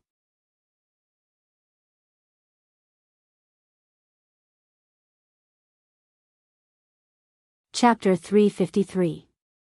At that moment, Kane Camer activated the endless black fog of the curse to envelop Silver Shadow Man's light. Everything in the cave returned to darkness. Only the miserable wails of thousands of souls of the deceased were left. But at that moment, a strange sound suddenly came from the direction of Silver Shadow Man and the general of the deceased souls. It sounded like cold water being poured on a soldering iron.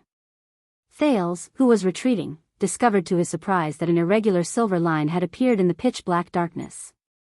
It was like a bolt of lightning that cut through the night sky, and it brought with it some faint light. Thales subconsciously narrowed his eyes. No, it's not a silver line. Instead, it's a sliver of silver light that leaked out from the direction of Silver Shadow Man and the general of the deceased souls.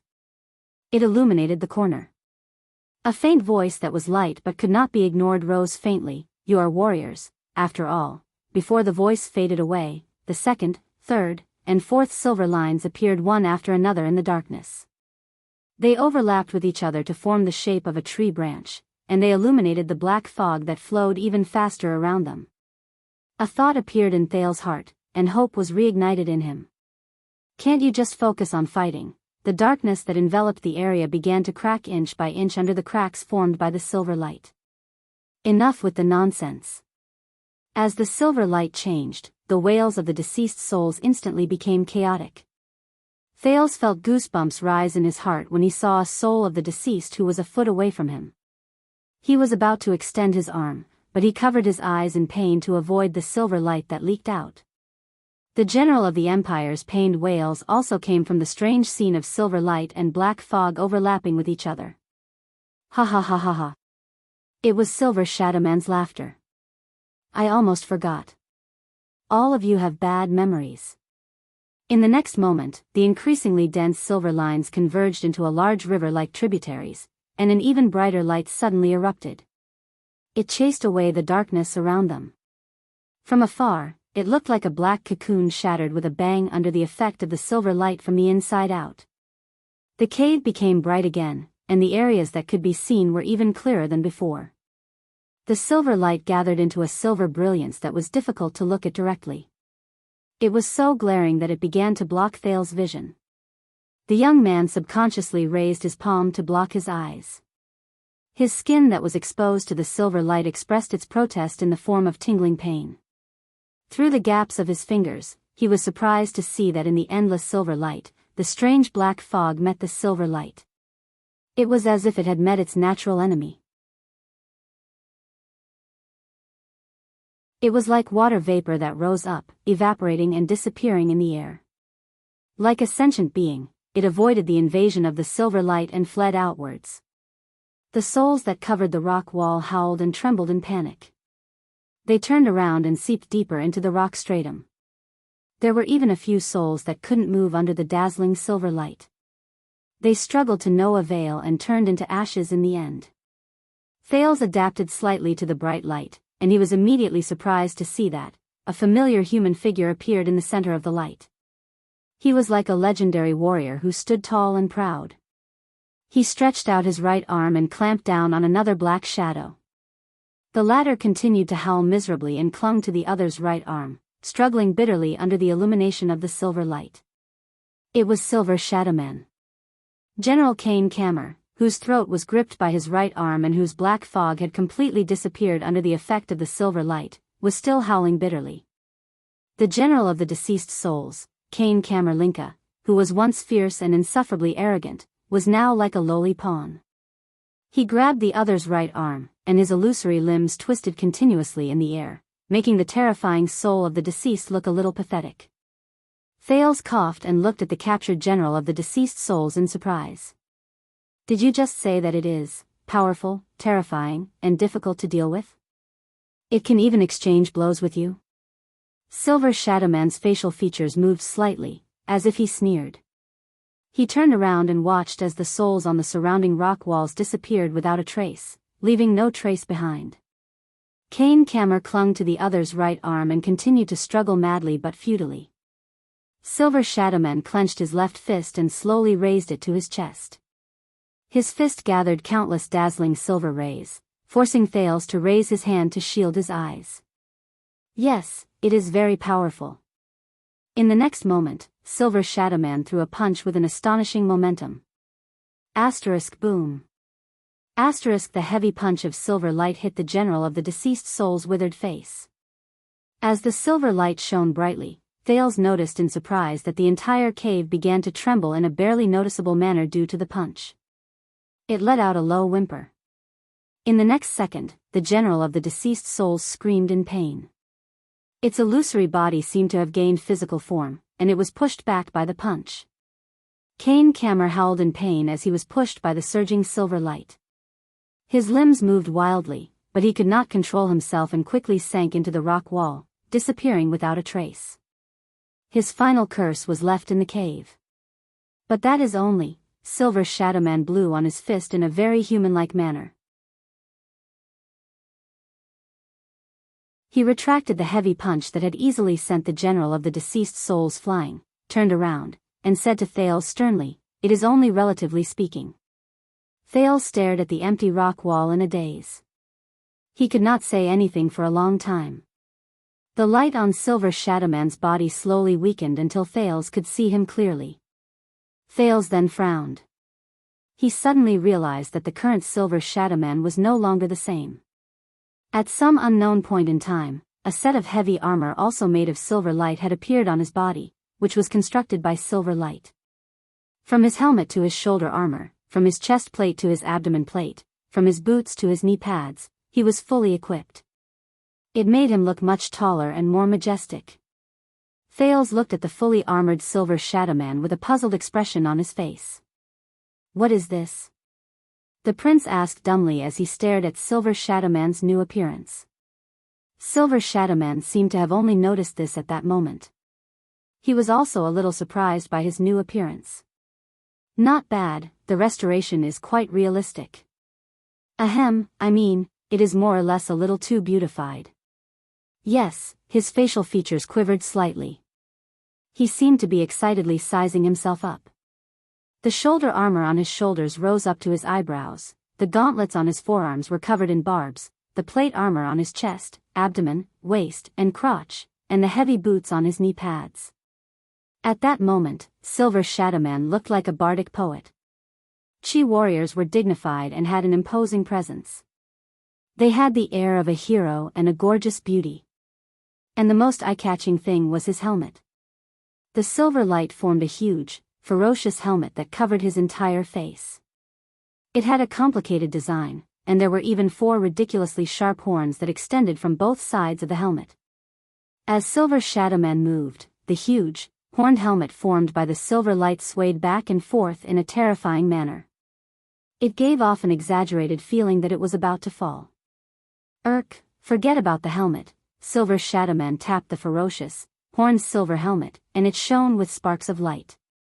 His facial features behind the visor were scrunched up, and he seemed a little awkward. "This is only used to boost morale. I've never worn it in a real battle." "It's too stupid, too pompous." Silver Shadowman began to gesticulate, and his movements became more and more exaggerated. "And it has 4 horns. You know, even my wife only has 2. She might not say it, but she doesn't really like it." Thales blinked in a daze. He sensed the excitement in Silver Shadowman's words, as if he had bought a new set of clothes. He found it a little hard to accept. Silver Shadowman, who was solemn and stern just a moment ago, has turned into a chatterbox because of a strange armor that appeared out of nowhere? Without waiting for Silver Shadowman to finish speaking, the silver light on his body flickered a few times, as if it had a mind of its own. Silver Shadowman's facial features changed continuously. "Oh, right, and my shoulders. You know, I'm in danger of having my head explode even when I turn my head." Immediately, the silver light that repelled the souls of the deceased started flowing. Silver Shadowman's terrifyingly huge horned helmet turned into specks of silver light and disappeared into the air. The ridiculously tall shoulder plates on both sides were also flattened a little. "Ah, much better, thank you." Silver Shadowman, whose head had become much more relaxed, sized himself up again before he nodded in satisfaction. If only there was a mirror. The silver light started flowing again. Silver Shadowman seemed to be shocked. He quickly raised his hand. "Oh, wait, I was just saying." I didn't really want it. You can't waste divine power like this. The silver light that was about to transform into a mirror flashed a few more times in the air before it dissipated again. Thales was a little puzzled. Who is he talking to? The silver light flashed back and forth in the air. It flickered between brightness and darkness. Silver Shadowman shook his head in slight panic. His facial features changed rapidly. What? Then why do I need armor? Ahem, of course, it's because it's more handsome. Ahem, I mean, I can fight better. Yes, you heard me wrong just now. It's can fight. I've always pursued practicality. Don't laugh, what's so funny about it? The silver light circled around Silver Shadowman and shone on him, as if it was talking to him.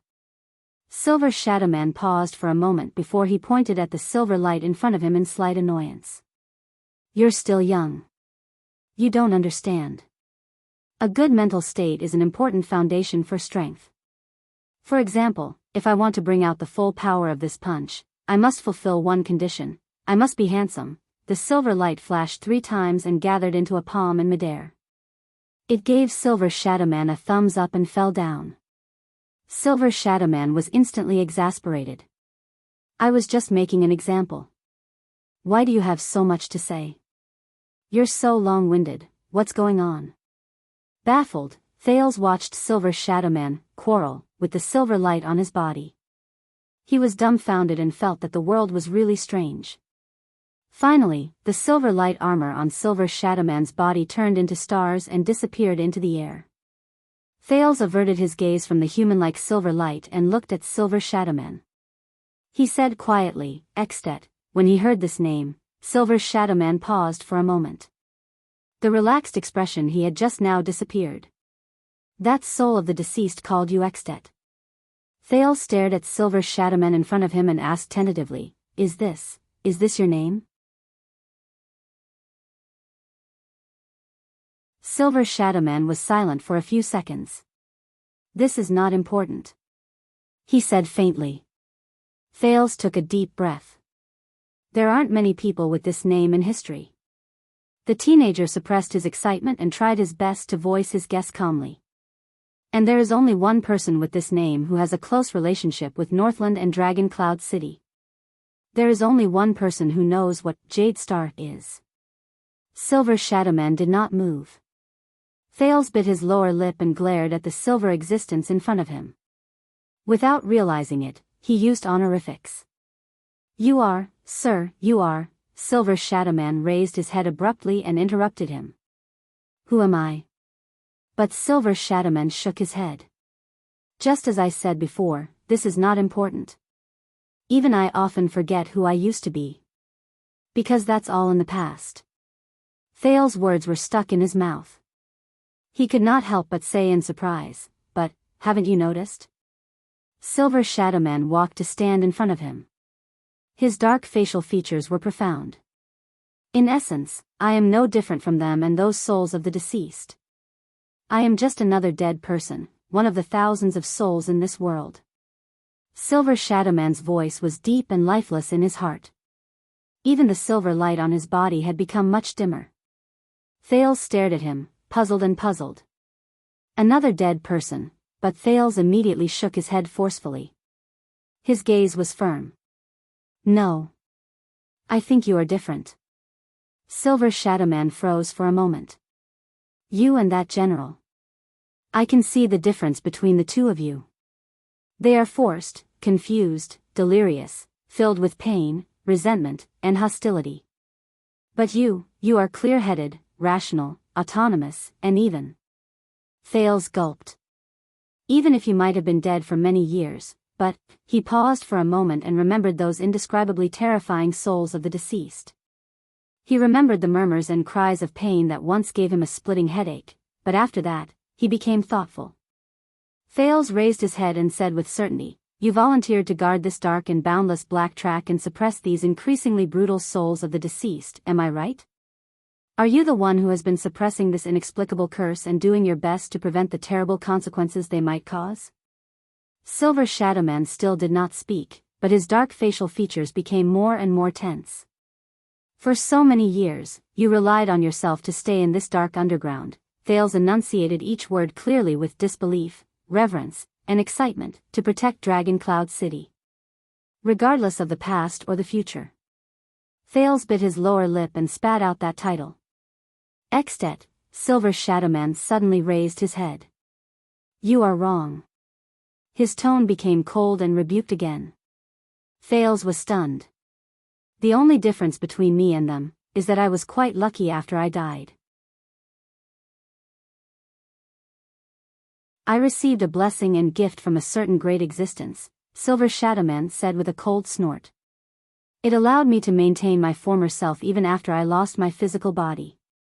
I retained a few important memories and escaped the misfortune of losing my mind. I was able to retain new memories as long as I could, such as meeting you. Silver Shadowman walked forward slowly and pressed his palm, which was formed by silver light, on Thales' left shoulder. But I am still forgetting, still losing. In a few days, you will disappear from my memories, and I will no longer remember your arrival. Thales stared into the dark, round holes where the eyes should have been. When he remembered the man's extraordinary identity and his current situation, he was instantly stunned. Silver Shadowman shook his head slightly.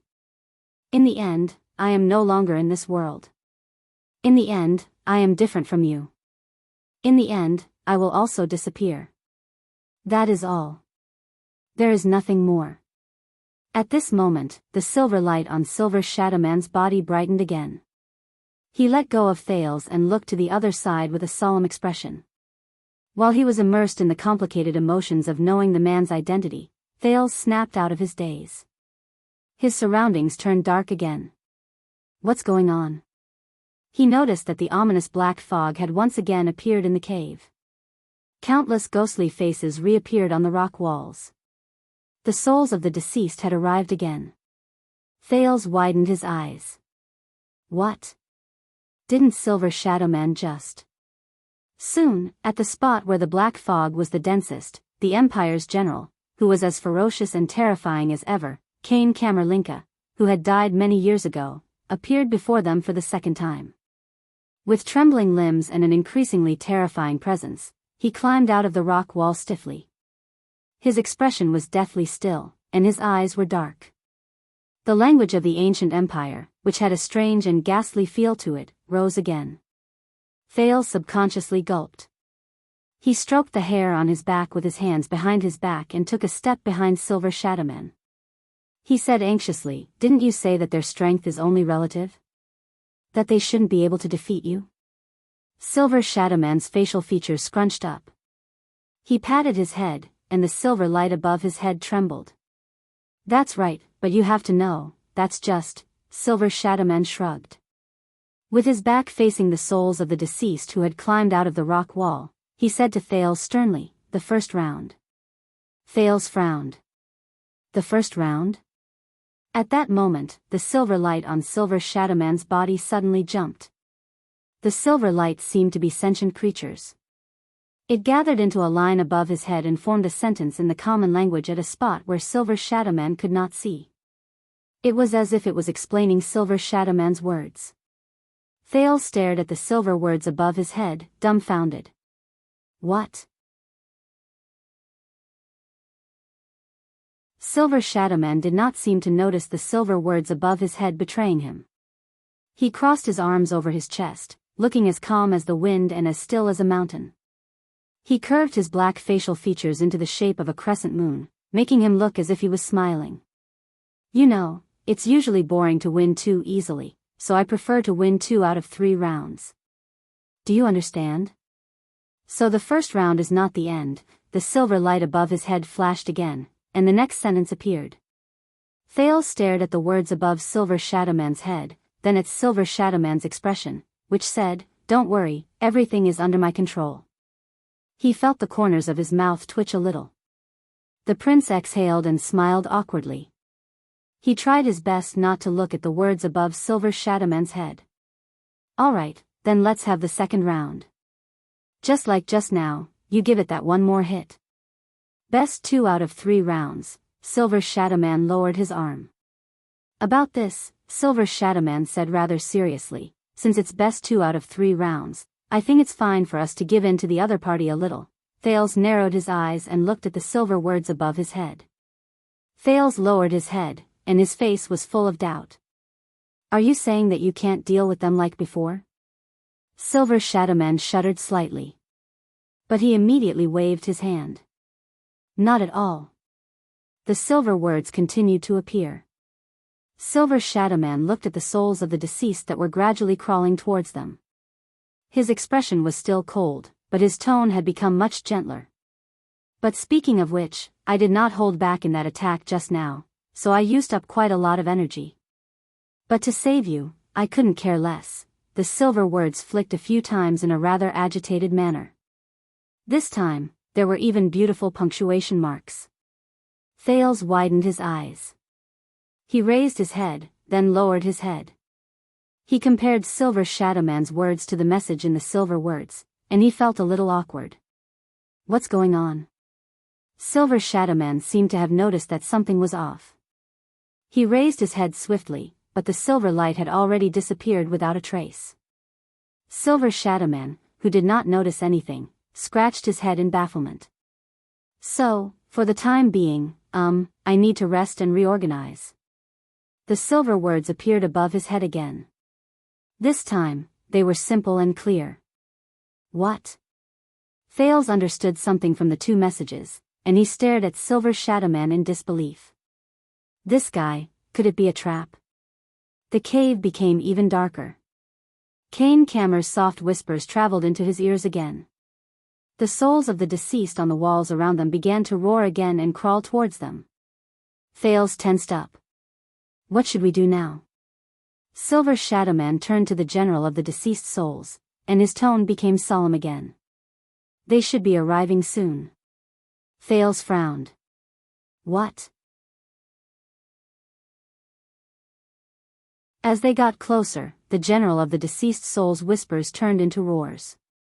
Silver Shadowman lowered his head and looked at Thales. Now, activate that supernatural power of yours and point them in the direction. Thales shook his head, not understanding what he meant. Super, what? Of course it's. This time, Silver Shadowman did not try to be mysterious. He grabbed Thales' shoulder, and the silver light seeped into the latter's body. He said in a low voice, Sin of Hell's River. Thales was shocked. Before he could react, he felt an indescribable pain and chill erupt from his body wherever the silver light went. Ah! He could not help but groan. When he felt threatened, his unique power of eradication was automatically activated, and it surged towards the shoulder Silver Shadowman grabbed. Thales thought, this is bad. As expected, the moment the Sin of Hell's River was activated, the souls of the deceased around him went mad. They either howled shrilly or moved faster. Under the cover of the thick black fog, they crawled towards Thales. The prince looked at the scene before him, then looked at Silver Shadowman in shock. Are you crazy? Ah. Thank you very much, young Jade Star, for your rare supernatural power. The great man who had died many years ago had his pitch-black facial features flickering faintly in the silver light. There was actually a hint of coldness and savagery in his voice. A good bait. I can't let it go to waste. At the same time, the silver light in Silver Shadowman's body appeared again and gathered into new words above his head. At that moment, when Thales heard Silver Shadowman's cold attitude and saw the words formed by the silver light, his heart instantly turned cold, even though he had let down his guard because of Silver Shadowman's identity. *T. No way. At that moment, he suddenly remembered what the general of the deceased souls had said to Silver Shadowman. Thales stared at Silver Shadowman's savage facial features in disbelief. He watched as the corners of his mouth curled up in a nonchalant manner. Then, he's all ready. Before he could finish thinking, the decaying foreign creatures, led by the general of the deceased souls, had already moved their limbs in a frenzy. They howled shrilly and ignored the damage caused by the silver light. They pounced on Thales, who was immersed in the Sin of Hell's River. They were like a pack of bloodthirsty wolves who had their eyes fixed on their prey.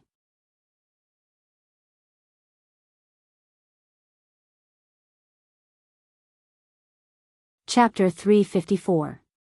Asterisk boom. Rumble. Asterisk another tremor that sounded like a landslide came from another direction. Thales shuddered violently. He heard a few strange voices. Sada, Loksada. Sel Rikai. In the next moment, a few similarly withered and terrifying deceased souls that were also shrouded in black fog suddenly appeared from the top of the rock wall. However, their bodies and appearances were very different. These deceased souls were also surrounded by black fog, but most of them were huge and had bulging muscles. The style of their clothes did not resemble those of the Empire, nor did they resemble those of Northland. Their eyes were also pale white, but their noses were even taller, their teeth sharper, and their rotten and withered skin was also darker. However, something surprising happened. The souls of the deceased. The strange souls of the deceased that had just arrived were howling in a language that Thales could not understand towards the deceased soul Kane Kammer and its companions. Kruri. Sel. This situation appeared in every corner of the cave. Almost every new deceased soul that arrived on the battlefield, from top to bottom, was usually a deceased soul with a unique form. They all let out the same terrifying roars at the deceased souls on Kane Kammer's side. The black fog continued to spread in the air, and the number of newly arrived deceased souls also gradually increased. Thales stared at the scene before him in astonishment. Enough. Silver Shadowman let go of Thales' shoulder and said faintly, "Stop." The silver light on his body turned into something that looked like a barrier and covered both of them. "It's here." Finally, a low roar that sounded like a thunderclap rose from almost every corner, and it resonated with the surrounding rock strata. Kruri, Scanna, Nadalius, the low roar continued. A huge decaying arm that was as thick as a human's thigh slowly emerged from the top of the rock wall and climbed up the rock strata. As the low growl gradually grew louder, the owner of the arm slowly pulled its entire body out of the rock wall. Its enormous body even occupied most of the entire rock wall, until it raised its equally enormous head. Under its deathly pale eyes, it opened its enormous black mouth. Thales widened his eyes. An anomaly that was different from the pitiful deceased he had seen so far appeared before Thales' eyes. "This is also a deceased soul," Thales told himself anxiously. It was a giant dead soul that was so strong that it was almost the size of 3 people. It floated in the black fog of the curse. Its appearance was strange and out of proportion. Its white eyes were very small, its nostrils turned outwards, and a terrifying scar ran across half of its face. It even cut through half of its lips, making its teeth protrude and making it look even more terrifying when it roared. Its whole body was surrounded by several rings of beast teeth ornaments. With the support of its rotten and withered limbs, it roared madly at the cave. Nadalius. Its roar seemed to have shaken all the souls in this cave.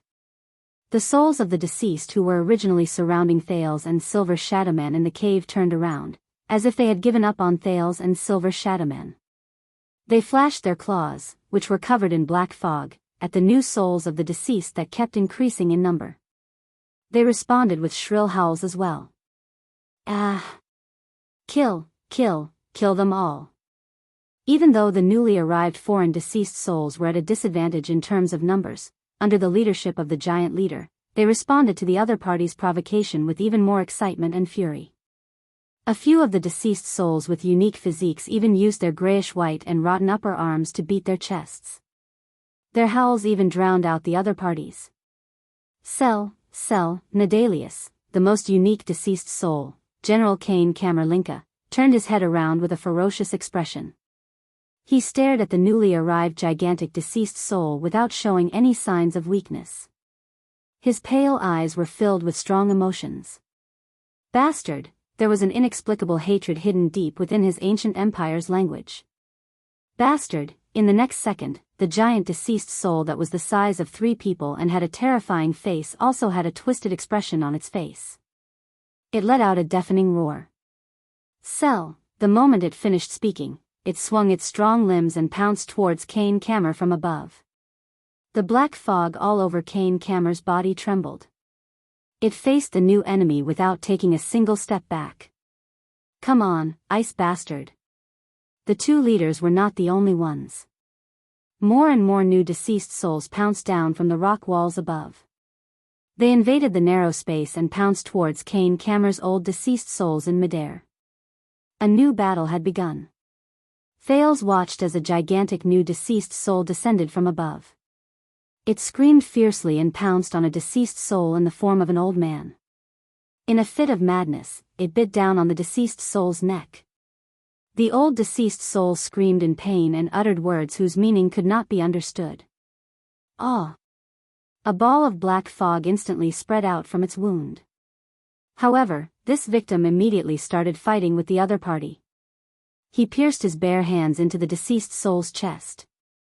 It used all means, including its teeth and limbs, to diminish the other party's existence. The new deceased souls seemed to have been infected with madness. They did not hold back at all. The deceased souls on Kane Kammer's side also pounced forward without hesitation and retaliated fiercely. The entire cave was instantly in chaos. Thales watched the scene of the deceased souls killing each other with a pale face.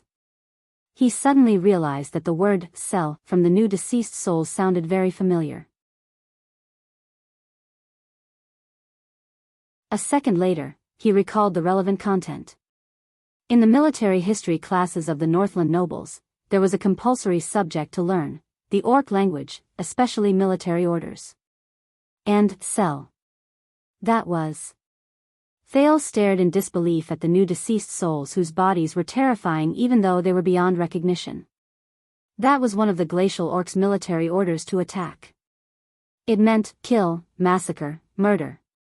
Or, in a more direct and cruel manner, leave no survivors. So, the sin of Hell's River in Thales' body slowly faded away. He continued to stare at the frenzied battle between the two groups of deceased souls in the cave. Didn't you want to use me as bait to lure them away and run away yourself? Thales, who felt that he had escaped a disaster, asked the person beside him in surprise. Silver Shadowman turned his head to the side, as if he did not care to answer. The playful ball of silver light shot out from Silver Shadowman's head mischievously. It bounced around to form a few words. Mischief.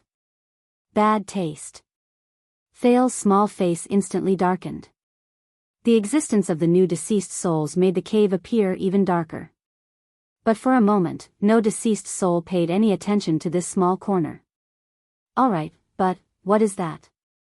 Thales quickly forgot about his displeasure and pointed at the newly arrived large deceased soul who was fighting against the general in a daze. It is also a deceased soul under a curse, Silver Shadowman answered him readily. But it is another one. Its soul is tenacious, and its will is terrifying. After it is imprisoned and polluted by the curse, it is even more difficult to deal with than our General Linka.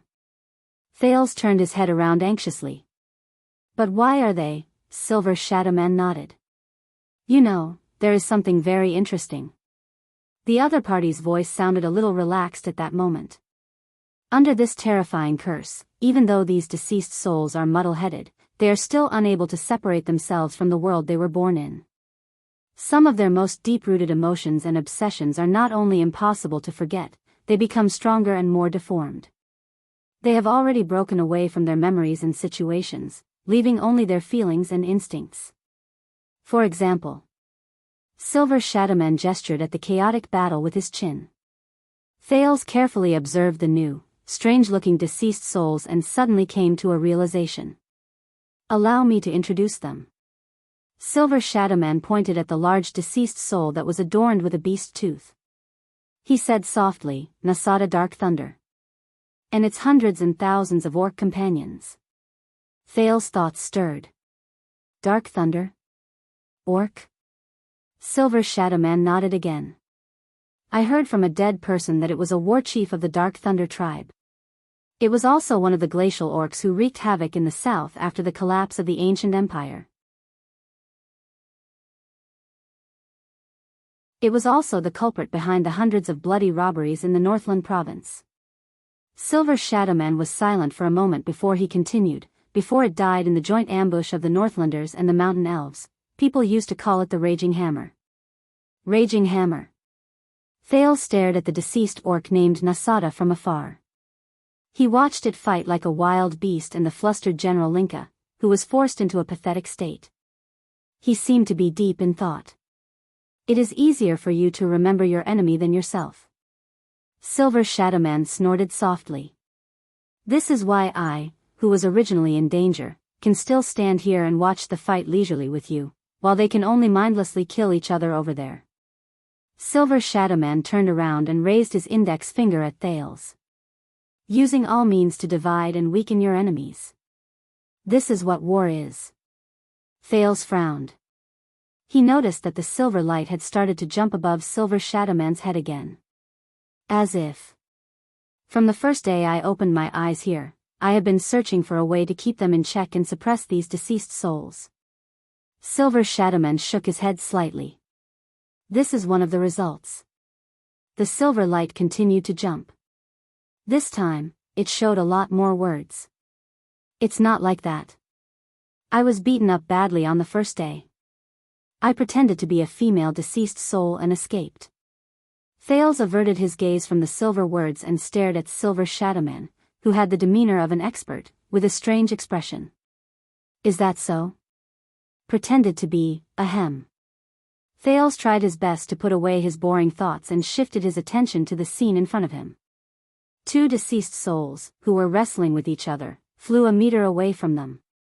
As they screamed in pain, they turned into black fog and dissipated. How ironic. This is clearly the world after death. He looked at the increasingly intense fight in front of him and sighed. But struggles and conflicts have not disappeared.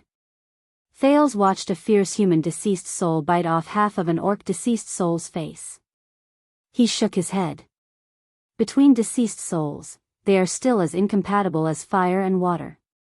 They are still as incompatible as fire and water. They repeat the hatred and pain from when they were alive. They just turn the mortal war into a war of deceased souls. This time, Silver Shadowman did not speak. He focused on the field, as if it was the most exciting show. We should leave before the mountain elves come to join the battle, he said faintly a few seconds later. Thales was startled. Elves? There are elven deceased souls here? Yes. Silver Shadowman crossed his arms and snorted coldly. Compared to humans and orcs, the souls of those long-eared elves are more unique and troublesome. I'm not very good at dealing with them. Silver light automatically appeared above his head and formed a sentence. Because he pretended to be their female leader. And he was recognized. Thales once again cast a strange glance at the great figure who had died a long time ago beside him. This made Silver Shadowman, who had long since felt that something was wrong, feel rather uneasy. What's wrong? Nothing. Thales averted his gaze from the top of his head and shook his head in denial as if nothing had happened. Even elves are not spared. Yes, this curse is quite fair. Silver Shadowman paused for a moment before he nodded slightly, as if he was sighing. At least it is never racist. And we really should go. In the next second, Silver Shadowman suddenly grabbed Thales' left arm and pulled him backwards. Thales was shocked. Caught off guard, he fell backwards. Bemoaning his bad luck, he was prepared to have the back of his head crash into the rock wall, but he only heard a faint rumble behind him. He felt that he was being dragged all the way, and the souls of the deceased who were fighting endlessly in front of him became smaller and smaller in his field of vision. About 10 seconds later, Thales finally let go of his arm. He was let go. Thales crawled up from the ground in a disheveled manner and realized that he had stepped on a new place. Even though he was under Silver Shadowman's illumination, the so-called new place was just another piece of rock under his feet. When Thales raised his head, he was shocked to see that the two rock walls in front of him were slowly closing up, and the battlefield of the deceased who were fighting against each other disappeared from his sight. He blinked a few times. Just now, Silver Shadowman brought me, through the rock walls? What kind of power is this? Everything he had seen in the past few hours, the deceased souls, Silver Shadowman, the curse. Every single one of them far exceeded his imagination. Amidst the faint rumbling sounds, the rock walls closed up seamlessly, as if there had never been a crack in the middle. Go, Silver Shadow Man said slowly. You should go. Go back to the world you truly belong to. Thales, who had been watching in a daze, snapped out of his daze. The prince swallowed a mouthful of saliva. Ah, yes. Yes. I should go. There are still many people waiting for me. Thales took a few deep breaths. When he thought of the road ahead of him, his heart became gloomy. If I am still here, can I leave? He looked at Silver Shadow Man hesitantly. As long as you want to. Silver Shadow Man nodded calmly. The rock formation began to tremble again. And after today, I will block all possible entrances and exits from this place. As the rock formation trembled, Silver Shadow Man shook his head slowly. There was a gloomy and sorrowful tone in his voice. The black track will be cut off. No one else will be able to enter this place safely anymore.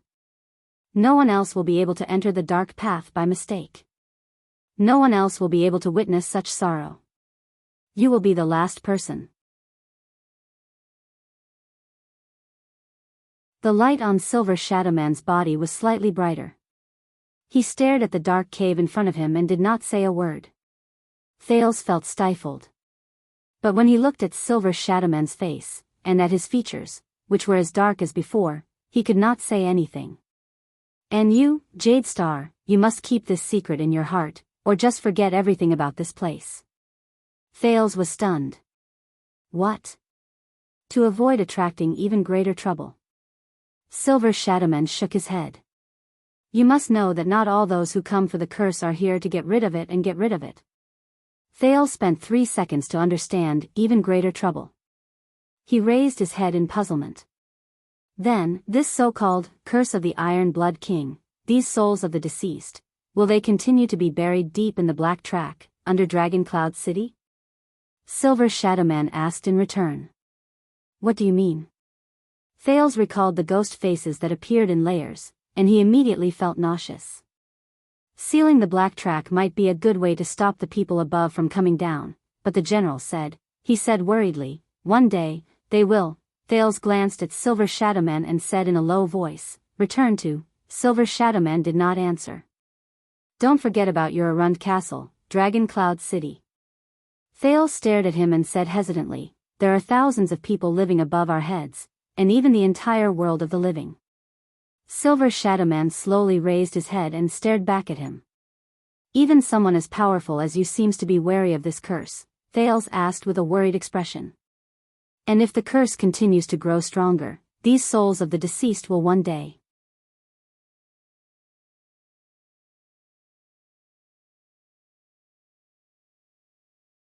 Chapter 355. Thales frowned and said, is there such a possibility? What are the consequences? Silver Shadow Man was silent for a long time. After a full 10 seconds, he replied coldly, this is none of your business, Jade Star. Thales choked on his words and felt a little awkward. But he still sucked in a breath and stared at Silver Shadow Man sternly. I have friends up there, in Dragon Cloud City. I want to know. I should know. Thales thought of Saroma and Gleeward. He even thought of the entire Shield District that was reduced to dust during the Great Battle of the Mystics. Shield District. When he thought of this, Thales could not help but tense up. Silver Shadow Man seemed to be observing him. A few seconds later, he spoke slowly. What will happen to this curse in the future is not something you should consider, nor is it something you can control. At the very least, as you can see, I can still maintain the current situation so that the curse will not worsen and the number of deceased souls will not increase. Silver Shadow Man seemed to feel that his words were not very convincing. It can maintain the status quo for a long time. Thales frowned deeply. A long time? How long?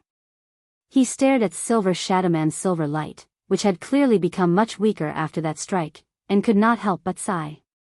If it's just as the general said, powerful existences like you are continuously dying and weakening, and the power you rely on to maintain your sense of self and intelligence is continuously disappearing. Silver Shadowman's black eyes flickered a little against the silver light. Once you can no longer suppress this curse and can no longer maintain its original state. Although I don't know what will happen to the curse, and I don't know what the consequences will be, but above us is Dragon Cloud City, Extet, and the Western Peninsula. Silver Shadowman did not speak. Thales stared at him. Is there no other way? For example, completely eliminating it once and for all? Silver Shadowman seemed to be absent-minded for a moment. He mumbled and repeated the prince's words, once and for all. The man's facial features immediately sharpened, and his tone turned cold. No. All of you. Stay as far away from it as possible. Silver Shadowman suddenly turned around. The contrast between light and darkness on his face was profound and dazzling, causing Thales to feel a chill run down his spine. Leave the rest to me. That's enough. This is the best solution I can think of at the moment, he said resolutely. Thales furrowed his brows for a long time. In the end, he shook his head. I don't understand. Silver Shadowman snorted softly. You don't need to understand. Because you can't do anything about it, Jade Star. He directly denied Thales' worries. Even if you are worried, you can't do anything about it. At the very least, the current you, the weak you, the young you, the immature you, is powerless.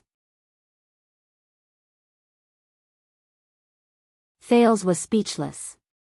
Under Silver Shadowman's radiance, the darkness around him reflected a cold light. A chill crept up Thales' spine again. The two of them were silent for a while. What about you? You're going to seal the black track, but, Thales asked faintly, are you going to stay here forever? Can't you just leave? To where you were supposed to be? This question stunned Silver Shadowman for quite a while.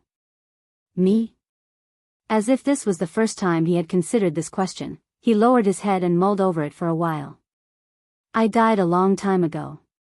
Silver Shadowman said faintly. A very, very long time, so long that I don't even remember how long it has been. But I, who died a long time ago, can still survive until this day without relying on my body. Besides that great existence, I actually rely more or less on the effects of this curse. Thales' expression turned cold. Silver Shadowman's voice became low. It's very ironic, isn't it? I can only stay here and guard this curse forever until I'm destroyed along with it, Silver Shadowman said quietly. Or let it conquer me, enslave me, and assimilate me. Thales' heart dimmed. At that moment, he suddenly felt a little cold. In this place, in this dark, damp, cold, dead, and silent place, the man before him, just like that, from death until now, he did not know fatigue, nor did he know the end of it. But that's not all. I am also the only power that can restrain it. Silver Shadowman's tone became firm and piercingly cold again. It allowed no room for doubt. By staying here, I can prevent new souls from being dragged into the curse and creating tragedies, turning them into puppets and nourishment for the next round. As long as I am here, it cannot continue to worsen. This is the reason why I stay here. When he saw the man's determination, Thales could not help but blurt out. What about you? When will you be free? You will always be trapped here, alone.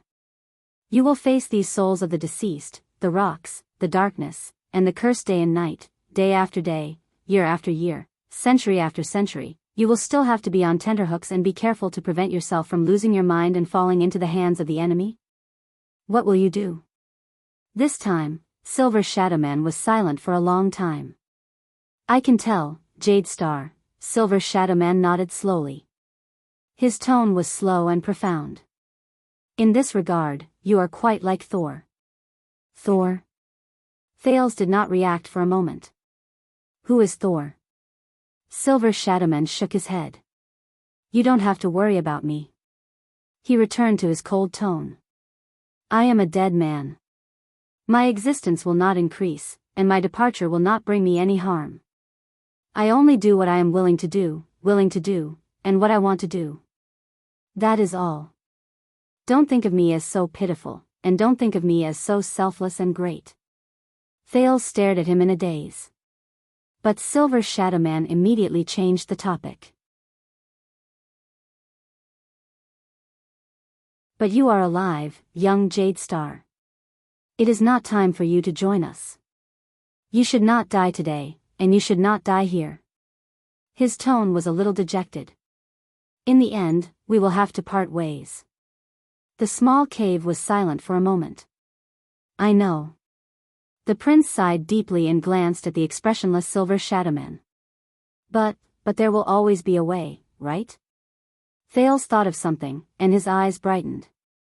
I might not be able to, but I know some people, some existences whose power is beyond imagination. They are knowledgeable, and their thoughts are sharp. Perhaps they will have a way. This time, Silver Shadow Man stared at him for a long time. It was so long that Thales could not hold it in anymore. You are not the only one who thinks so, he said softly.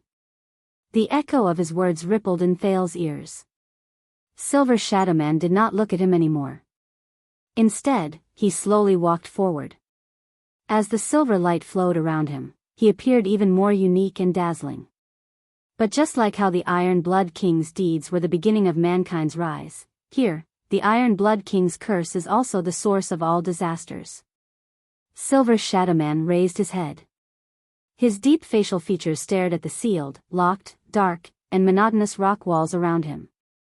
The source of everything? Silver Shadow Man shook his head slowly. If you know how much the wizards have paid in order to get rid of this curse and get rid of the effects it brings, if you know how many so-called powerful, knowledgeable, and sharp-witted people have tried to get close to this curse and unravel its secrets, and how many geniuses among them have been lost on this path.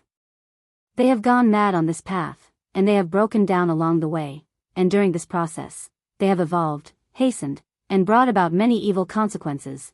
Many of the consequences still torment the people of the world, and even today, I am afraid that they will not say such things so easily. Thales listened to Silver Shadow Man's narration in silence with a puzzled gaze, but he could not understand Silver Shadow Man's words at all. What does he mean? A kind heart might not necessarily bear good results. Silver Shadow Man's words became stern and blunt. Some soil is destined to grow the flower of extreme evil. They sank into silence again. Is that so? Thales lowered his head and did not say a word. He only sighed faintly.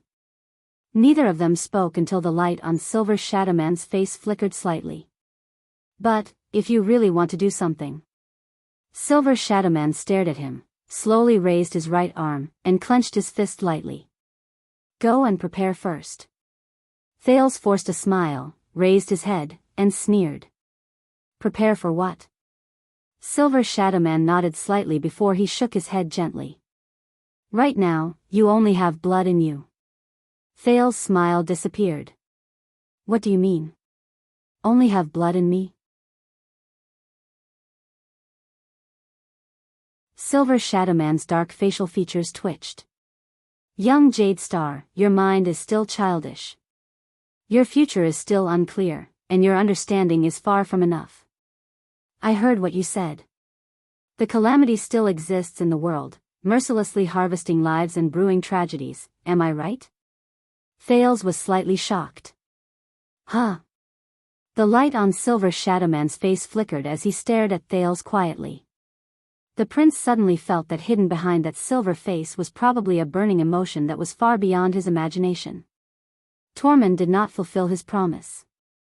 Silver Shadow Man stared at Thales quietly and said slowly, but I can tell that he left hope for his descendants. Silver Shadow Man gently spread his palm. A few wisps of silver light appeared on it, flowing back and forth like a crystalline galaxy. It was amazing. There was a second of silence. Thales' pupils shrank a little. Tormund. He mumbled, you mean, go, Silver Shadow Man said faintly, but the echo in his voice was especially obvious. Thales could not help but be shocked. Find the mission that belongs to your ancestors and family, take it, and become a man who can be entrusted to you. Silver Shadow Man, who had a special status, moved his facial features slightly, as though he revealed the quietest smile. At that time, you will have the right to return and fulfill the long-cherished wish of Thor and me, which failed at the last moment. The darkness in his eyes seemed to contain the profoundness of the entire world. At that time, you will have the right to end everything, and end the disaster, including this ancient curse. From the beginning to the end, you will have the right to end them. Thales stared at Silver Shadowman, who was in this state. He seemed to have grasped something, but at the same time, he did not seem to understand anything. In the end, the prince furrowed his brows and shook his head honestly. I don't understand. Silver Shadowman swayed slightly, and ripples appeared on the silver light on his face. Then I hope that you will never understand. Thales was a little surprised. Silver Shadowman slowly raised the flowing silver light on his right palm and watched as the light on it gathered back into his body. Young Jade Star. As he walked forward slowly, he approached Thales and said faintly, "Thank you for giving me a few precious, interesting, and happy hours in the Dark Watch, which has no scale, no end, no future, and no direction. Although, I will soon forget. Return to the past." Thales stared at Silver Shadowman. The emotions in his heart were complicated and indescribable. In the next moment, Silver Shadowman placed his right palm on Thales' face. He leaned forward and placed his forehead, which was formed by silver light, on Thales' forehead. He looked into Thales' eyes quietly. Thales only felt a slight chill at the center of his forehead, where the silver light flowed past. He stared at Silver Shadowman, who was staring at him with a profound gaze. He only felt that the person before him shone with a silver light that he could not look at directly, and he had to squint his eyes. But his eyes were incomparably deep and serene. Thales had never looked into the eyes of this extraordinary Silver Shadowman at such a close distance. He even had the illusion that the stars of the entire universe were hidden in the man's dark eyes. "May the mountains tolerate your footsteps, and may the earth bless your journey." The light on Silver Shadowman's body lit up. With each syllable, the silver light on his body trembled. At that moment, Thales heard a faint ringing in his ears. Asterisk beep, asterisk it was lighter and softer than any of the previous times. It was as if there was no sound. "May you never be lost." Once the last few syllables fell, Thales felt the gentle ringing in his ears gradually disappear. In the next second, the light on Silver Shadowman's body suddenly dimmed. Before Thales could react, Silver Shadowman let go of him. The cool sensation on his forehead disappeared. "What is this?" Thales stared at the man in a daze. But Silver Shadowman only shook his head and did not answer. "Thank you." Silver Shadowman continued to face him quietly. "Thank you for bringing her greetings." In the next moment, before Thales could snap out of his daze, Silver Shadowman turned around and walked towards the seamless, pitch-black rock wall. The silver footsteps behind him shone brilliantly, as always. "The souls of the deceased will not disturb you anymore. Turn around and move forward. You will find a way out. Forget today and return to your life." Silver Shadowman's words echoed in Thales' ears. A thought appeared in Thales' heart. He had a feeling that this was his farewell. An inexplicable impulse drove the prince to take 2 steps forward and shout at Silver Shadowman's back. He shouted at Silver Shadowman's back, "Will we meet again?"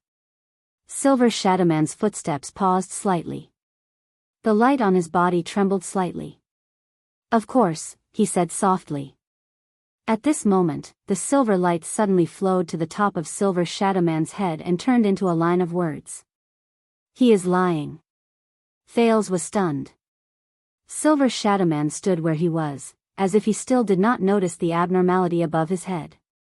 "One day, we will definitely be able to meet again in hell like all the souls who rest in peace. Not here, in a curse of last resort." Young Jade Star. Silver Shadowman took a step forward again and walked back the way he came. His body, which was formed by light, slowly fused into the rock wall. The silver light flickered for a while and turned into words again. "He is still lying." Thales watched Silver Shadowman's body sink into the rock stratum with a dumbfounded expression. He watched as the silver light gradually dimmed. The silver light also dimmed, and it continued to form a line of words. You will not meet again. Thales furrowed his eyebrows. Finally, Silver Shadowman's body completely disappeared from the rock wall. The silver light faded away and could no longer be seen.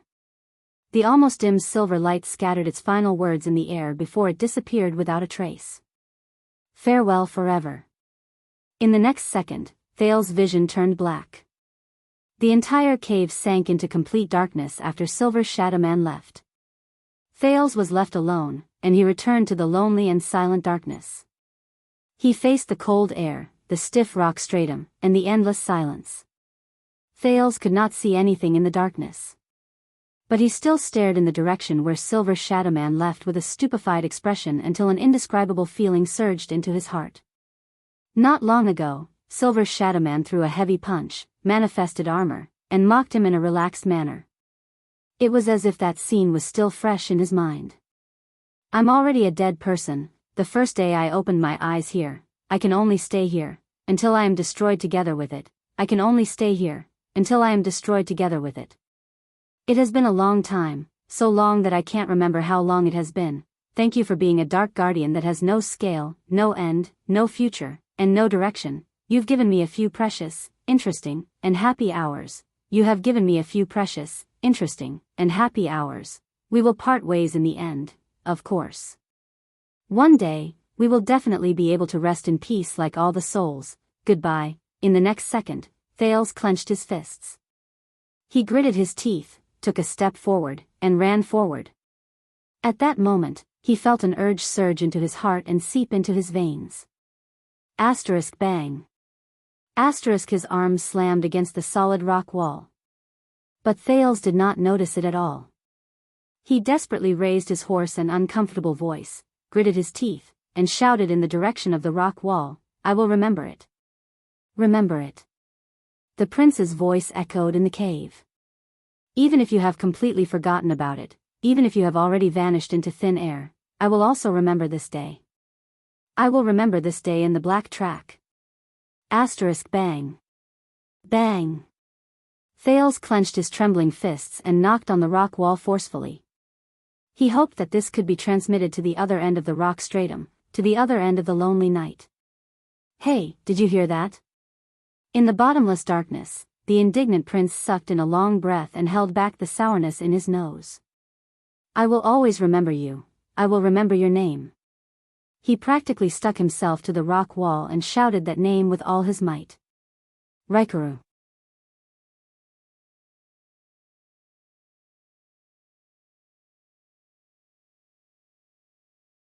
Chapter 356. Thales stayed in the darkness for a while. He calmed himself down, turned around, and walked away cautiously in the darkness. What does that guy mean? Thales cautiously touched the cold rock wall beside him and thought with a heavy heart, I'll find a way out just by turning around? But, Thales raised his head and looked at the darkness in front of him. He could barely see anything, and he felt a headache coming on. When he thought of the possibility of finding an unfamiliar head on the dark rock strata, or suddenly seeing a stiff face, the terrified prince finally gave up on the idea of activating the sin of Hell's River to explore the way. He used his hands and feet to explore the rock wall beside him and the ground under his feet, not daring to relax. However, the difficulty of the black track was beyond Thales' expectations. He had only taken a few steps when he immediately felt something strange under his feet. Asterisk crash, asterisk it was the sound of rocks rolling down. Shocked, Thales could not react at all. He only felt that there was nothing under his feet. He lost his balance in the midst of his scream, his upper body leaned forward, and he fell down. What? Knowing that he was in trouble, he subconsciously hugged his head and chest to prevent himself from suffering more damage from the impact. However, Thales' luck was obviously worse than that. His elbows barely touched the ground, but he could not stop his body from falling. He continued to slide and even rolled forward due to the inertia. T. Thales thought in panic and pain. This is still a damn slope. Asterisk crash, asterisk as his body continuously collided with the rock strata, Thales protected his head and face. He curled up his body like he did when he was beaten in the abandoned house a long time ago, trying his best to avoid getting hurt during the rolling.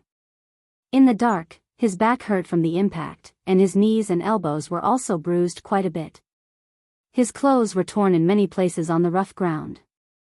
The burning sensation spread throughout his body, and Thales could not help but curse this damned place again. Finally, after rolling for the 6th or the 16th round, the dizzy Thales finally stopped with a loud bang and a sharp pain in his left elbow. He touched a flat ground that was not so stiff. Damn it, in the darkness, Thales lay on the ground, moaning in pain. How should I get out? However, in the darkness where he could not see anything, a low, hoarse, and chilling moan came faintly, ah. Thales, who was rubbing the wound on his elbow, immediately felt his scalp tighten. Who is it? The voice was intermittent without any rhythm, and it faintly sounded out in the cavern, light and mysterious. Who dares to disturb my sweet dreams? A gasp that sounded like a struggle before death followed. A chill crept up Thales' back. Seriously? Thales exhaled in pain and shivered slightly in the cold air of the black track. It was hard to believe that he had encountered those things again. Which idiot is it? The voice continued, and there was a chilling rhythm to it. How dare you? He did not dare to move, much less make a sound. He only wished that he was a senseless and ignorant rock right now, afraid that he would be discovered by something unknown in the dark. How dare you come to my resting place, eh? Wait a minute. Questions arose in Thales' mind as he listened to the terrifying soft moan. This voice, he raised his head abruptly and spoke in a trembling voice in the darkness. Kurtz. Surprised and puzzled, Thales asked tentatively in the dark, is that you, Kurtz? The panting in the darkness paused for a moment. A few seconds later, the creepy, mysterious voice turned into an even colder laughter. He, the cold laughter reverberated in the air and spread out in a low voice, so it's you, kid. It sounded like, Thales felt a chill in his heart. Why does it sound so strange? He swallowed hard, and at the same time, with confusion and fear, he asked anxiously, you are still alive? The silence in the darkness lasted a long time. During those few seconds, Thales could even hear his increasingly rapid heartbeat. No. The cold voice came again. Kurtz's voice was a little gloomy and even weak. There was an inexplicable ghastly feeling in her voice. I'm already dead, Thales immediately froze. He closed his eyes and sighed softly. Sigh. Kurtz, she. At that moment, Thales said dejectedly, I'm sorry, Kurtz. That was my fault. I couldn't, however, as if she was aware of his emotions, Kurtz's voice traveled into his ears once again. This time, it was different. But, if you climb down from my body right now, Kurtz's weak voice became clearer, and Thales gradually grasped the dissatisfaction and anger in her words. If you don't continue to suppress me, I can still be resurrected. Thales felt a chill run down his spine. Then, realizing something, he let out a startled cry and quickly climbed back in a flurry. He left Kurtz's pitiful back. I was wondering, why is this piece of land so warm and so soft? While Kurtz moaned in pain and hissed in dissatisfaction, Thales, who was embarrassed and terrified, apologized profusely, and escaped the crime of manslaughter. In his haste, he helped up the pitiful Kurtz, who had escaped death and was panting on the ground. You're actually all right. I saw you, in the darkness. Thales tugged at Kurtz's arm with surprise and excitement. He blurted out, you're actually all right. Thales could feel that Kurtz was rolling her eyes at him in disdain in the darkness. Look at what you're saying, this is nothing. The seamstress was still weak, but her words had returned to normal. I grew up among piles of dead people. The seamstress leaned against a protruding rock and panted. You're very tough. Thales exhaled deeply and curled up the corners of his lips. Is that so? I'm glad that you're all right, the prince whispered. Kurtz's grumbling stopped for a moment. A second later, her loud voice rose again. It's just that the rock strata collapsed out of the blue. Kurtz seemed to be pounding her back hard in the darkness. I'm indeed a little unlucky. It feels like wherever I go, the ground collapses. I must have forgotten to bring my lucky leggings when I went out. Thales raised his head. The rock strata collapsed, he nodded and repeated. So, you can't see those souls of the deceased, Thales whispered. Kurtz's puzzled voice rose from the darkness. Huh? Those what? Thales snorted and shook his head gloomily. It's nothing. So, he was the only one who could see and knew that the collapses were the work of the souls of the deceased. Thales remembered when they appeared in the rock wall. Whether it was the sin of Hell's River that caused them to show their violent forms, or the cleansing of the power of eradication that allowed his eyes to see those souls of the deceased, Thales sighed. This method of using the sin of Hell's River to strengthen my eyesight or hearing might seem very convenient, but this is practically the same as seeing ghosts with my eyes open. At this moment, rumble, as a low rumble sounded, the ground shook again. Thales and Kurtz held their breaths at the same time. It can't be. The seamstress voice rose in disbelief. It's going to happen again? Is it really going to collapse wherever I go? A loud crash rang in their ears. Bang. Thales subconsciously raised his arms to protect his head and retreated as he sensed the crushed stones charging at him. The ground shook more and more violently. A strange ominous feeling rose in Thales' heart. No, this tremor, Thales had a strange feeling, as if he knew what was about to happen here. The prince suddenly remembered Silver Shadowman's words from before, and his face turned pale. No, this time. He tried his best to suppress his panic and palpitations, but he could not remain optimistic. This time, it's for real. Thales jumped up from the ground and grabbed Kurtz's arm. There was panic in his words that he could not suppress. Go. He supported himself against the rock wall in the dark, and panic grew in his heart. The entire black track is about to collapse. Thales urged loudly, leave. Kurtz let out an ah and said in puzzlement, but why are you, thud. Another piece of rock fell not far from them. Both of them were shaken so badly that they swayed. CK. Exasperated, Kurtz no longer hesitated. She struggled up from the ground like a rabbit and ignored her injured leg. She leaned against Thales' shoulder and limped forward. Boom. The slope they tumbled down was buried by crushed stones. However, after they advanced a few meters in the dark, Kurtz sighed heavily and pushed Thales away. No. The ground continued to tremble, but Kurtz's dejected voice traveled into their ears. This isn't the route I know. The lights are broken, it's too dark, I can't find the way at all. In the face of Thales' puzzlement and anxiety, Kurtz said dejectedly, besides, my leg, we can't walk fast. Thales furrowed his brows. No. No. Go. Kurtz laughed mournfully in the midst of the rumbling. If you're lucky, you might be able to sneak out.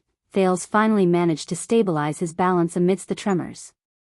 In his anxiety, he subconsciously grabbed Kurtz's arm. No, we definitely have a way, we can't let, but he was held down by Kurtz. If you go out, tell the cripple that I've completed his task. Kurtz panted and laughed softly. Also, tell him to forget about that girl. No. Thales refused resolutely and roared, get up. Thales wrapped Kurtz's arm around his neck and held her waist, trying desperately to lift her up. It's not the end yet. Get up, you bastard. A clear sound rose, and the rock stratum behind them shattered inch by inch. Crash, a cave not far away from them seemed to have completely collapsed. The teenager lost his footing and fell on the rock wall with Kurtz. Let's go, Kurtz panted and pushed his shoulder, urging him to leave. If you don't want to be buried alive now, no, Thales gritted his teeth in the darkness. I just can't find the way, right? As long as I can see clearly. He supported himself against the rock wall. Indignant, he was about to activate the sin of Hell's river and enter the Hell senses that he had always hated. But before he could summon the sin of Hell's river, the moment he supported himself against the rock wall, Thales felt the tremors in his hand, but his heart became calm at that moment. Strange. There's something different. Thales was stunned. His senses, hey, if you don't leave now, we're all going to die here. In the darkness, Kurtz cursed in exasperation as she pushed Thales with all her might, but her urging was futile. But then, she seemed to have thought of something and laughed. Forget it, Kurtz said with a chuckle. There was fatigue in her voice. Dying together with a prince, and before we died, we even pulled and hugged each other, and never left each other. Thales was immersed in his own senses and did not have time to care about anything else. At that moment, Thales touched the cave wall and felt the roughness and layers unique to the rock stratum. There was a strange throbbing in his heart. When I was still a girl, Kurtz sighed and leaned against the rock wall absent-mindedly. I dreamed of this day. I dreamed that one day, a good, powerful, handsome, elegant, and focused man would discover me, a beautiful little white flower blooming in a swamp, and would ride a horse to carry his princess home. Thales did not pay attention to Kurtz's words. He touched the rock wall and felt that his surroundings were different from his senses. He was even more surprised. It feels like, I'm touching the pulse of some living creature. Pulse, pulse, pulse, pulse. It's like the earth breathing. It's like the mountains dozing off. It's like the rocks snoring. Thales trembled as he touched the rock stratum and sensed the information coming from it. He was incredibly surprised and amazed. What exactly is this? No, it's not important. What's important is, most importantly, Thales raised his head absent-mindedly and looked in one direction gently. There. Even though he could not see anything. But he knew. There. It's there. Until that night, when those drunk soldiers snuck into my tent, son of AB*****. Kurtz snorted and shook her head slowly. What prince? What wedding? The stories I heard when I was young are all fake. The prince will indeed marry the princess, but don't worry, there's only one princess, and it's definitely not you. In the end, you'll realize that the most reliable man is the bastard beside you who curses all day long, has a body full of problems, and refuses to repent. Even so, his eyes aren't on you. He's always thinking about AB****TCH in his dreams. At this moment, no. Thales struggled up from the ground. As Kurtz cried out in surprise, he wrapped his arm around the seamstress's voluptuous waist and forcibly lifted her up. The prince, who had understood something, gasped for air. His body could not help but tremble because of his excitement. We won't die here. The ground began to tremble again. The falling rocks behind them became more frequent. In the darkness, Thales tried his best to lead Kurtz forward. He shouted angrily, "Follow me."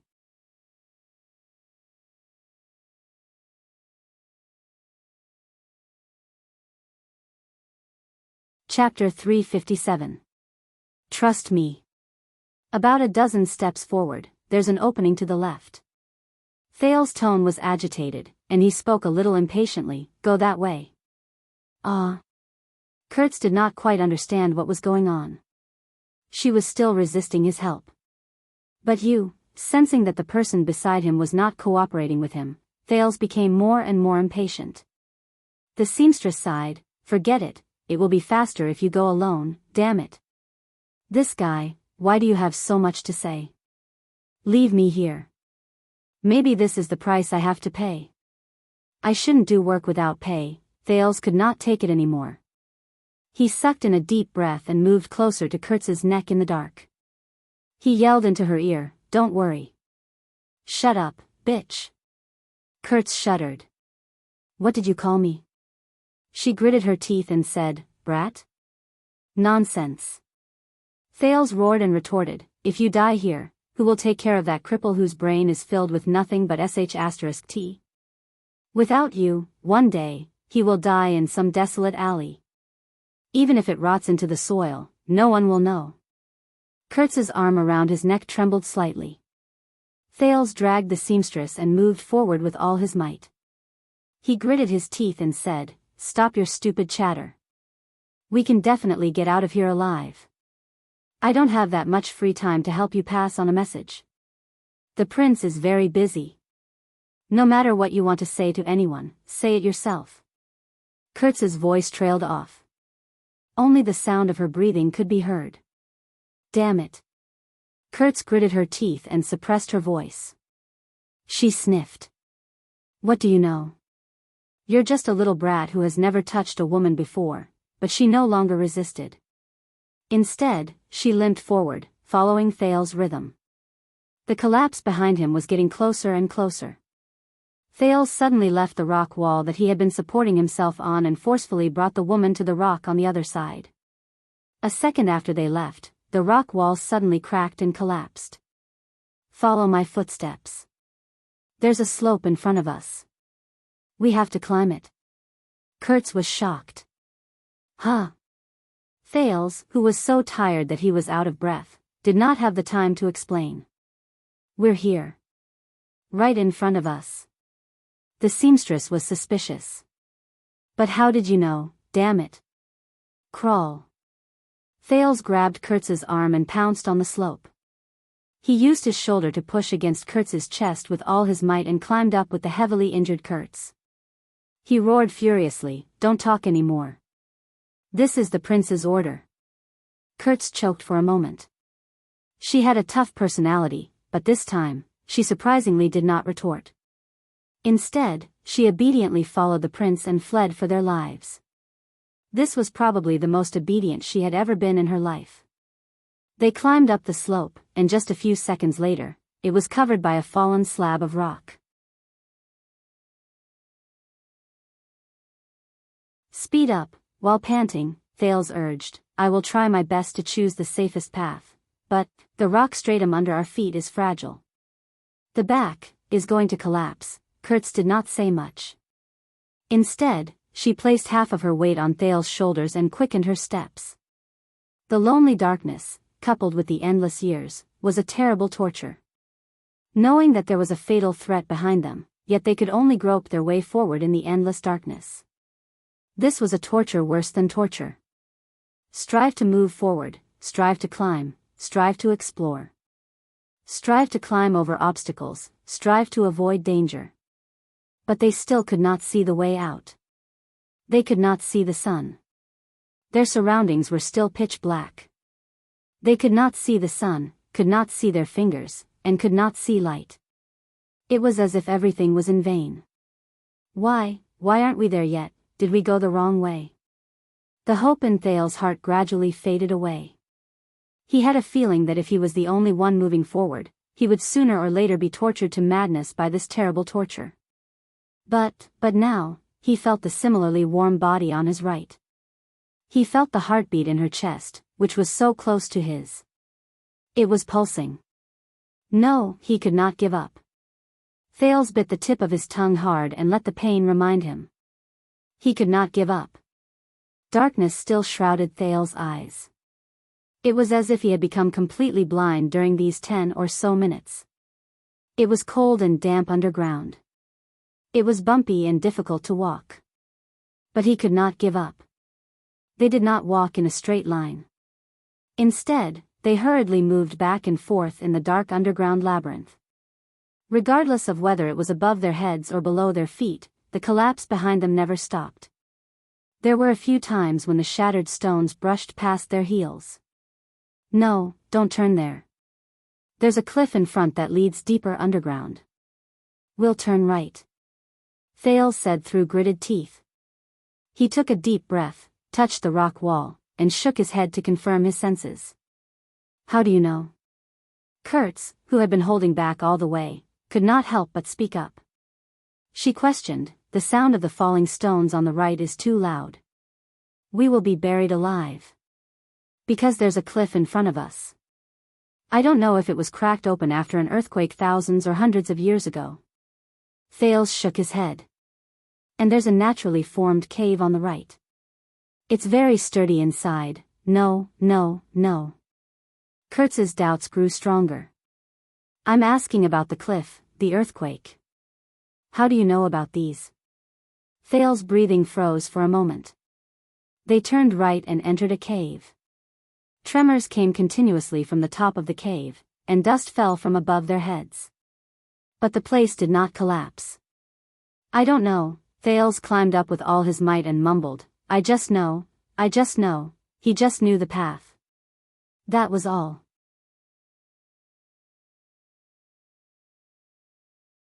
The prince knew very well that Kurtz was suspicious of how he suddenly became a guide who was familiar with the path. But he did not have time to explain. Just now, at the moment he touched the rock wall, time did not slow down, his vision did not increase, and his senses did not strengthen. But Thales felt that he seemed to have seen more things. The cracking of the rock layers, the pressure of the mountains, the rhythmic movement of the earth's crust. And the place he should go. Everything was in his heart. Thales panted rapidly. He was shocked by his strange feeling and wondered if this was a new function of his hell senses after they were further developed. But according to Black Sword, he had not died yet. How did his power of eradication level up? Go forward, keep going forward. That's the only path to the outside world, the only exit. Thales was drenched in sweat, but he could no longer tell whether it was Kurtz's sweat or his own. His shoulders were sore and painful, his legs were trembling, and his back, which was against Kurtz's, was almost numb. And he did not continue speaking. Based on this situation, whether that place is an exit or not, it will completely collapse in a few minutes and disappear. The black track will be completely isolated from the world's sight. However, just as they climbed up a gentle slope, Kurtz suddenly spoke. This feeling. Yes, the air is getting clearer. We're getting closer to the surface and the exit. She was very experienced, and there was a faint hint of surprise in her voice at that moment. Brat, you're really amazing. Thales immediately felt his spirits lift. Finally, after they turned a corner, they saw the rock in front of them clearly. At the top of a steep slope, a faint light seeped into the cave. Both of them sucked in a sharp breath. We're here. Asterisk bang. Asterisk the booming sounds behind them suddenly became louder. A huge stone pillar fell from behind them. Run. Thales roared. Kurtz did not need his reminder. Both of them used all their strength and climbed up the steep slope with all their might. They only stared fixedly at the exit at the top and focused on moving forward. Shattered stones flew everywhere behind them. The booming sounds did not make them turn around at all. Their height slowly increased, and bloody marks appeared on their wrists and knees. Thales gritted his teeth. He felt his strength gradually draining away. No. Climb. Hurry. Kurtz's equally rapid breathing echoed in his ears, making his temples itch. Her life and her future were still on his shoulders. The other party's obedience and trust made Thales feel a heavy weight in his heart. Even if Kurtz had lost hope, he could not bend his knees to despair. The booming sounds beside his ears and the trembling under his body continued. There were also the shattering sounds behind him. But he could not give up. He had to move forward. Continue moving forward. Continue moving forward. Finally, they climbed up the last rock. Thales stuck his head out of the cave and greedily sucked in a breath of fresh air that he had not breathed in for a long time. The bright sunlight made him unable to open his eyes, but Thales only felt his heart relax. He could not care about resting. He quickly rolled out of the cave, turned around, and grabbed Kurtz, who fell behind because she could not move freely. The sin of Hell's river spread to his arms and legs. Thales roared and pulled her out of the cave. Kurtz fell at his feet in pain. Both of them panted and used their hands and feet to crawl out of the opening at the bottom of the mountain. My God! The seamstress' face was covered in scratches and bruises, and there were even a lot of stains. But she was so excited that she trembled. She looked at the clouds in the sky and extended her hand towards the air. It was as if she had touched the air for the first time. We actually came out alive? Thales collapsed on the ground. He was also covered in wounds and panted in pain. But a few seconds later, he laughed heartily. At that moment, boom. Amid the loud noise, a strong gust of wind suddenly blew in the cave, stirring up a huge cloud of dust. Thales and Kurtz had to raise their arms to cover their heads. At the same time, they coughed continuously. Cough, cough. What the hell? After a while, the huge cloud of dust dissipated. Thales and Kurtz, who were sitting on the ground, were covered in dust. They looked at the scene in front of them and looked at each other. The cave they crawled out of was blocked by a huge rock that had fallen from inside. The path was sealed. If they had come out a little later, Kurtz stared at Thales, who looked like a refugee. She suddenly burst out laughing and lay down on her back. Thales laughed as well. He, too, slowly lay down on the ground. They lay in the opening at the foot of the mountain and laughed together. They laughed for a few minutes. At that moment, the prince sincerely felt that he could see the sky and the sun. How blissful. Compared to the people underground, as he thought about it, his mood turned cold. Hey! Have you been here before? How did you know the exit? Kurtz was done laughing. She lay on the ground and stared at the blue sky and white clouds she had not seen for a long time. A sense of satisfaction rose in her. Thales' smile froze a little. I've climbed the black track no less than 10 times. The seamstress snorted and laughed. But I've always been the one leading the way. In the next second, Kurtz abruptly flipped herself up from the ground.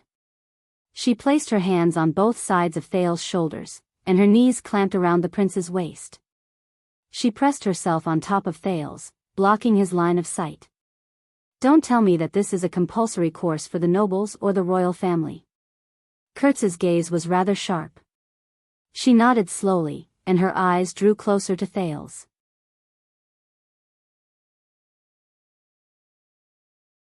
Even the suzerain's family in Heroic Spirit Palace doesn't know about this terrible place.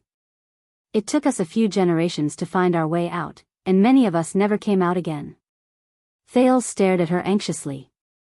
This posture made the teenager feel rather uneasy. Kurtz's gaze became sharper. His heart beat faster and faster. This is bad, how should I explain it? Ha ha ha, I'm just joking. Kurtz suddenly laughed again.